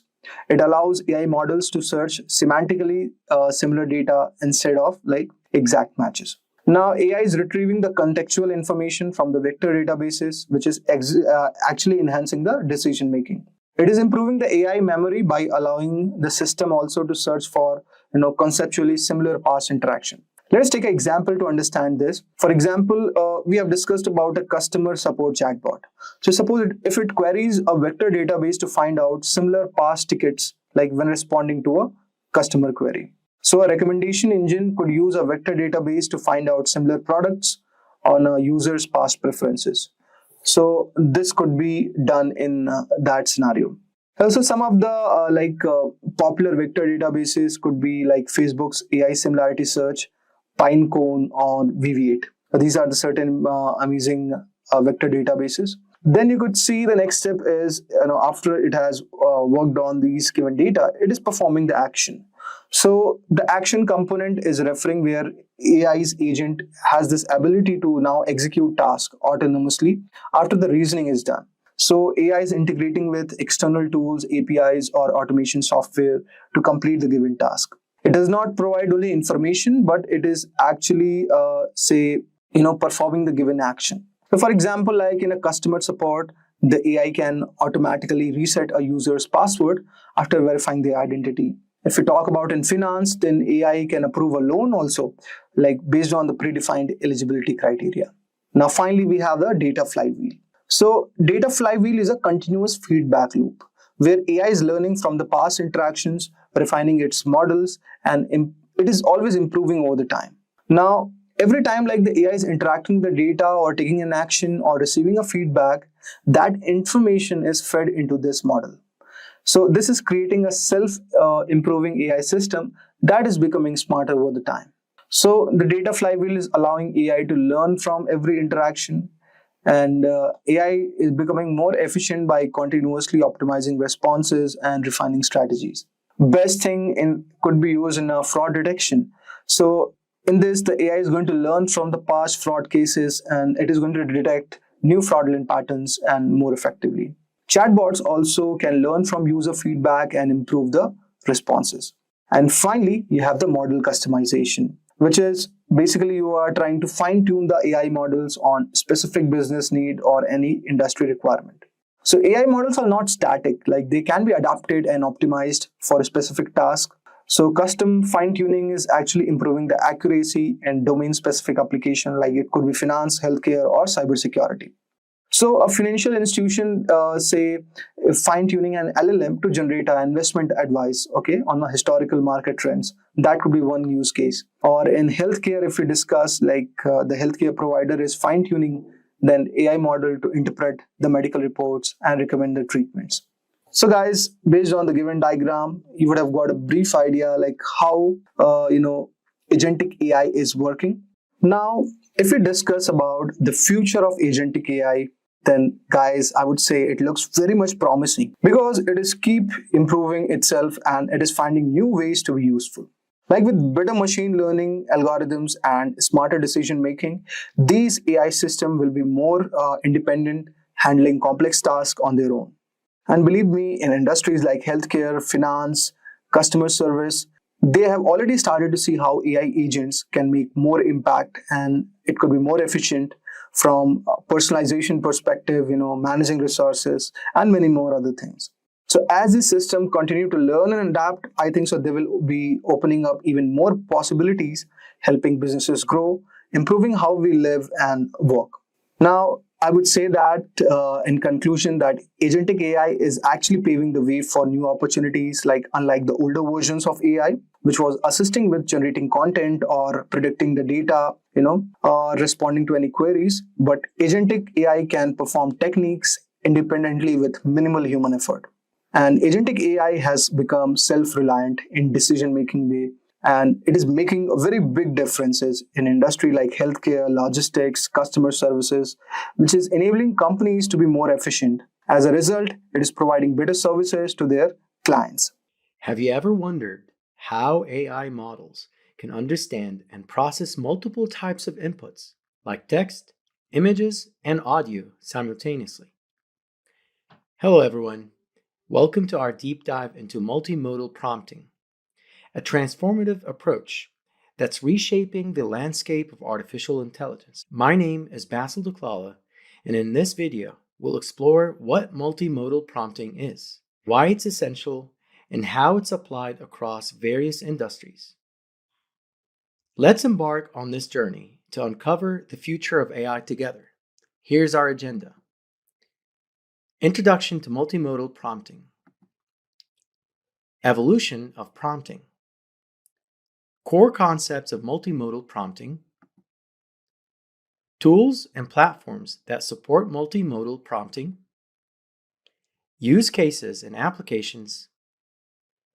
Getting started with multimodal tools. And then we'll take a look into simple multimodal prompts in action. And we'll have a deep dive or step-by-step prompt building. Last but not least, we'll look into experimenting with different use cases. You might be wondering, what is multimodal prompting? Multimodal prompting is a technique that allows AI models to interpret and respond to input from more than one modality, like combining text, images, audio, or video. Instead of just reading text, the model can basically analyze visuals, sounds, or other forms of data to generate richer, more context-aware responses. It basically mimics how humans process information. Now, why it matters and where is it used? Multimodal prompting matters because the real world isn't just text-based. We live in a sensory-rich environment, and multimodal AI helps machines understand that. It's used in applications like image captioning, video analysis, interactive chatbots with visual context, and even healthcare diagnostics where images and notes are combined. In addition, multimodal prompting is very useful for content creation and recommendation. Let's talk about the evolution of prompting. Let's learn about the evolution of prompting, from text-only models to multimodal models. Prompting has evolved from simple text inputs to complex multimodal interactions. Today's models can understand and respond to combinations of text, images, audio, and more for deeper context. Prompting began with text-only models like GPT-2, which responded solely to written input.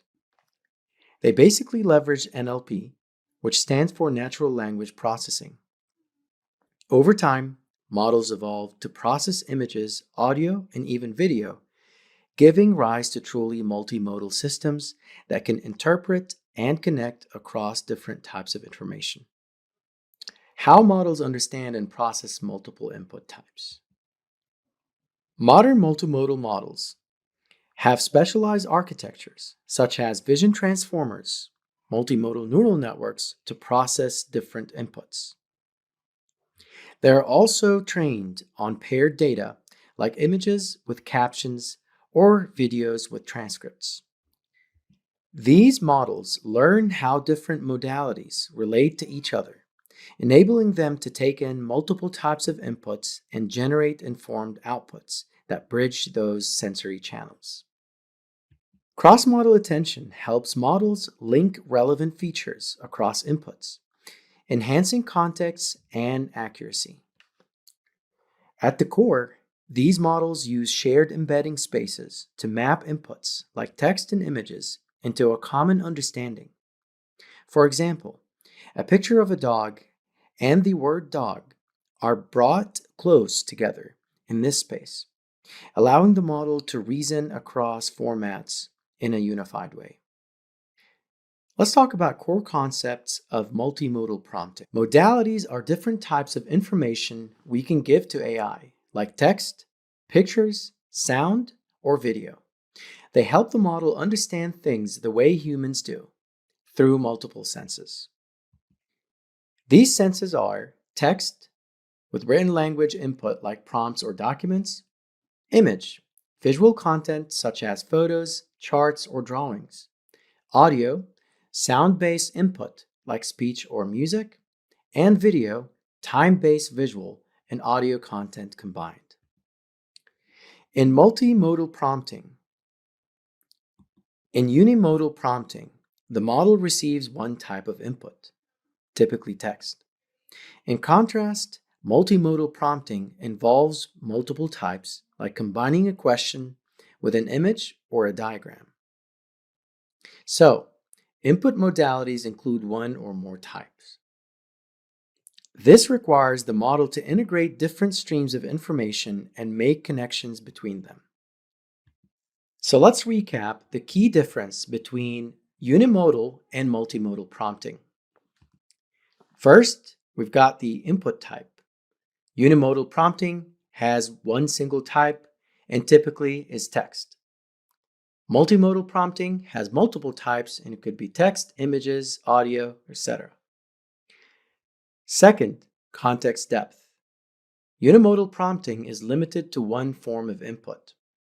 On the other hand, multimodal prompting is richer in context and has combined inputs. 3. Use cases. Unimodal prompting can only be used on text-based tasks, such as writing. Multimodal prompting can be used in multiple tasks and complex ones, like image analysis, and speech to text. 4. Understanding. Unimodal prompting is linear and it's language focused. Multimodal prompting, on the other hand, is cross-modal and human-like. Despite its potential, multimodal prompting comes with challenges. Models can misalign inputs, generate hallucinations, or be biased towards dominant modalities. Input format issues from the model misinterpreting poorly formatted inputs. 2. Limited modal support. Not all models handle every modality.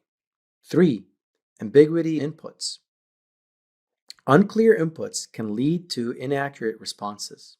4. High computational load. Multiple modalities require more resources. There's also a lack of standard benchmarks, and combining training data from different formats can be resource intensive. Let's discuss tools and platforms that support multimodal prompting. First, we've got one of the most popular generative AI tools, ChatGPT.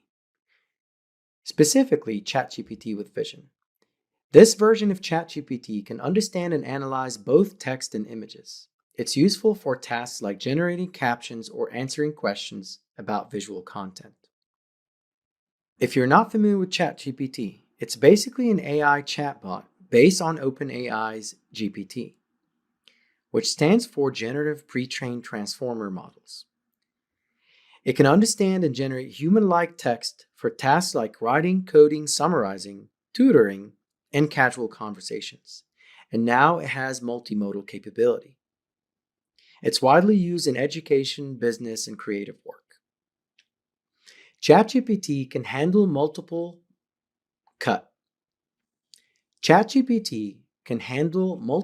inputs by combining image recognition with text generation, allowing users to ask questions or generate text based on images.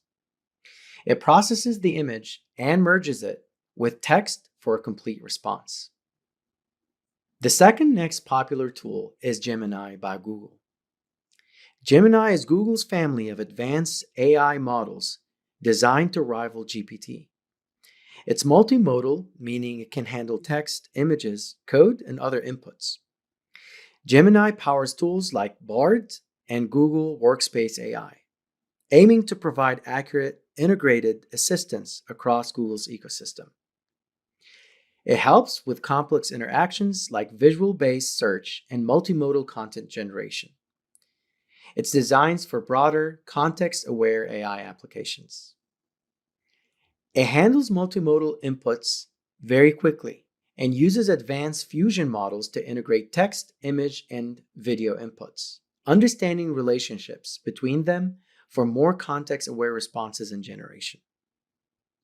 Next, Claude is a conventional AI developed by Anthropic, focused on safety, helpfulness, and transparency. It's known for its thoughtful responses and is designed to be steerable and aligned with user intentions. It can also integrate text, images, and documents, allowing for in-depth analysis and interaction with various input formats. Claude is a strong competitor to ChatGPT and excels at tasks like PDF creation, Q&A, and content summarization. Claude also does a good job of breaking down each modality for text, images, and documents separately. It processes them and then combines them for tasks like document analysis or multi-source content generation. DALL-E by OpenAI is an AI model that generates high-quality images from text descriptions. It's known for its detailed, creative outputs and is integrated into ChatGPT's interface for users on the Plus plan. It basically accepts textual prompts and translates them into relevant images, seamlessly merging descriptive text with visual output for creative image generation. It's got a lot of tools that help you build a scene and will turn it into an image from realistic to fantastical. Let's talk about use cases and applications in multimodal prompting. We have users that can upload images, such as diagrams and charts, and then ask questions about them, with AI providing context-aware answers. Next, AI creates articles, social media posts, or marketing copy based on both text and image inputs. In terms of content generation applications, AI can create articles, social media posts, and marketing copy based on both text and image inputs. For product tagging, e-commerce platforms use images and descriptions to generate accurate product tags and recommendations. Multimodal prompting can also be effective for interactive education. AI helps in learning by analyzing images, videos, and text to provide interactive educational content. It's also useful for accessibility. It assists visually impaired users by converting visual content, such as photos and infographics, into descriptive text. Let's see how we can access and set up a basic multimodal prompting environment. First, choose a platform. You can sign up for access to platforms like ChatGPT or Gemini. Next, install required tools and install necessary libraries. Then, obtain API keys for the platform and configure your environment. Then, ensure inputs are properly formatted and compatible for the application. Lastly, test with basic prompts or run simple multimodal tasks. Let's talk about the required tools and input formats. First, you need an API access. Second, install some Python libraries and have a Jupyter notebook. Also, you can use cloud platforms, although some of these applications can be done using your local machine. Here's a list of the input formats that you can leverage. You've got text, image, audio, and video. Let's jump into a demo to show how LLMs can be used for multimodal tasks. In this demo, we'll be using ChatGPT to showcase its powerful multimodal capabilities. Keep in mind that most LLM tools like Gemini and Claude can also provide similar capabilities that I'm about to show. For ChatGPT, many of the capabilities we're about to showcase are only available in ChatGPT Pro. It's available for a limited number of prompts in the free version. If you want to leverage the full capabilities, you'll need to subscribe to ChatGPT Pro. First, after you log into ChatGPT, you need to make sure that you have GPT-4 activated. Next, you'll see that there's a plus button that is popping up where I can add media. But before we do this, let's generate media using text prompts. Write a 3-sentence summary of the plot of Inception like you are explaining to a 10-year-old. You can see ChatGPT gave us a response with a concise 3-sentence summary of the plot of Inception. So I'll read the first sentence. Inception is about a man named Cobb who goes into people's dreams to steal their secrets like a spy in their sleep. Let's take things to next step. I'm going to ask ChatGPT to generate a poster based on the description in cartoon style. Let's make sure that it's pointing to the description above. Go ahead and run this, and we'll give it a few seconds to generate the image. Keep in mind that ChatGPT sometimes runs under a heavy load of requests, and sometimes image generation takes time. Image generation is done. You can see ChatGPT generated an output according to my description, a cartoon-like poster of Inception. Next, we'll show ChatGPT's ability to analyze images. I find this task very useful for analyzing complex visuals, such as stock charts. I'll click on the plus sign and then add photos and files, select your photo, and then insert the following prompt. Analyze the support and resistance levels of the attached 4-hour interval chart of Google. You can see that ChatGPT was able to analyze the chart for me in an instance and was able to give me multiple support levels and resistance levels with their description. Let's do another example of image analysis. I'm going to click the plus sign here and upload a hand-drawn chart. And here's my prompt. Explain the attached image of a diagram step by step. For reference, here's the image and here's the explanation. Start the process. The program begins execution. Step 1, input value. Gives me the check for Stack Overflow. And then it explains the rest of the steps according to the diagram. It was also able to analyze the gist of the diagram. It is a standard stack push operation with overflow checking, where it prevents adding data when the stack is full and confirms insertion when space is available. It can also offer an equivalent code in Python or C.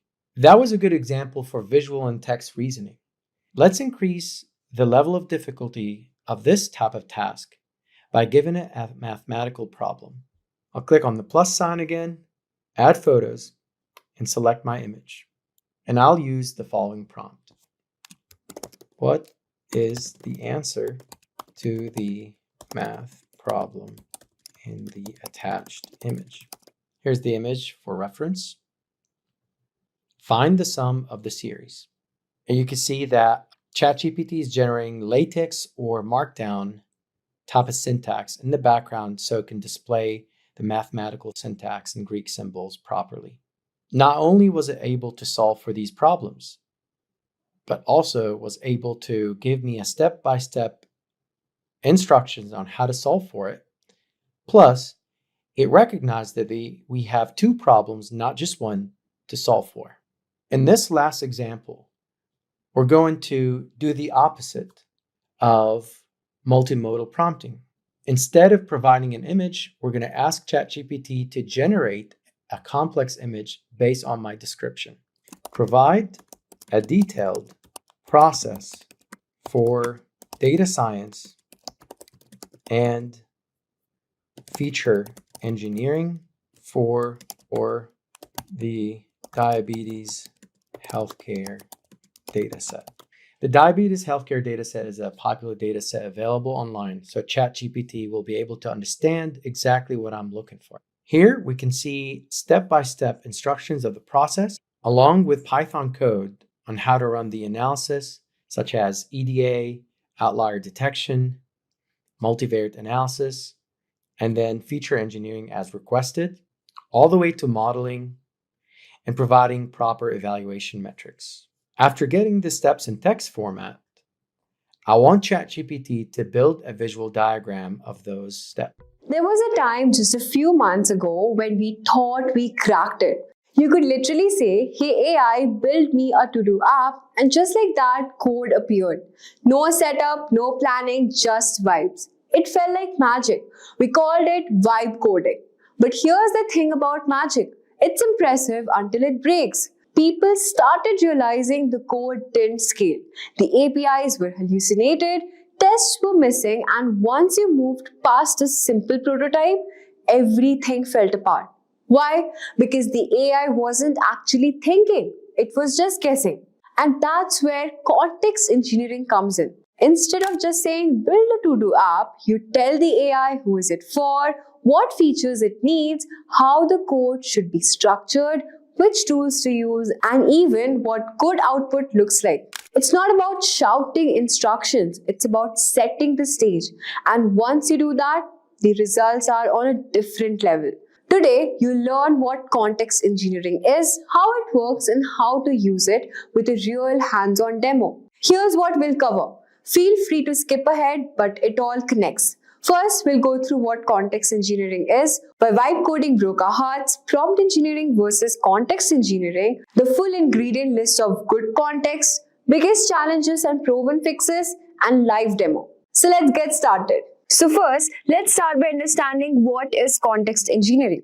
Now, I'll give you an analogy of a picky chef. Imagine hiring a chef and only saying, "Make dinner for me," no ingredients list, no dietary notes, no guest count. The meal outcome is pure roulette. Now here, context engineering gives the chef everything needed. That is the ingredients in the pantry, the dietary notes, which includes no nuts, vegan friendly, past dinner so that we don't repeat, the preferred plating style. So basically, in AI terms, context is equal to rules plus data, memory, tools, and the desired output. Now, it's the engineered environment that lets in large language model reason and not guess. So context engineering in AI involves organizing and managing all the elements needed for a task, such as rules, data, memory, tools, and the desired output, which I already told you now. This helped the AI make clear, reliable decisions instead of just guessing. By providing all the necessary background information, context engineering ensures that AI can perform well in complex situations. To sum it up, it's the art of providing all the context so that the task is plausibly solvable by the model. But why did we even need this term? Because we tried the opposite. So now we'll understand why vibe coding failed and what we have learned. Let's rewind to early 2024. The AI scene was booming, tools were dropping every week, and developers everywhere were obsessed with something called vibe coding. The idea was to just tell your AI assistant vaguely what you want, like build a to-do app, create a landing page for my startup, give me a chatbot that replies like Shakespeare, and boom, instant code. It felt magical. No setup was needed, no thinking, no planning, just proper vibes. This was especially fun for hackathons, weekend projects, quick prototypes, that wow moment in front of friends or colleagues. And to be honest, it was addictive, of course. But that dopamine hit from watching the AI generate full code blocks with zero effort, incredible. But really hit hard once people tried to ship those projects or use them in real production. Let's now understand the problems with vibe coding. Now, while vibe coding felt like cheating the system, it turned out we were mostly cheating ourselves. Here's why. So the first problem faced was the hallucinated APIs. AI would confidently use functions, libraries, or endpoints that didn't exist. You would fetch a data function that was literally made up. Second was no scalability. Now, AI didn't use design the code base for future use. No modularity, poor file structure, zero comments or documentation. Then we had brittle tests or none at all. Now, most AI-generated tests either didn't match the code logic, skipped edge cases, or didn't exist at all. So once the code needed to grow or evolve, it obviously collapsed. Now let's look at what the data said. Now, this wasn't just a gut feeling. Coder released a major industry report, The State of AI Code Quality. And here's the stat that stood out. 76% of developers said they don't trust AI generated code without human review. Why? Because vibe coded projects often look at the first glance, it would break under pressure, and it would require more time to fix than to build from scratch. The core issue with vibe coding was based on intuition and not intention. You hope the AI gets it right, you assume the structure is okay, you skip the hard thinking. As a famous person once brilliantly said that intuition doesn't scale, structure does. So vibe coding is basically AI plus guesswork, and context engineering is AI plus planning, clarity, and with structure. So if vibe coding is just winging it and context engineering is all about building smart, then where does prompt engineering fit in?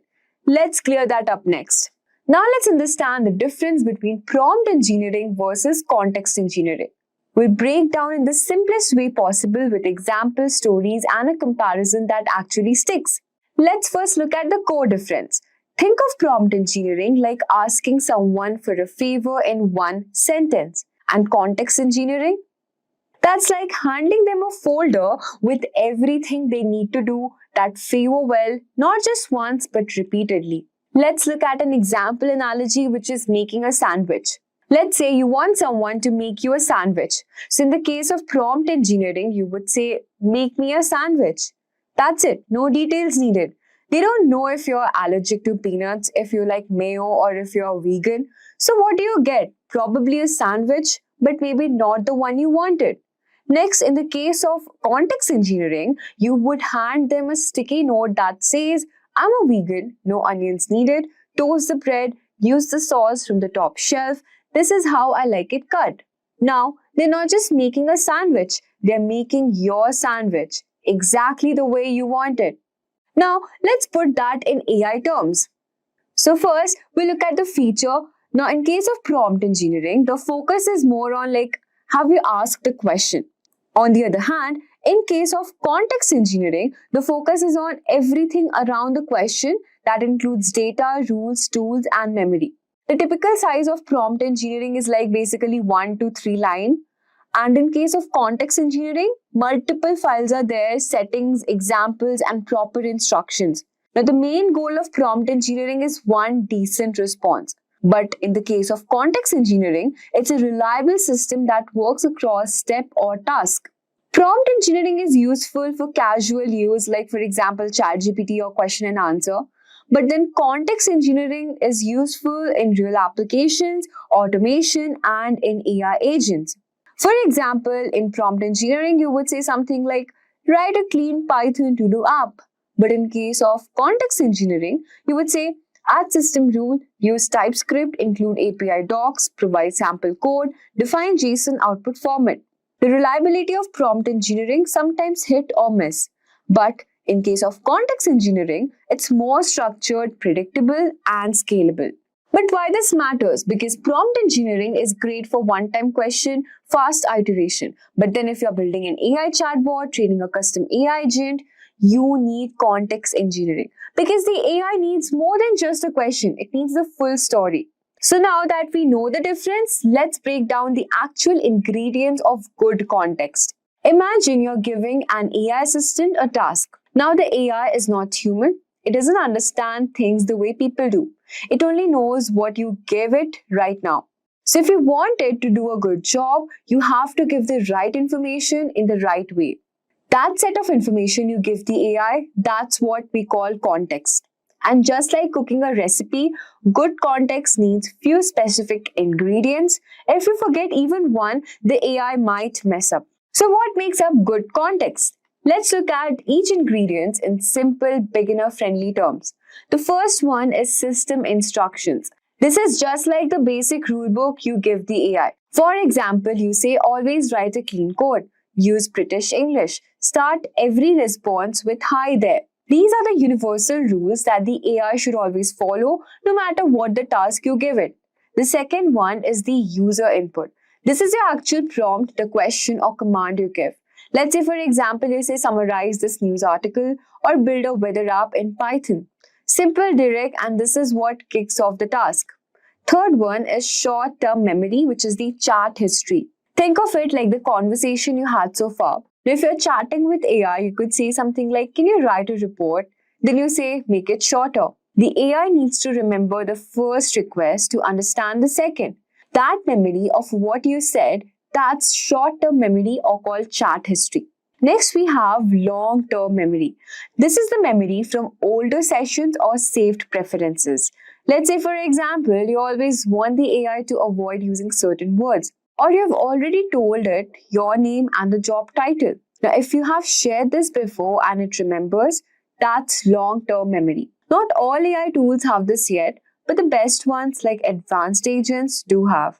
Next is knowledge bases. These are the external sources of information the AI can use like documents, websites, or APIs.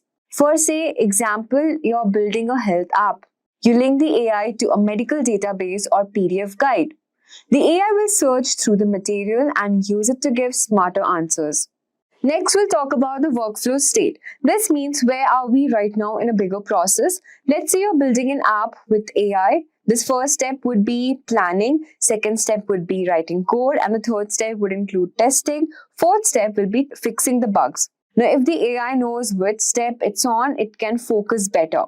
Otherwise, it might try to do everything at once, and that often fails. One small problem is that the AI can't hold unlimited information. It has a limit, which is called the context window. So how do we fit in all of this without confusing it? That's exactly what we will talk about the next, which is the problems with context and the smart ways to fix them. When working with AI, giving it the right information called context is super important, but doing that isn't always easy. Here are a few common problems and simple ways to fix them. First is too much of information, not enough space. Of course, AI has a limit to how much it can read at once. Now, if you give it too much, it forgets or it gets confused. You can fix it by saying like summarize older or less important information to make space for what matters. Second is information overload. Dumping large chunks of unstructured text can overwhelm the AI. Then is wrong order of information. Now, if the most important information is hidden, the AI might miss it. Next is multiple sources, which confuses the AI. Now, if your project uses different databases or tools, the AI might not know which one to use. Then is messy memory. When too much random information is stored, the AI gets lost. So you can fix it by saying use memory blocks to organize what the AI remembers, like facts, past charts, or fixed rules. Now, these simple fixes help your AI give better, more accurate responses every time. Now, enough of the slides. I'll show you a demo with ChatGPT. So first, I've given a prompt to ChatGPT to create a project plan for launching a new website. So as you can see that the GPT has given me this answer, the project plan, the project overview, the goal, timeline, team, and the phases. You can see the phases. They have directly given me the phases. It has not explained in depth and detail. Now, we will use the custom GPT to add more context to this. So we can just head over to here and we can just select customize GPT, and then you can just name project and just enter this. I have entered that you are a project manager with expertise in website launches. Create a detailed project plan with deadlines for each phase considering the following. All right. And again, you can just add more information from here if needed. Now, this is the advanced ChatGPT capability. So I have also selected that and I'll click on save from here. Now, I'll click new chat and again, I'll ask the same question that create a project plan for me for launching new website. Let's see what it responds. So now, as you can see, it has given me project plan for launching a new website. And this is the project goal and this is the phase 1 objective task, and it has also given me the day-wise time needed for doing each task, and this is the phase 2. It has also given me the milestone from here. So as you can see, it has divided the phases into many parts, and from here it can just look at the task and the number of day, the milestone achieved. So I'll just show you the difference between the ChatGPT customized using context and the normal ChatGPT. So this was a normal ChatGPT generic answer, which had given me the phases, task, and just the normal things without proper date timing. And when I used the customized ChatGPT, it gave me the objective, the task needed to do each phases with the days as well. So this is the kind of answer you can expect from ChatGPT when you use context engineering here. Hello everyone and welcome to the tutorial on Prompt Library for all use cases at Simplilearn. The Prompt Library is a comprehensive toolkit for mastering myriad use cases with ease.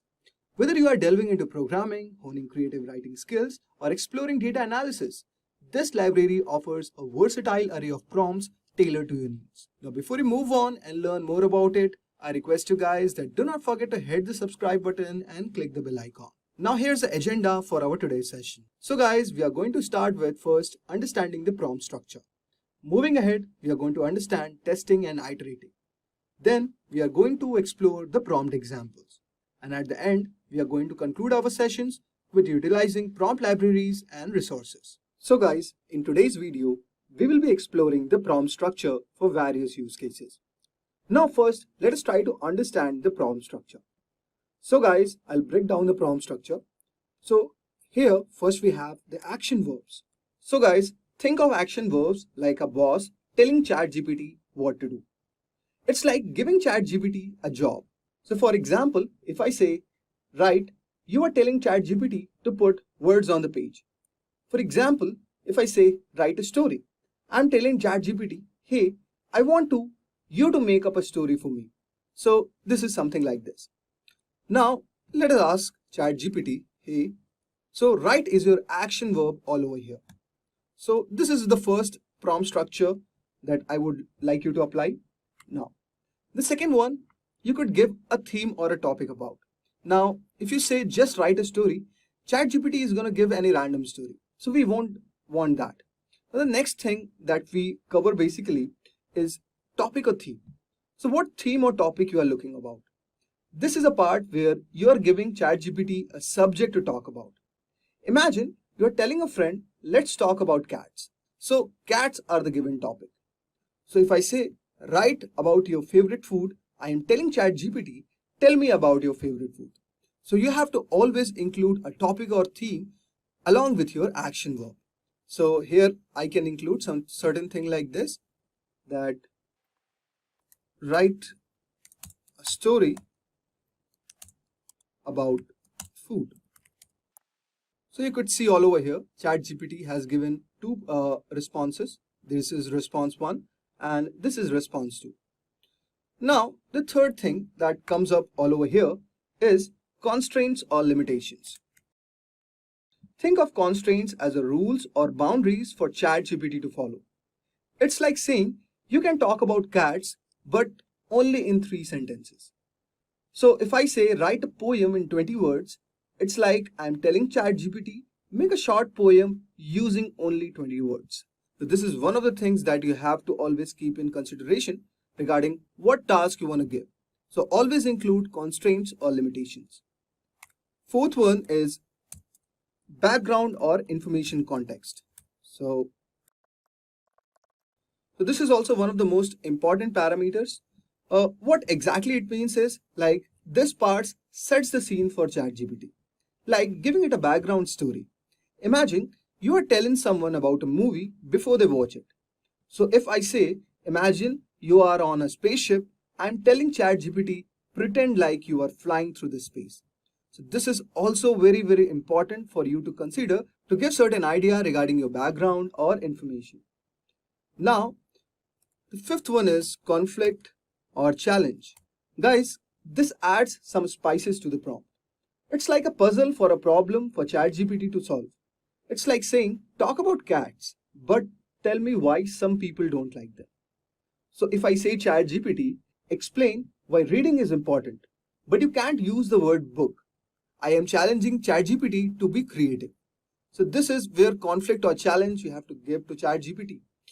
Now, example, let us take one example on this. So for example, if I say the action verb as write, we'll highlight this with red, and the topic or theme could be like your favorite vacation.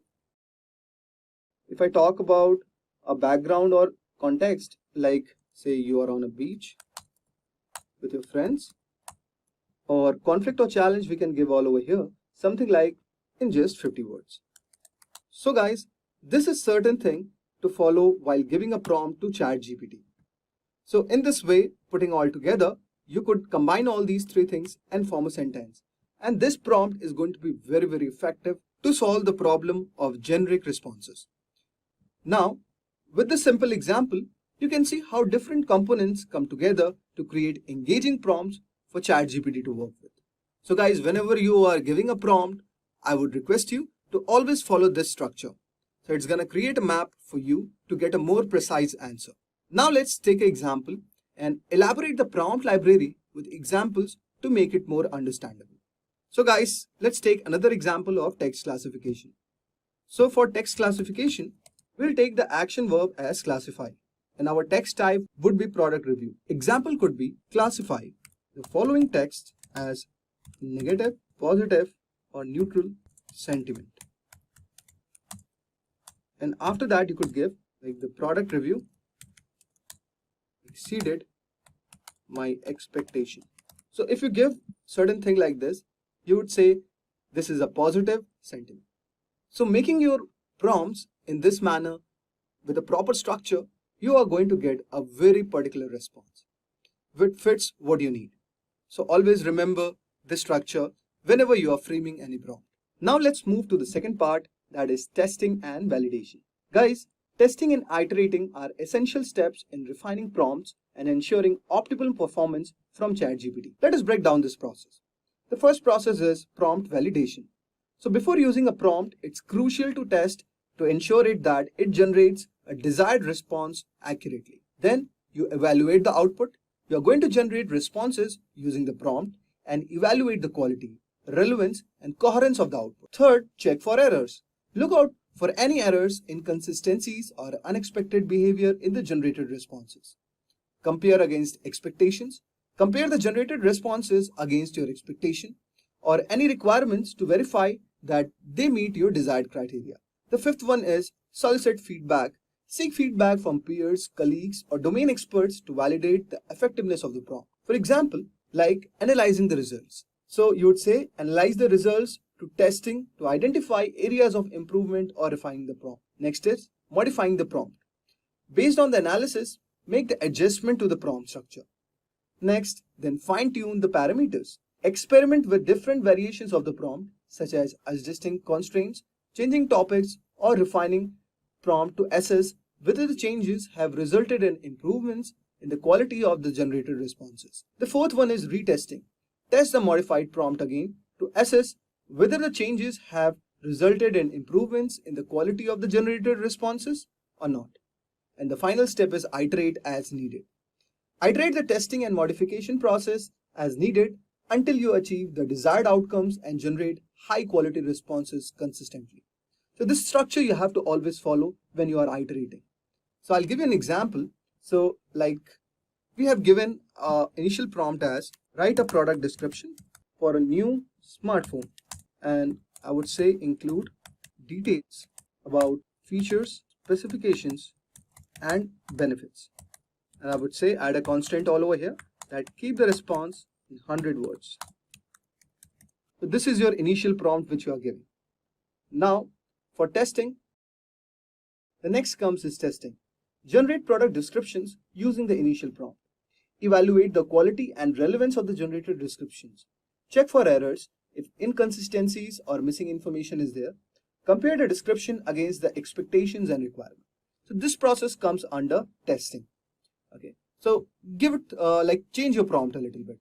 Give a specific description regarding a certain product, and you would ask that, and just next process would be evaluate the quality and the relevance, like what you are getting as a response. Check for errors, like go to Google, like see if it's same is coming up, then what's the customer expectations regarding that product.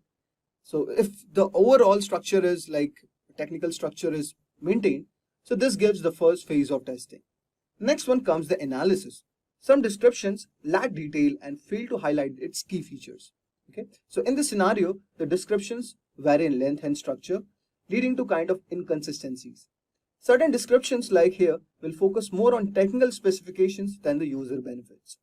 So overall, the quality and the coherence of the descriptions needs improvement. So you have to take all these parameter and you have to reframe your prompts. Okay. Then next comes is iteration. You have to modify this prompt to provide like moreover to give a clear instructions and emphasize the user benefits. Write a captivating product descriptions for a new smartphone. Okay. Then move to retesting. Generate product descriptions using the modified prompt, and for the outcome, you would say that the revised prompt should yield more compelling and informative product descriptions.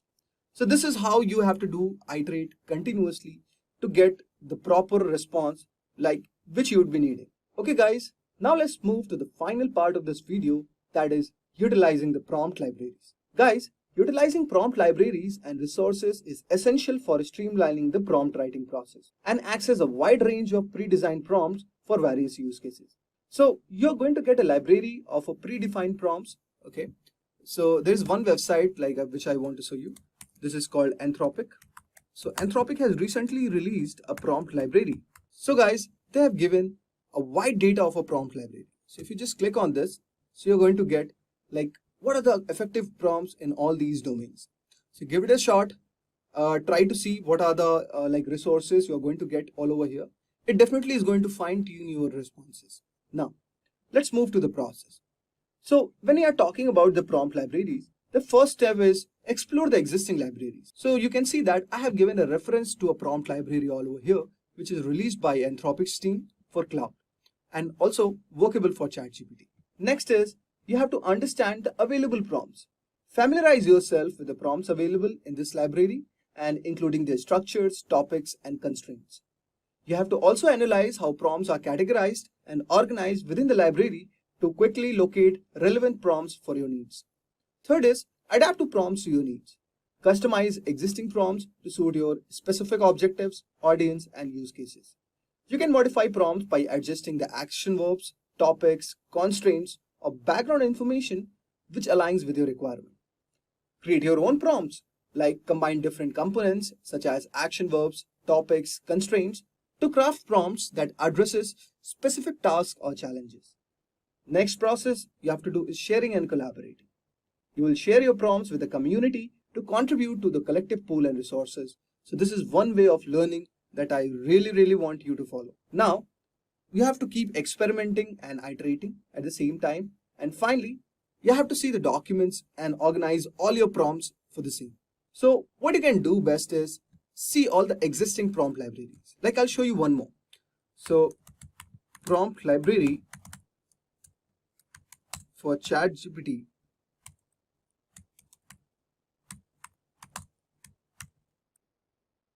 GitHub for all use cases. So you could see, explore various repositories on GitHub, like what are the kind of like prompts available. Like this repo specifically focuses for the academic writing. So just visit this repository and you could see they have given a lot of things. Like for brainstorming, they say, so you could see the action verbs all over here. Try to try this prompt and see how you are getting a response. Then for article sections, like it's there. So you're going to get a lot of like things and more of the experiment and more you are exploring, the more idea you are going to get regarding the same. So my advice would be just explore as much as libraries you can, and depending upon your use cases, you have to make an organized prompt structure. So following this format, which I have told you, follows the action verb, the topic, or the background information. Then what are the constraints you have to give? Okay, it's any particular theme is there. You have to include all those things and use the existing prompt library also, so you can refine your prompt and always to get a good response. It's my personal experience that you have to keep fine tuning, keep testing, iterating, analyzing, so that your result comes very fine. We will begin with the agenda for MCP tutorial for beginners. So firstly, we will have a quick briefing of what exactly is an MCP, or as it is called, Multi-Agent Collaboration Protocol. Followed by that, we will understand some basic protocols and standards in communication. Next, we will try to relate MCP to the understanding of protocols and standards. Followed by that, we will get started with our demonstration on developing a web scraper agent using MCP. And for that, we will be needing Node.js, Cursor AI, and Firecrawl API. So I will be walking you through those demonstration steps one after the other, and this will be a very beginner-friendly tutorial and practical demonstration on MCP. Now that I've made myself clear with the agenda, let's get started with MCP. So what exactly is MCP? As MCP on their webpage says, MCP is a Model Context Protocol or Multi-Agent Collaboration Protocol is an open source protocol that standardizes how applications supply context to large language models. Similar to how USB-C unifies hardware connections, MCP offers a consistent way to integrate AI models with various data sources and tools. Now let's go to the official documentation of MCP to have a broader overview. So, as they say, MCP is one such tool if you remember N8N and all the AI tools and data sources that you used. For example, if you wanted an AI travel agent, as we have an already existing tutorial on our channel, you can go through it for a brief overview. So you might be needing an email writing agent, and you might be needing an airport code searching AI agent, hotel searching AI agent, flight booking AI agent, and a lot of agents connected to one another through a complex network using an N8N platform, right? Now, in this particular MCP, that will be minimized. So you will have a standardized approach where you just eliminate all those boilerplate coding, agents, manual searching for databases, manual search for knowledge bases, manual search for agents, which are specifically designed for the purpose. You just explain your initiative, attach the API keys, and MCP takes over and gives you a fully furnished and finished product within no time. That's the main approach of MCP. So here you can see an overview image where we have the parts MCP host, clients, servers, local data sources, remote services, and local data sources. If you wanted to go ahead with local data sources or local knowledge base, you can go ahead with that. But in case if you wanted some open source, then you can also go ahead with that. So here we have all the quick starts and guides and example and tutorials to how to begin with that one, and all the explore pages that you want to go ahead with if you wanted to have a deep dive into core architecture, the resources available, prompts, tools, transport samplings, and a lot more. And in case if you wanted to contribute your dedicated resources for the community, you can also go ahead with that, and you can also have some support and feedback for MCP. Now that we have a brief understanding of MCP and still clueless about what exactly is MCP, then let's go ahead with some standards and protocols so that you can get a template and you can relate MCP to that template and understand what's the role or importance of MCP in AI agent development. Now, understanding the standards and protocols. Now, let us imagine that you get a team of people to work on a project, and you are the manager that leads and directs this particular team for a purpose, right? Now, the complex problem. No one is friend of anyone. Everyone is new to everyone on the team. And each and every person in this team belongs to a different country and doesn't have a common language in between. For example, person A speaks Mandarin, person B speaks Hindi, person C speaks French, so on. There is no common language between any one of those. Now imagine each and every one of these team members as an AI agent or a tool working for the purpose. In this scenario, you might have to hard code the ports of communication, instructions on how to do, and you need to go on to each and every single AI agent and explain the stuff in a very dedicated and a specific way. This could take a very long time. In the same way, if you relate this to a person, then you might have to reach to every single person and speak to them in their own tongue and explain them the procedures and the steps to be taken to finish the task. Now, how would you do that? It would be a lot complex. Mandarin, you might not even know French or a different language. And in that particular scenario, you might be stuck. What if there was one single language that everyone knew? For example, English. Now you can get all of them together and explain the stuff in one single call and close it. And what might be so wonderful is that you'll not even waste a lot of time, and there is no hard coding, there is no manual effort there, right? In the same way, if you relate this to a web server, then you are the client, you have the server, and you just, let's say you're working on Facebook or Instagram, you try to post something, you try to write a comment, you try to like something, right? That is the activity. And these particular activities will go through 4 different types of requests. One is the get request, put request, post request, and last is the delete request, right? Now, if you are connected to a single server, this might not be as tough as possible. But if you are getting connected to multiple servers, then you might be requiring different protocols every single time. Now, this can be a combination of 2 parts, HTTP and the URL that you're trying to get connected to, right? Now, to eliminate the efforts between multiple servers and multiple requests at one go, you have one single tool called as API. And the most popular API is the REST API, which has a standard way of communicating. So here, the REST API works as the language English that we discussed before. In the same way, it has maintained a standard where each and every web client can have his communication to his dedicated server or multiple servers in one go using one single language or medium or standard, that is REST API. Without REST API and the standards and protocols, it might be very confusing and you might end up in a complex situation which might not yield in the type of result you're expecting. Now, if you can relate the development of multiple AI agents for a single purpose to the web communication and a meeting, you also expect if there were a template for development of AI agents which could make the process less complex, just like REST API did in a web service and just like English did in a team meeting, then MCP comes into the picture. MCP is your template for it, right? So just like your REST API and the meetings, you have a MCP.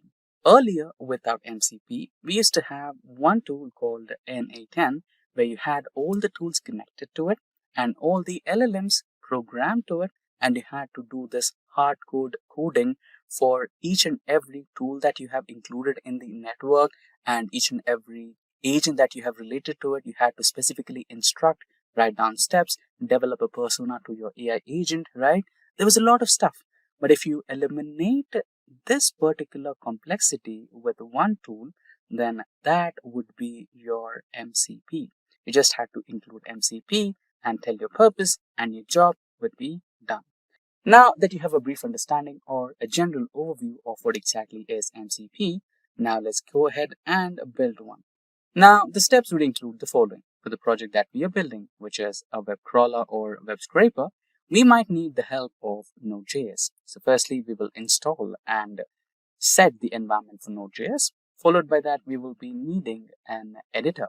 So for that, we will be choosing the Cursor AI editor. And next, we will use an API. So for that, we will be using the Firecrawl API. And lastly, we can get started with building one once we have all the required resources. So let's get started. So as we discussed before, we will get started by installing Node.js into our operating system. So we're working on Windows operating system. So we might have to go ahead with Windows.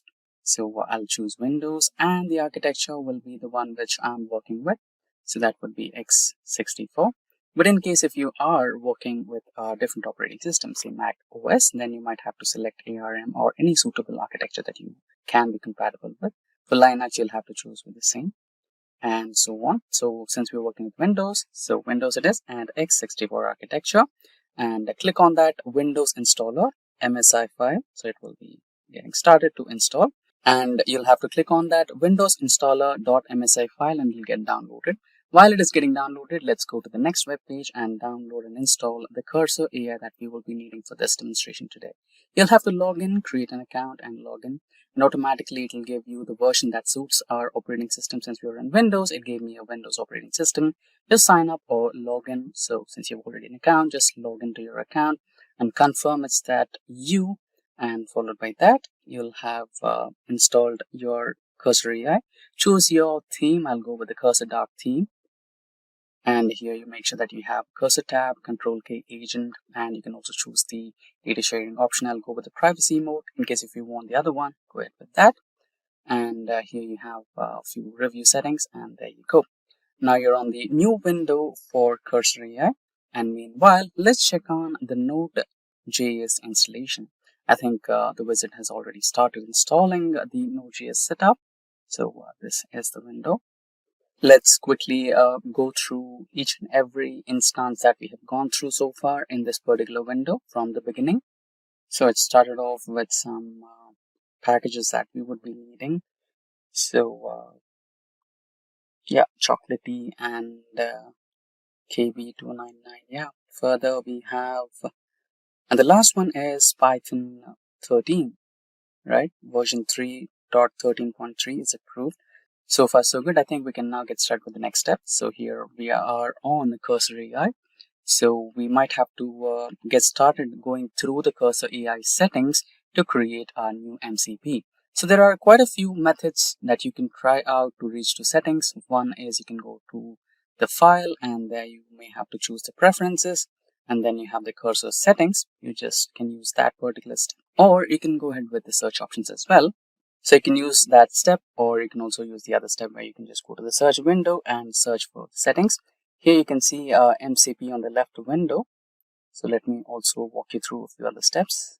So go to the search window and type down Cursor AI or cursor settings.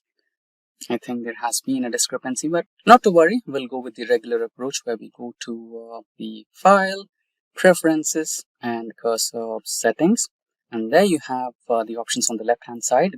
Go to MCP, and so far you don't have any MCP servers because this is the first time you've logged into Cursor AI. So you just have to add new global MCP server, which is available on the blue color button. Just click on that.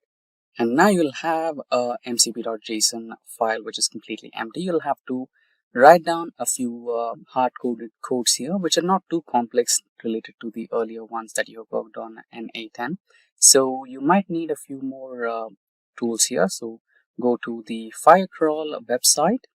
Before that, let's go through some awesome MCP servers GitHub link.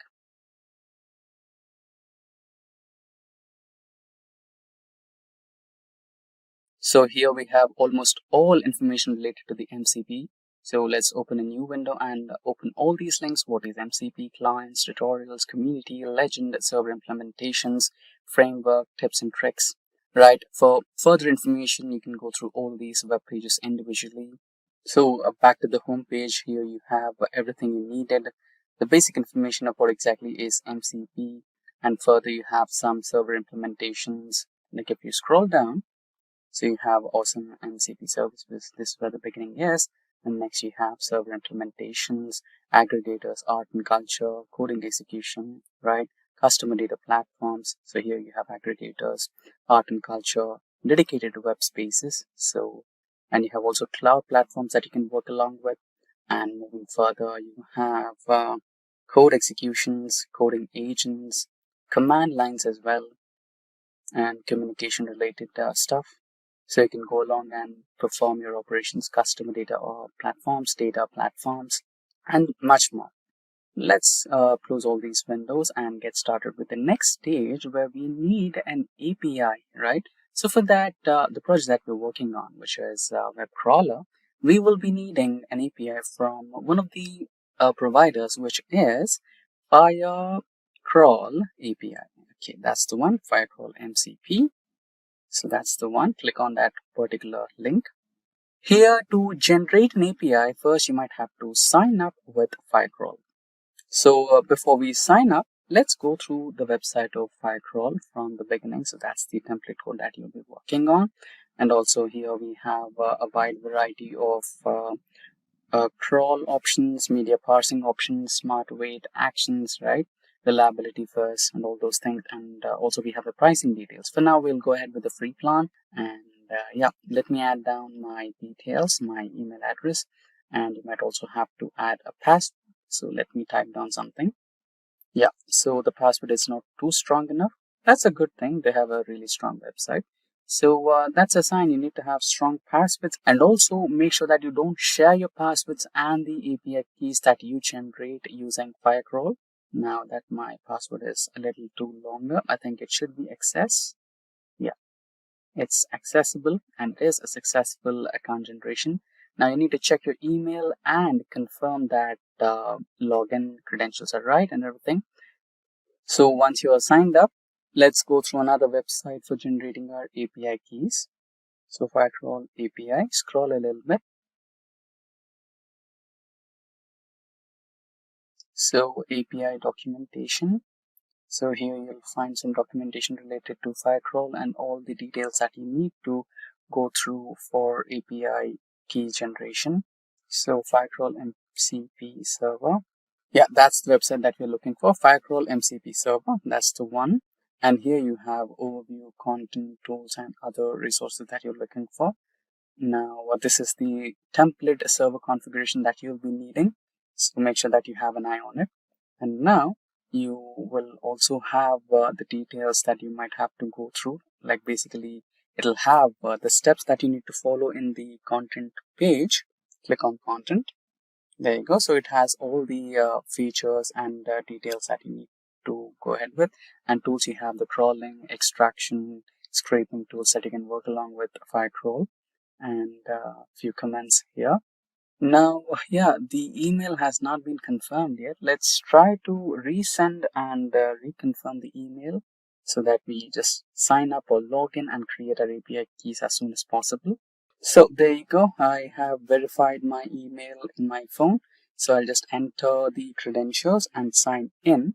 Successful, you are signed in. On the left hand side, you can see the overview, playground, extract, activity logs, usage, API keys, and all the settings. So here you can see my API key has been by default hidden, so I'll not visualize it now. So you have two options, either view or copy. So we will be copying it for the first time to be on the safe side. So since we are new to this particular website, so we don't have any activities registered on this particular web page. So now we have the API keys. Now let's go to the content page to verify the steps that we need to follow. So we need to install npm and we need to go to the cursor AI settings and add a new MCP server, which we already did. So we just need to copy the template code and we just need to place it there. And also, don't worry about where exactly to place your API keys in the template. We have that place. So we are back on the cursor AI. Now we will replace this template code with the code that we just copied. And remember, if you're using Windows, try cmd/c. Okay. If you're not on Windows, you can eliminate that cmd/c. But if you are working in Windows, then you definitely need that cmd/c. Okay, let's erase this and replace that. So I'll name my tool as Firecrawl. And I'll go to the new line where I'll write down my command, and the command will be the code that I just copied from the Firecrawl window. So let me type down the command in double quotes in the new line, and I'll paste the command here, which is the code that we copied from the Firecrawl window. Control V. There you go. So the white stuff, which is in cmd/c, so that's the one you need to focus on. If you are working on Windows, that you definitely need it. If you're not working on Windows, then you can just omit it. Now, there might be some concerns with the codes, don't worry. Now, to cross-verify, you can just go back to the Firecrawl homepage and cross-verify it with the template for configuration that they have made us available. Let's go back to the Firecrawl window, and at the same time, you can see your API key here. So that's where you need to place your API key. So here we are on the Firecrawl window. You need to copy the API key and place it in the place where they have mentioned your API key. So if you have cross-verified with the configuration code, that's fine. And now you can just check the double quotes. So that's the one you need to focus on. Let me if there is a way to zoom it in, let me try to zoom in. Yeah, that's the one, cmd/c. If you're on Windows, you definitely need this. If you're not on Windows, you can just choose to omit it.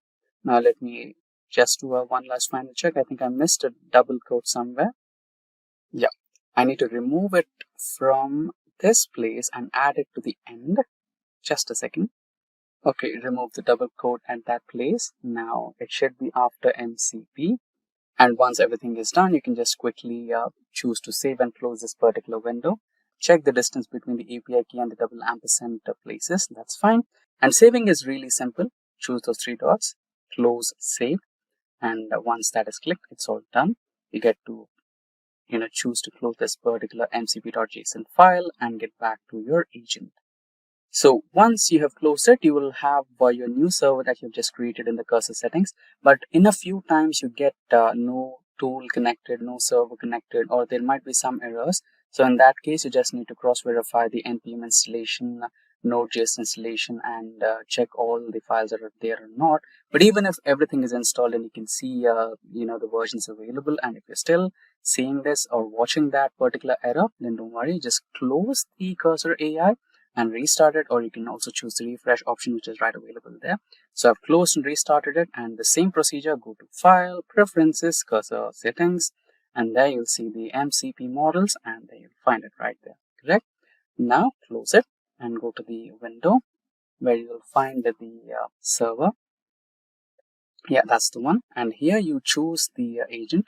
Make sure that you choose the agent instead of anything else. Not manual, not ask. I choose the agent. And now I'll write down a simple prompt. Search for Simplilearn on Google. Now it should give me results which it finds on Google. Maybe it's a home page, maybe it's a social media handle like LinkedIn or YouTube or Instagram, anything that it finds related to Simplilearn. Only the term Simplilearn. So here you can see it has given me 3 different results. First one is Simplilearn website. Second one is Simplilearn YouTube channel, and the third one is LinkedIn page. So let's get started with the official web page. So click on the simplilearn.com. Now, it's asking me permission, open. Now we are on Simplilearn homepage. Similarly, let's go back and select for the YouTube page. So that's the one. Open again, get permissions. So you're on the Simplilearn YouTube page. Now I think it might ask for a login for LinkedIn. But anyways, let's try to check if it can open without logging in to LinkedIn or not. So yeah, you can see I've logged into the YouTube. Yeah, it is asking me to log in. So let's quickly log in. It might take a couple of seconds. So there you go. I've logged into LinkedIn. Now open. So I can see Simplilearn's homepage getting loaded in a second. Yeah, there you go. On LinkedIn, we have opened the Simplilearn's homepage successfully. OpenAI just dropped something huge. It's called Codex. If you're writing code or just love tech, this is about to blow your mind. This AI is not just smart, it rewrites how we write code like for real. But here's the thing, is all this hype actually worth it? That's what we are diving into today.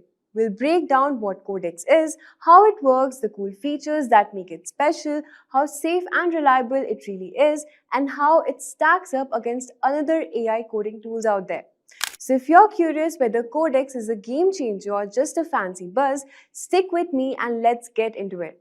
Alright, so what exactly is Codex? Imagine having a supercharged AI developer in the cloud. It's like a team of experts who can juggle writing new features, fixing bugs, answering questions about your code, all at the same time. Codex runs in these safe, isolated sandboxes loaded with your exact code base. So it's working with your code just like a real teammate would. But what powers Codex? A special AI model called Codex 1, trained on tons of real coding projects to produce code that looks just like a human wrote it. It follows instructions carefully, keeps testing until everything works perfectly, and even adapts to your coding style. Oh, and there's a cool fact. In OpenAI's own coding benchmark test called SWE Bench, Codex nailed up to 85% accuracy solving real-world coding problems. That's a massive jump over other AI models. So it's not just a good-looking code, it's a trustworthy code. Now you might be wondering, how do I actually use Codex? Now if you have got ChatGPT Pro, Team or Enterprise, Codex is right there in the sidebar. You just type what you want, maybe write me a login feature or fix this bug in the payment system and hit the code button easy. Want to ask questions about your code? Hit ask and get answers right away. Each task Codex handles run in its own secure cloud workspace. It reads your file, edits them, runs tests, linters and checks type, basically everything a human dev does. Tasks take anywhere from a minute to half an hour depending on how tricky they are. and you can watch the whole process live. When it's done, Codex commits the changes and gives you all the receipt, terminal logs, and the results, citations, and so you can easily see what it did. You can review the work, ask for changes, create GitHub pull requests, or merge directly. You can even set up a Codex environment to match your real development setup for smoother results. Want Codex to work even better? Just add agents.md file to your repository, like kind of a guidebook telling Codex how your project works, what commands to run for testing, and your coding standards. Think of it like onboarding a new developer, giving clear instructions, and Codex becomes smarter and more helpful. But even without that, Codex is already rocking in OpenAI's internal test. Talking about is Codex safe or not? Look, handing over code to AI can feel scary, right? But OpenAI built Codex with safety first. It runs in locked down cloud containers with zero internet access, so it can't browse random sites or grab sketchy stuff. And Codex shows you everything it does. Log, test results, even when things go wrong, you can always stay in control. No surprise, just transparency. Now, who's already using Codex? This isn't just theory. OpenAI engineers live with Codex. They offload boring stuff like renaming, refactoring, writing tests, and fixing bugs, so they can focus on the cool, creative part. Cisco uses it to speed up features and untangle huge code bases. Superhuman speeds up testing and test product managers do small code tweaks without bugging engineers.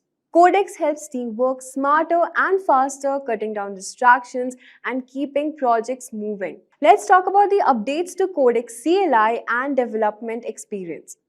If you love working with the terminal, OpenAI launched Codex CLI, a lightweight open source assistant that brings Codex powers to your local workflow. They also made a smaller, faster version called Codex Mini for quick QA and editing. Perfect when you want instant help. Signing is in a breeze now. Just use your ChatGPT account, pick up your API organization, and boom, you're all set. Plus and Pro users even get free credits to start. Right now, Codex is rolling out globally to ChatGPT Pro, Team, and Enterprise users. Plus and Education users, you are next in line. For API users, Codex Mini costs around 1.50 per million input tokens and $6 per million output tokens, with discounts if you reuse prompts a lot. Heads up, Codex is still in early days. It can't yet process images or change course mid-task, and remote task delegation takes longer than quick edits, but it's evolving fast and will soon handle more complex work. What's next? The future. OpenAI vision. Developers own the work they love and delegate the rest to AI agents, boosting productivity like never before. Soon you'll chat with Codex mid-task, guide it, get progress updates, and assign jobs from your IDE, GitHub, or issue tracker. Imagine a smooth, unified workflow where AI is your teammate across all your tools. Just a quick information, guys, if you are interested in mastering the future of technology, then the professional certificate course in generative AI and machine learning is the perfect opportunity for you. Offered in collaboration with the ENICT Academy IIT Kanpur, this 11-month live and interactive program provides hands-on experience in cutting-edge areas like generative AI, machine learning, and tools like ChatGPT, DALL-E 2, and Hugging Face. So hurry up and enroll now and find the course link in the description box below and in the pinned comments. Now, how does Codex stacks up against other AI coding assistants? GitHub Copilot is amazing for real-time code suggestions while you type, like a buddy sitting next to you.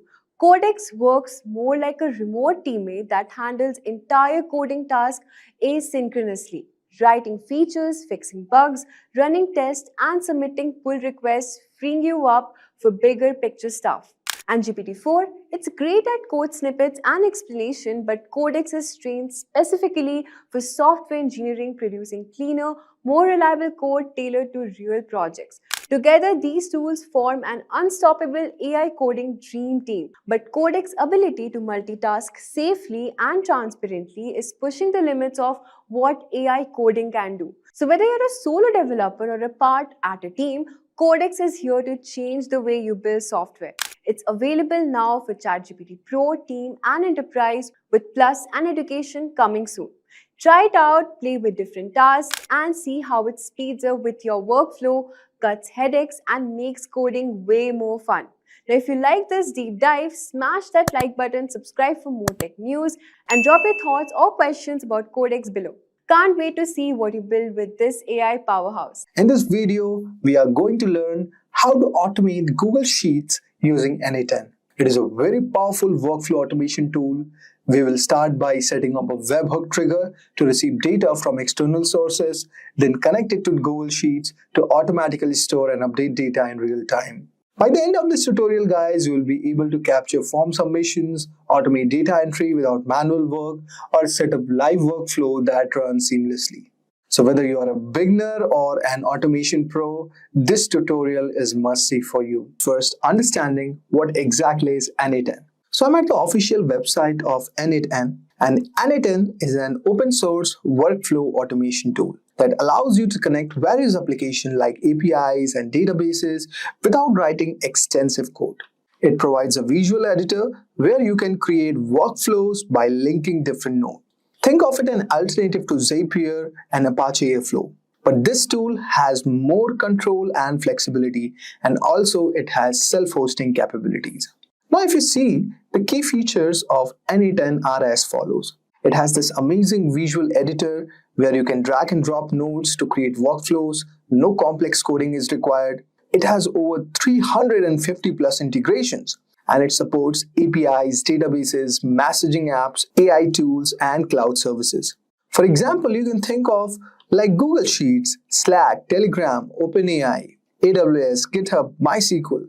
So it has integration to these tools. And apart from that, it has self-hosting and cloud options. You can run it on your own server for data privacy, also available as cloud service. It has also conditional logic and data transformation. It supports if condition loops, branching. You could also modify API responses, filter data, and perform calculations. And guys, this feature is very amazing. For real-time automation, it has webhooks. So NA10 can receive data from webhooks to trigger instant actions. For example, when a form is submitted in Typeform and send an email via Gmail. So it can automate in real time. Now you'd be wondering, how does N8N works? Now let us try to understand how N8N works exactly. So you can think of N8N as a digital assistant that automates your task without requiring you to write complex codes. It basically works by connecting different applications, services, and database into a sequence of steps called workflow. So if you go and log in to the creators.n8n.io.dashboard, if you register for this N8N, you're going to get a workflow template. Okay, you can go all over here. And you can share your template with the template name and give a description about it. And this could be your template code, whether it is free or paid. You can just click on this. And after that, I have reviewed my submission guidelines of N8N terms and services. And then you can click this workflow. Now, let us try to understand what exactly is a workflow. But before that, let us try to understand nodes. Okay, so nodes are tiny workers that do specific tasks. You can consider this something like that. And workflows are a sequence of nodes working together to complete a job. Like for example, let us say we are sending an email when you get a new form submission. Imagine you have a Google form where people can contact you. So every time someone builds the form, you want to automatically send them an email. So in N8N, you can create a workflow like this. So a Google Forms node collects the new response, and Gmail node sends an automatic email to the person who submits the form. So this is something like this. We'll be doing a one hands-on tutorial also to elaborate more about it. So this is one of the way how it works. Next, there is a concept of triggers. So there are trigger-based execution mode also, how to start your workflow. So you have to also understand, guys, that N8N workflows don't run all the time. They only start when something happens. So there are three ways to trigger a workflow. So the first one is trigger-based execution, okay, which is basically called as an event-driven. The workflow automatically starts when a specific event occurs. For example, let's say a new row is added to the Google Sheets. Now the workflow starts to run. Or you can think about it something like that: when a customer fills out a type form survey, the workflow runs. Think of it like a doorbell. When someone rings a bell, like for example submits a form or updates a database, the workflow wakes up and does its jobs. Next one, we have the schedule execution, or we call it as cron jobs. Now here the workflow run on schedule, like daily, weekly, monthly. For example, every Monday at 9 a.m., a report is generated and sent via email. Or every hour, an intern checks for new tweets and saves them. Think of this like an alarm clock. You set it once and it automatically rings at the right time. Now let us discuss about the workflow components, which are like the brains of the system. So every n8n workflow is made up of different type of nodes, and each node has a special role, just like team members working on a project. So whenever we trigger the node or start the workflow, so what happens exactly? First, there is a webhook node, which starts someone when, like for example, someone is sending a data to your API. Then there is a scheduler node, which starts at a specific time, like every morning at around 8 a.m. And then there is a type form trigger node, which starts when someone fills out a type form survey. So we'll try to cover all these things in this today's tutorial. Now, there are some also nodes, like we call them as action nodes, which basically perform tasks. So these nodes do not actually work in your workflow. For example, let's say send an email node or send an email via Gmail or Outlook. Or there is a HTTP request node, which fetches the data from an API like a weather update or something. Then there is a Google Sheet node, which like adds a new data to a spreadsheet. So these are called as action nodes, which basically performs tasks. Then you could also understand a bit about, let's say, logic nodes, which adds intelligence. So these nodes allow you to add conditions and decision in your workflow. For example, let's say if node checks a condition is met, like for example is an email from a VIP customer, you can imagine something like this. Then there is a switch node, which routes the workflow based on different cases. Like for example, the payment example is the best one. Like if the payment is failed, send a reminder. Otherwise, if it's successful, send a confirmation. And then you could also find out the loop node, which repeats an action multiple times, like sending a follow-up email every 3 days. So guys, these were some of the logics nodes, which basically adds intelligence. And finally, we have the data nodes, which store and retrieves the information. These nodes basically help you save and manage data. For example, like Google Sheet node, which helps you to read and write data from my spreadsheet, or MySQL node, which stores customer data in a database, or Airtable node, which basically updates information in a table. Think of it like filing cabinet. It organizes and stores important documents or data for future use. So putting up all together, let's say you run an online store and you want to notify your team on Slack when a new order is placed in Shopify. So here is how your n8n workflow would look like. There is a trigger node, like Shopify will trigger, like it is going to detect a new order. Then the action node is going to come up, which is going to fetch order details from Shopify. Then there is a logic node. If the order is above $1,000, it marks it as a high priority. An action node, which basically sends a Slack message to your sales team. So this is like the entire process which runs automatically, saving your time and effort. Now guys, you would be wondering, why should you use n8n? See guys, there is no need for coding skills. You can just drag and drop nodes. It saves a lot of time by automating repetitive tasks. And it works with hundreds of apps and APIs like Google, Slack, Shopify, ChatGPT, etc. It also has self-hosting option, which ensures privacy and full control. And finally, it is free and open source, unlike some other tools which have some strict limits. Now we are going to move forward and do a small hands-on to make you more understand about this platform. So guys, now let us create an automation using n8n. So first click on the first step. And let's say we want to use a trigger, let's say on a webhook call. So basically when we will be sending any HTTP request like get, post, put or delete, it is going to trigger our webhook on n8n. So just click on this and you could see our method is, let's say, post, and we want to post a data on using this post request. And after selecting this guys, just click for listen for test event. Let's test our webhook API. Copy this and then you can go to this online tool which is called as Recubin. Okay, and it is just a very simple tool where you could just do one thing. You could paste the same URL which you have copied it from here. Okay, now after going all from here, what are you going to do? Just click on the send request. Now you could see we have got a successful message that the workflow has started. But how to be sure of that this thing is working? Because in the output section, you will be seeing these kind of output. Okay, so our webhook API is working very much fine. Now, what next thing you could do? So the next thing, let us add a node all over here. So for example, let's add a Google Sheet. Okay, and let us trigger an API. Okay, let us say append a row in a sheet, or we want to update a row. So now you could see all over here we have this option called append or update a row from this list. And let's say we have this document called monthly expense, and you could also choose it, let's say from expense, and we want to add these properties, what values to send. Suppose name, we could say the name as Neil, and all over here, that's one thing. Okay, then what we could do, we could add another option like what would be the cell format, and we could add the next property, let's say as email, let's say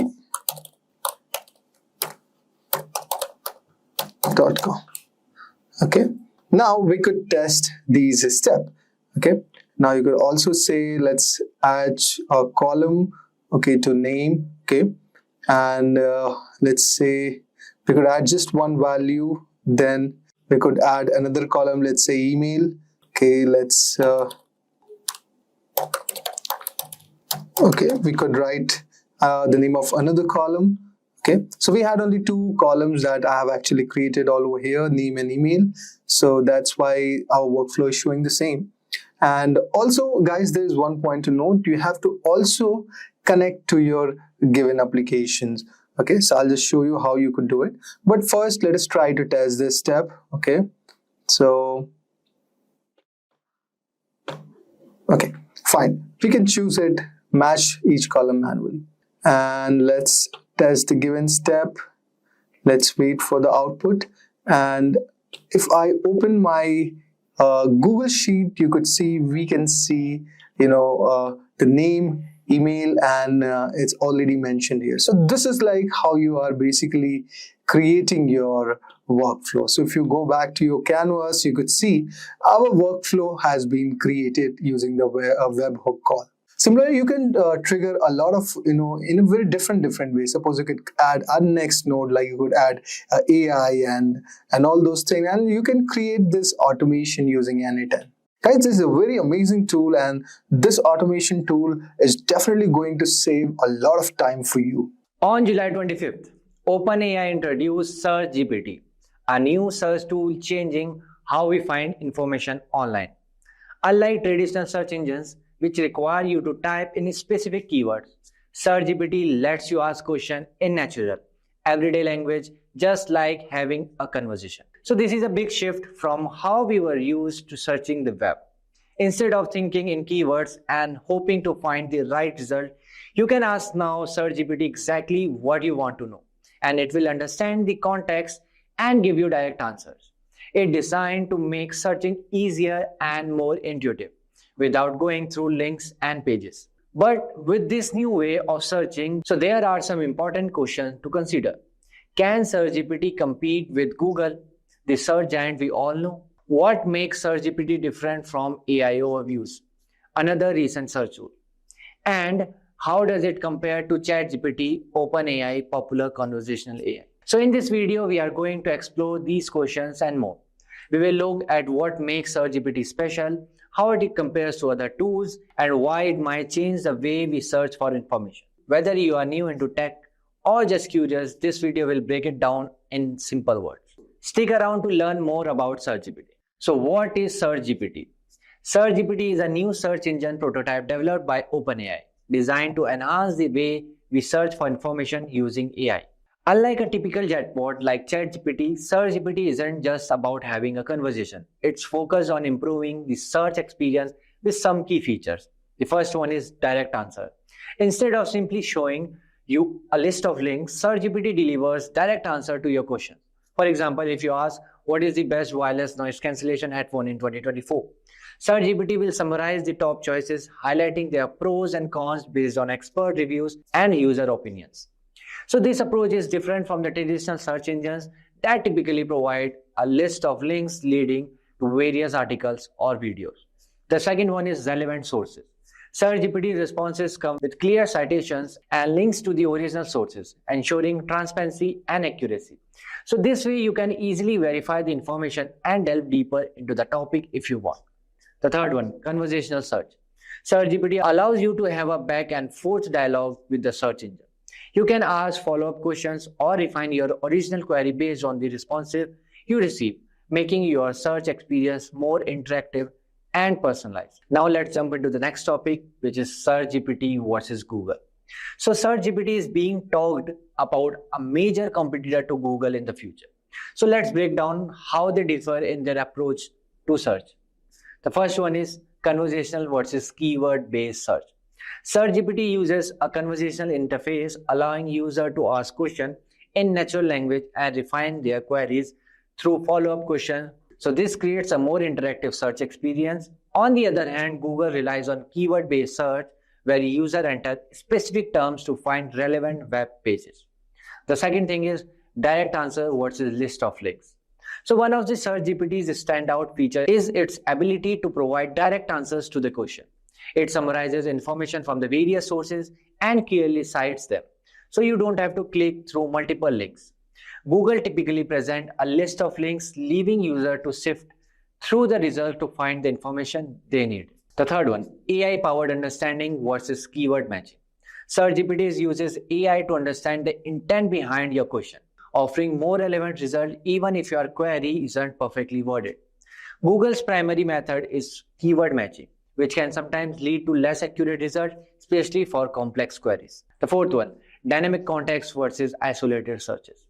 So SearchGPT maintains content across multiple interactions, allowing for more personalized responses, whereas Google treats each search as a separate query without remembering previous interaction. And the last one, real-time information versus indexed web pages. SearchGPT's aim to provide the latest information using real-time data from the web, whereas Google Vast Index is comprehensive but may include outdated or less relevant information. So now let's jump into the next topic, which is SearchGPT versus AI overviews.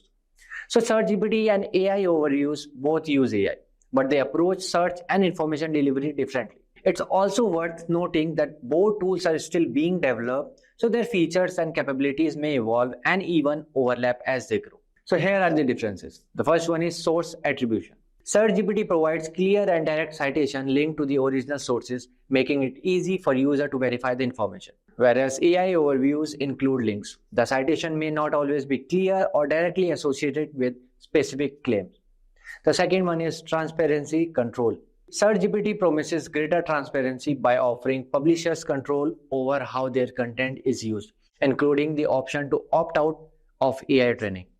AI overviews offer less transparency regarding the selection of content and the summarization process used. The next one is scope and depth. SearchGPT strives to deliver detailed and comprehensive answers pulling from a broad range of sources, including potential multimedia content. And in AI overviews offers a concise summary of key points, often with links for further exploration, but with a more limited scope. Now let's jump into the next part. SearchGPT versus ChatGPT. SearchGPT and ChatGPT, both developed by OpenAI, share some core features but serve different purposes. So here are some differences. The first one is primary purpose. SearchGPT designed for search, providing direct answer and sources from the web, whereas ChatGPT focused on conversational AI, generating text responses. The second one is information sources. SearchGPT relies on real-time information from the web, whereas ChatGPT knowledge based on this training data, which might not be current. The third one is response format. SearchGPT prioritizes concise answers with citation and source links, So whereas ChatGPT is more flexible, generating longer text, summarizes creative content, code, and etc. The next feature is use cases. ChatGPT ideal for fact-finding, research, and tasks requiring up-to-date information. Whereas ChatGPT is suitable for creative writing, brainstorming, drafting emails, and other open-ended tasks. So now question arises, when will ChatGPT be released? ChatGPT is currently in a limited prototype phase, meaning it's not yet widely available. OpenAI is testing with a select group to gather feedback and improve the tool. So if you are interested in trying ChatGPT, so you can join the waitlist on its webpage, but you will need a ChatGPT account. A full public release by the end of 2024 is unlikely, as OpenAI hasn't set a timeline. It's more probable that ChatGPT features will gradually added to the ChatGPT in 2024 or in 2025, with a potential standalone release later based on testing and the feedback. Did you know that within just a few lines of code, you can transform an AI model into something far more powerful? Something that responds to questions, connects to live data, pulls insights from databases, and even interacts with other apps in real time. That's what LangChain allows you to do. And it's quickly becoming the go-to framework for AI developers. Think about this, you're about to create something amazing, an AI that can think, learn, and grow in ways we once only dreamed of. And here's the best part. You don't need to be an AI expert to make that happen. LangChain is like a toolkit that connects the most advanced large language models like OpenAI's GPT to real-time data, allowing you to build AI applications that are smart, flexible, and highly interactive. LangChain is more than just a way to make AI development easier. It's a framework that allows different language models to work together seamlessly. So whether you want to understand user questions with one LLM, create human-like responses with another, or pull in data from an API or a database, LangChain makes all possible. The framework takes care of heavy lifting, connecting models, managing data flows, and even customizing how your AI interacts with external sources. Now the question is, why is LangChain so popular? It has become one of the most fastest growing open source projects because it's solving a huge problem for developers. The challenge of integrating generative AI and LLMs with external data and complex workflows. As AI becomes more central to our lives in 2024, LangChain is helping developers create smarter, more powerful applications. So whether it's just for chatbots, content creation, or advanced data analysis. In this tutorial, I'll show you exactly how to get started with LangChain, from setting up your environment to building the first AI-powered app. I'll walk you through it. So LangChain makes it possible to train models on our own custom data, opening up more possibilities for building specialized intelligent applications. By the end of this video, you will be ready to start building with LangChain, and trust me, once you see how easy it is, you'll wonder why you didn't start using it sooner. Let's start with a simple question, why should we use LangChain? Imagine you're working with large language models like GPT-4 or Hugging Face models, and you want to take their capabilities further, like integrating them with your own data sources or allowing them to take action based on information they retrieve. This is where LangChain comes in.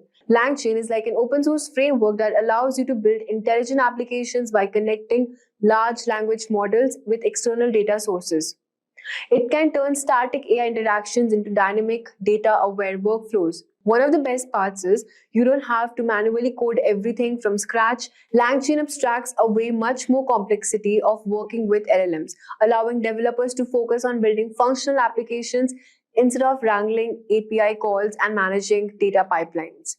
So LangChain is set to play even bigger role in AI development because it enables you to harness true power of generative AI by connecting it with real-time data and external tools. So now we have understood what LangChain is. Let us now understand how to install LangChain. So let's start with the installation of LangChain. We'll just simply go to the website docs part, and we'll just read through this documentation. So here it has explained what LangChain is and what are the framework consisting of. So we also have these tutorials on how do we install LangChain. Okay, so for installing, you can just simply click on this quick start and see here it has written how do we set up on Jupyter Notebook. So this is the command. If you want to install LangChain, we will use the pip command. So just simply you can copy this command pip install LangChain, and you have to open your command prompt or the terminal in your computer, and here you have to simply copy paste the command. So as you can see, it will load all the packages which is required for installing LangChain.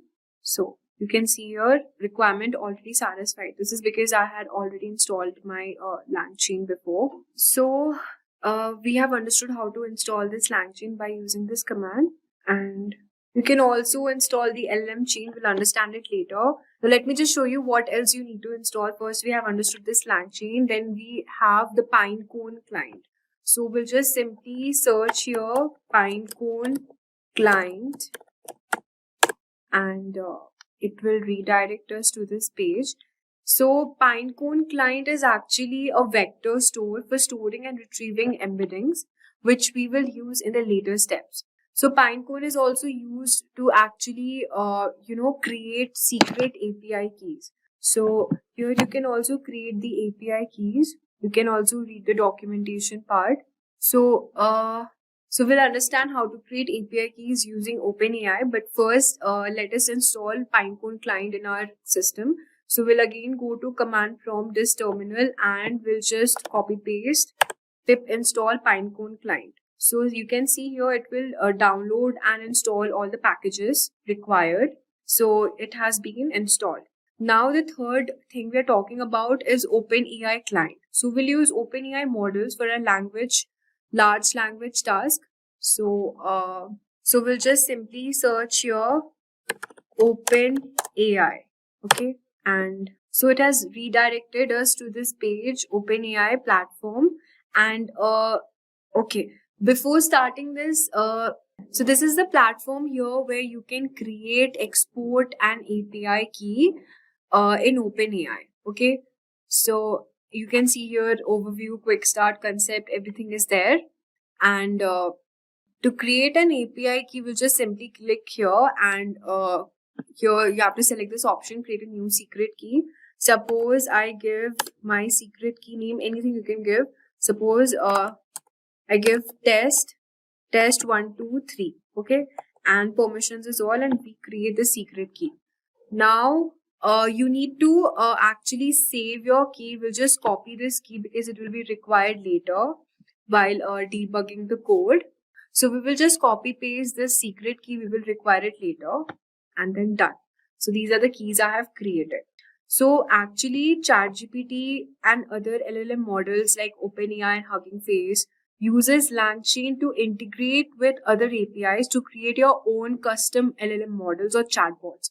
So suppose here we have logged in our ChatGPT here, and if I search here who won the WTC World Cup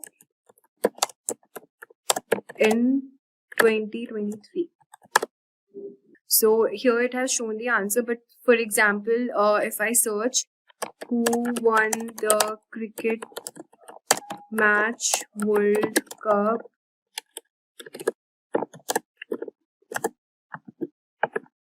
So here, as you can see, the ChatGPT has given answer as my last knowledge update, the 24 Men's World Cup has not taken place yet. This is happening because this ChatGPT older version has not been trained on the latest upcoming news or whatever the new technology is. So by using LangChain, you can integrate with other APIs and you can create your own customized LLM models or chatbots, which help you to train your own custom data using various tools and APIs. So before we move on, I've already showed you how to create the secret API key and how you have to store that the API key address. So first we have already understood how do we install LangChain here. So by using the pip command, we do it. And so you also need to install Python 3.8 or later installed in your system. So I already have Python installed. And to check that, you can just simply, I already have it installed in my system. So to check that, I'll simply just type here Python -- version and click enter. So as you can see, it has shown me the Python version which is installed in my computer. So the second step is already we have discussed, which is OpenAI API key here. So second step, we have already discussed how do we create our OpenAI API key. So we have to sign up in our OpenAI, then go to the API key section and then create a new secret key. And these are the keys I have created, and you can just keep it later. Later you'll use that. So now we'll come to the third step, which is create a project directory and setup. So what we do is we have Jupyter installed in our system. So we'll just go to command prompt here and type JUPY, Jupyter Notebook. So it will redirect us to the Jupyter Notebook installed in our system. So if not, we can just simply go from here. It is loading right now, we have to wait. Now you just need to click on this new and Python 3 IPy kernel, because Python has been installed in my system. So we will use Python as our kernel here. And here you can just give the prompts, the command. Before that, you have to create a Python file, which we can also create this Python file in Visual Studio Code. Just simply go to Visual Studio Code here and just simply click on File, New File, and I'll just type here python.py. And you can you have to first store the API key. For this, we use the command OpenAI underscore API underscore key equal to, and just give your secret key.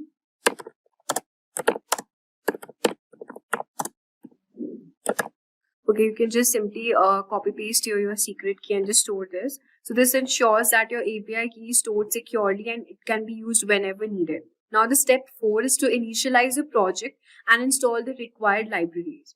So you need to add some additional libraries like Streamlit to make a user interface. So let's add that too in our project folder. You can either create a text file named requirements.txt and then install all these. We have already installed the OpenAI LangChain. We just need to install Streamlit. So here you can just give the command pip install Streamlit. So as you can see, this I have already installed Streamlit before. Same wise, you can also install OpenAI if it is not installed in your system using the command terminal, the Windows PowerShell. So we have understood this, what all packages and what all we need to install. Now the next step is to build your first LangChain app. To create a simple app which uses a input query and the app will generate a response using OpenAI's GPT model. So you have to create a Python file named main.py here. So as you can see, I've already imported this main.py, and this is my code here. Import Streamlit as st from LangChain and the constants I have created, and then I have initialized the OpenAI with our API key. So you have to just type this prompt here. I'm using VS Code here. You can also do it in your Jupyter Notebook. And then to create the Streamlit app, you have to give a title, LangChain demo with OpenAI. So this is the title I have provided. And then the text input for prompt. The prompt is st.text input and enter a prompt. You can just type enter a prompt or whatever you wish to. And then display the response. So if prompt response is LLM.predict prompt, so you can use the predict method for LLM. So here what the app will, so after creating and debugging this in the terminal, so your app will initialize OpenAI using your API key, and the user inputs a prompt through the Streamlit interface. LangChain processes the input and sends it to the OpenAI's GPT model, and the AI generates a response which is then displayed in the app. So now you can use all these prompts to run on your app. So to do this, you can just, to see your app in action, you can just go to the terminal and run the following command, which is Streamlit run main.py. So you can just simply go to the terminal here and just simply type the command, which is Streamlit run main.py. So by giving this prompt, a new tab in your browser will open displaying the app, and you can also type any question into the input box. So now we have understood all these steps. So this was a quite basic tutorial on how to install LangChain and then, integrate it with the app. You can also customize and expand. So LangChain's flexibility allows you to integrate other APIs also, external data sources, or even add memory to your AI application. So whether you're building a simple chatbot or more complex AI system, the possibilities are endless. So by following all these steps, you will have a fully functioning app running in your system in no time. So let's talk about the very first top AI tool, which is Skillora.ai.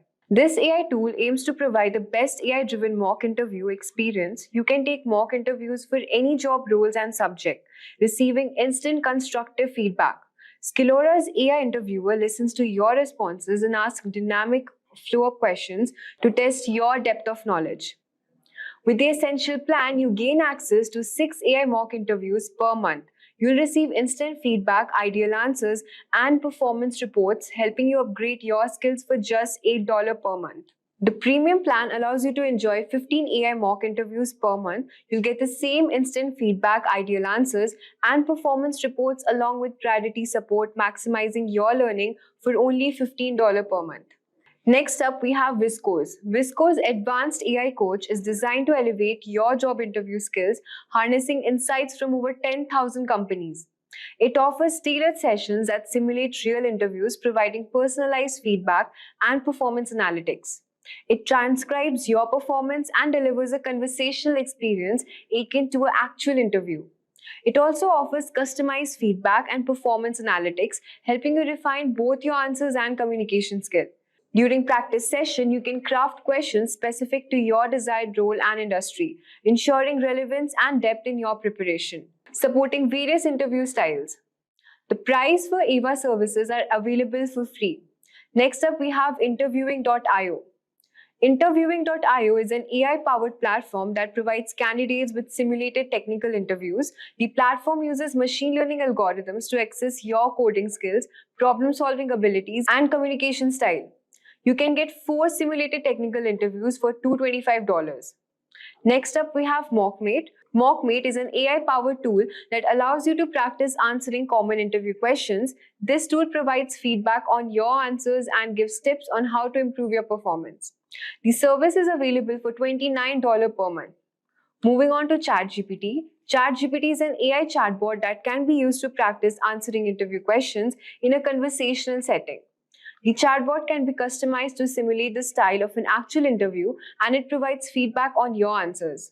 The free plan allows you to get started with writing assistant, problem solving, and many more. You will have limited access to ChatGPT 4.0 mini, including data analysis, file uploads, vision, web browsing, and custom GPTs.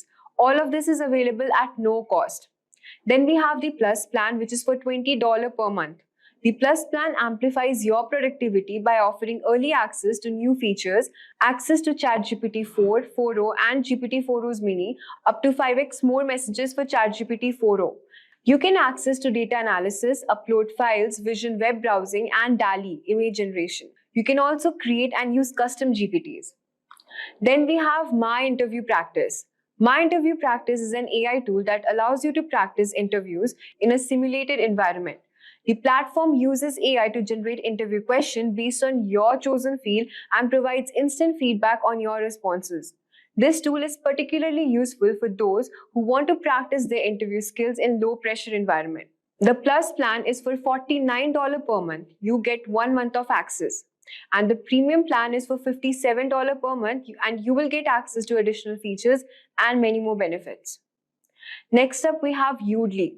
Udly offers real-time interview coaching using AI. It analyzes your speech and body language, providing feedback on how to improve your performance. Udly services are available for free. Now you might be wondering how AI tools can help you ace your job interviews. AI tools can assist in several ways. At first, we have research companies. AI tool provides information about companies' website, news articles, and social media, helping you tailor your answers to the interview's question. Practice questions. AI tool help you practice answering common interview questions, boosting your confidence and preparation. Feedback. AI tool offers feedback on your answers, highlighting areas for improvement and refining your responses. Personalized advice. AI tools provide tips and advice on improving your interview skills, giving you an edge to your next job interview. Choose the right AI tool and select an AI tool that fits your needs and preferences. Use the tool consistently, starting a few weeks before your interview to maximize its benefits. After practicing with the AI tool, get feedback from others to identify areas for further improvement. Dress professionally and be punctual for your interview to make a positive first impression. Show enthusiasm and confidence during the interview to leave a lasting impression on the interviewer. AI tools can significantly aid in interviewing preparation. By using them effectively, you can enhance your chances of success in your next job interview. That's a wrap on a prompt engineering full course by Simplilearn. If you have any doubts or questions, you can ask them in the comment section below. Our team of experts will reply you as soon as possible. Thank you and keep learning with Simplilearn. Staying ahead in your career requires continuous learning and upskilling. Whether you're a student aiming to learn today's top skills or a working professional looking to advance your career, we've got you covered. Explore our impressive catalog of certification programs in cutting-edge domains, including data science, cloud computing, cybersecurity, AI, machine learning, or digital marketing.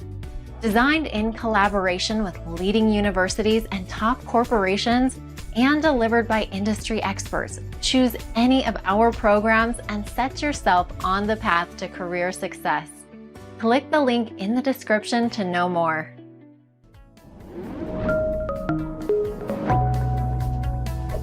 Hi there, if you like this video, subscribe to the Simplilearn YouTube channel and click here to watch similar videos. To nerd up and get certified, click here.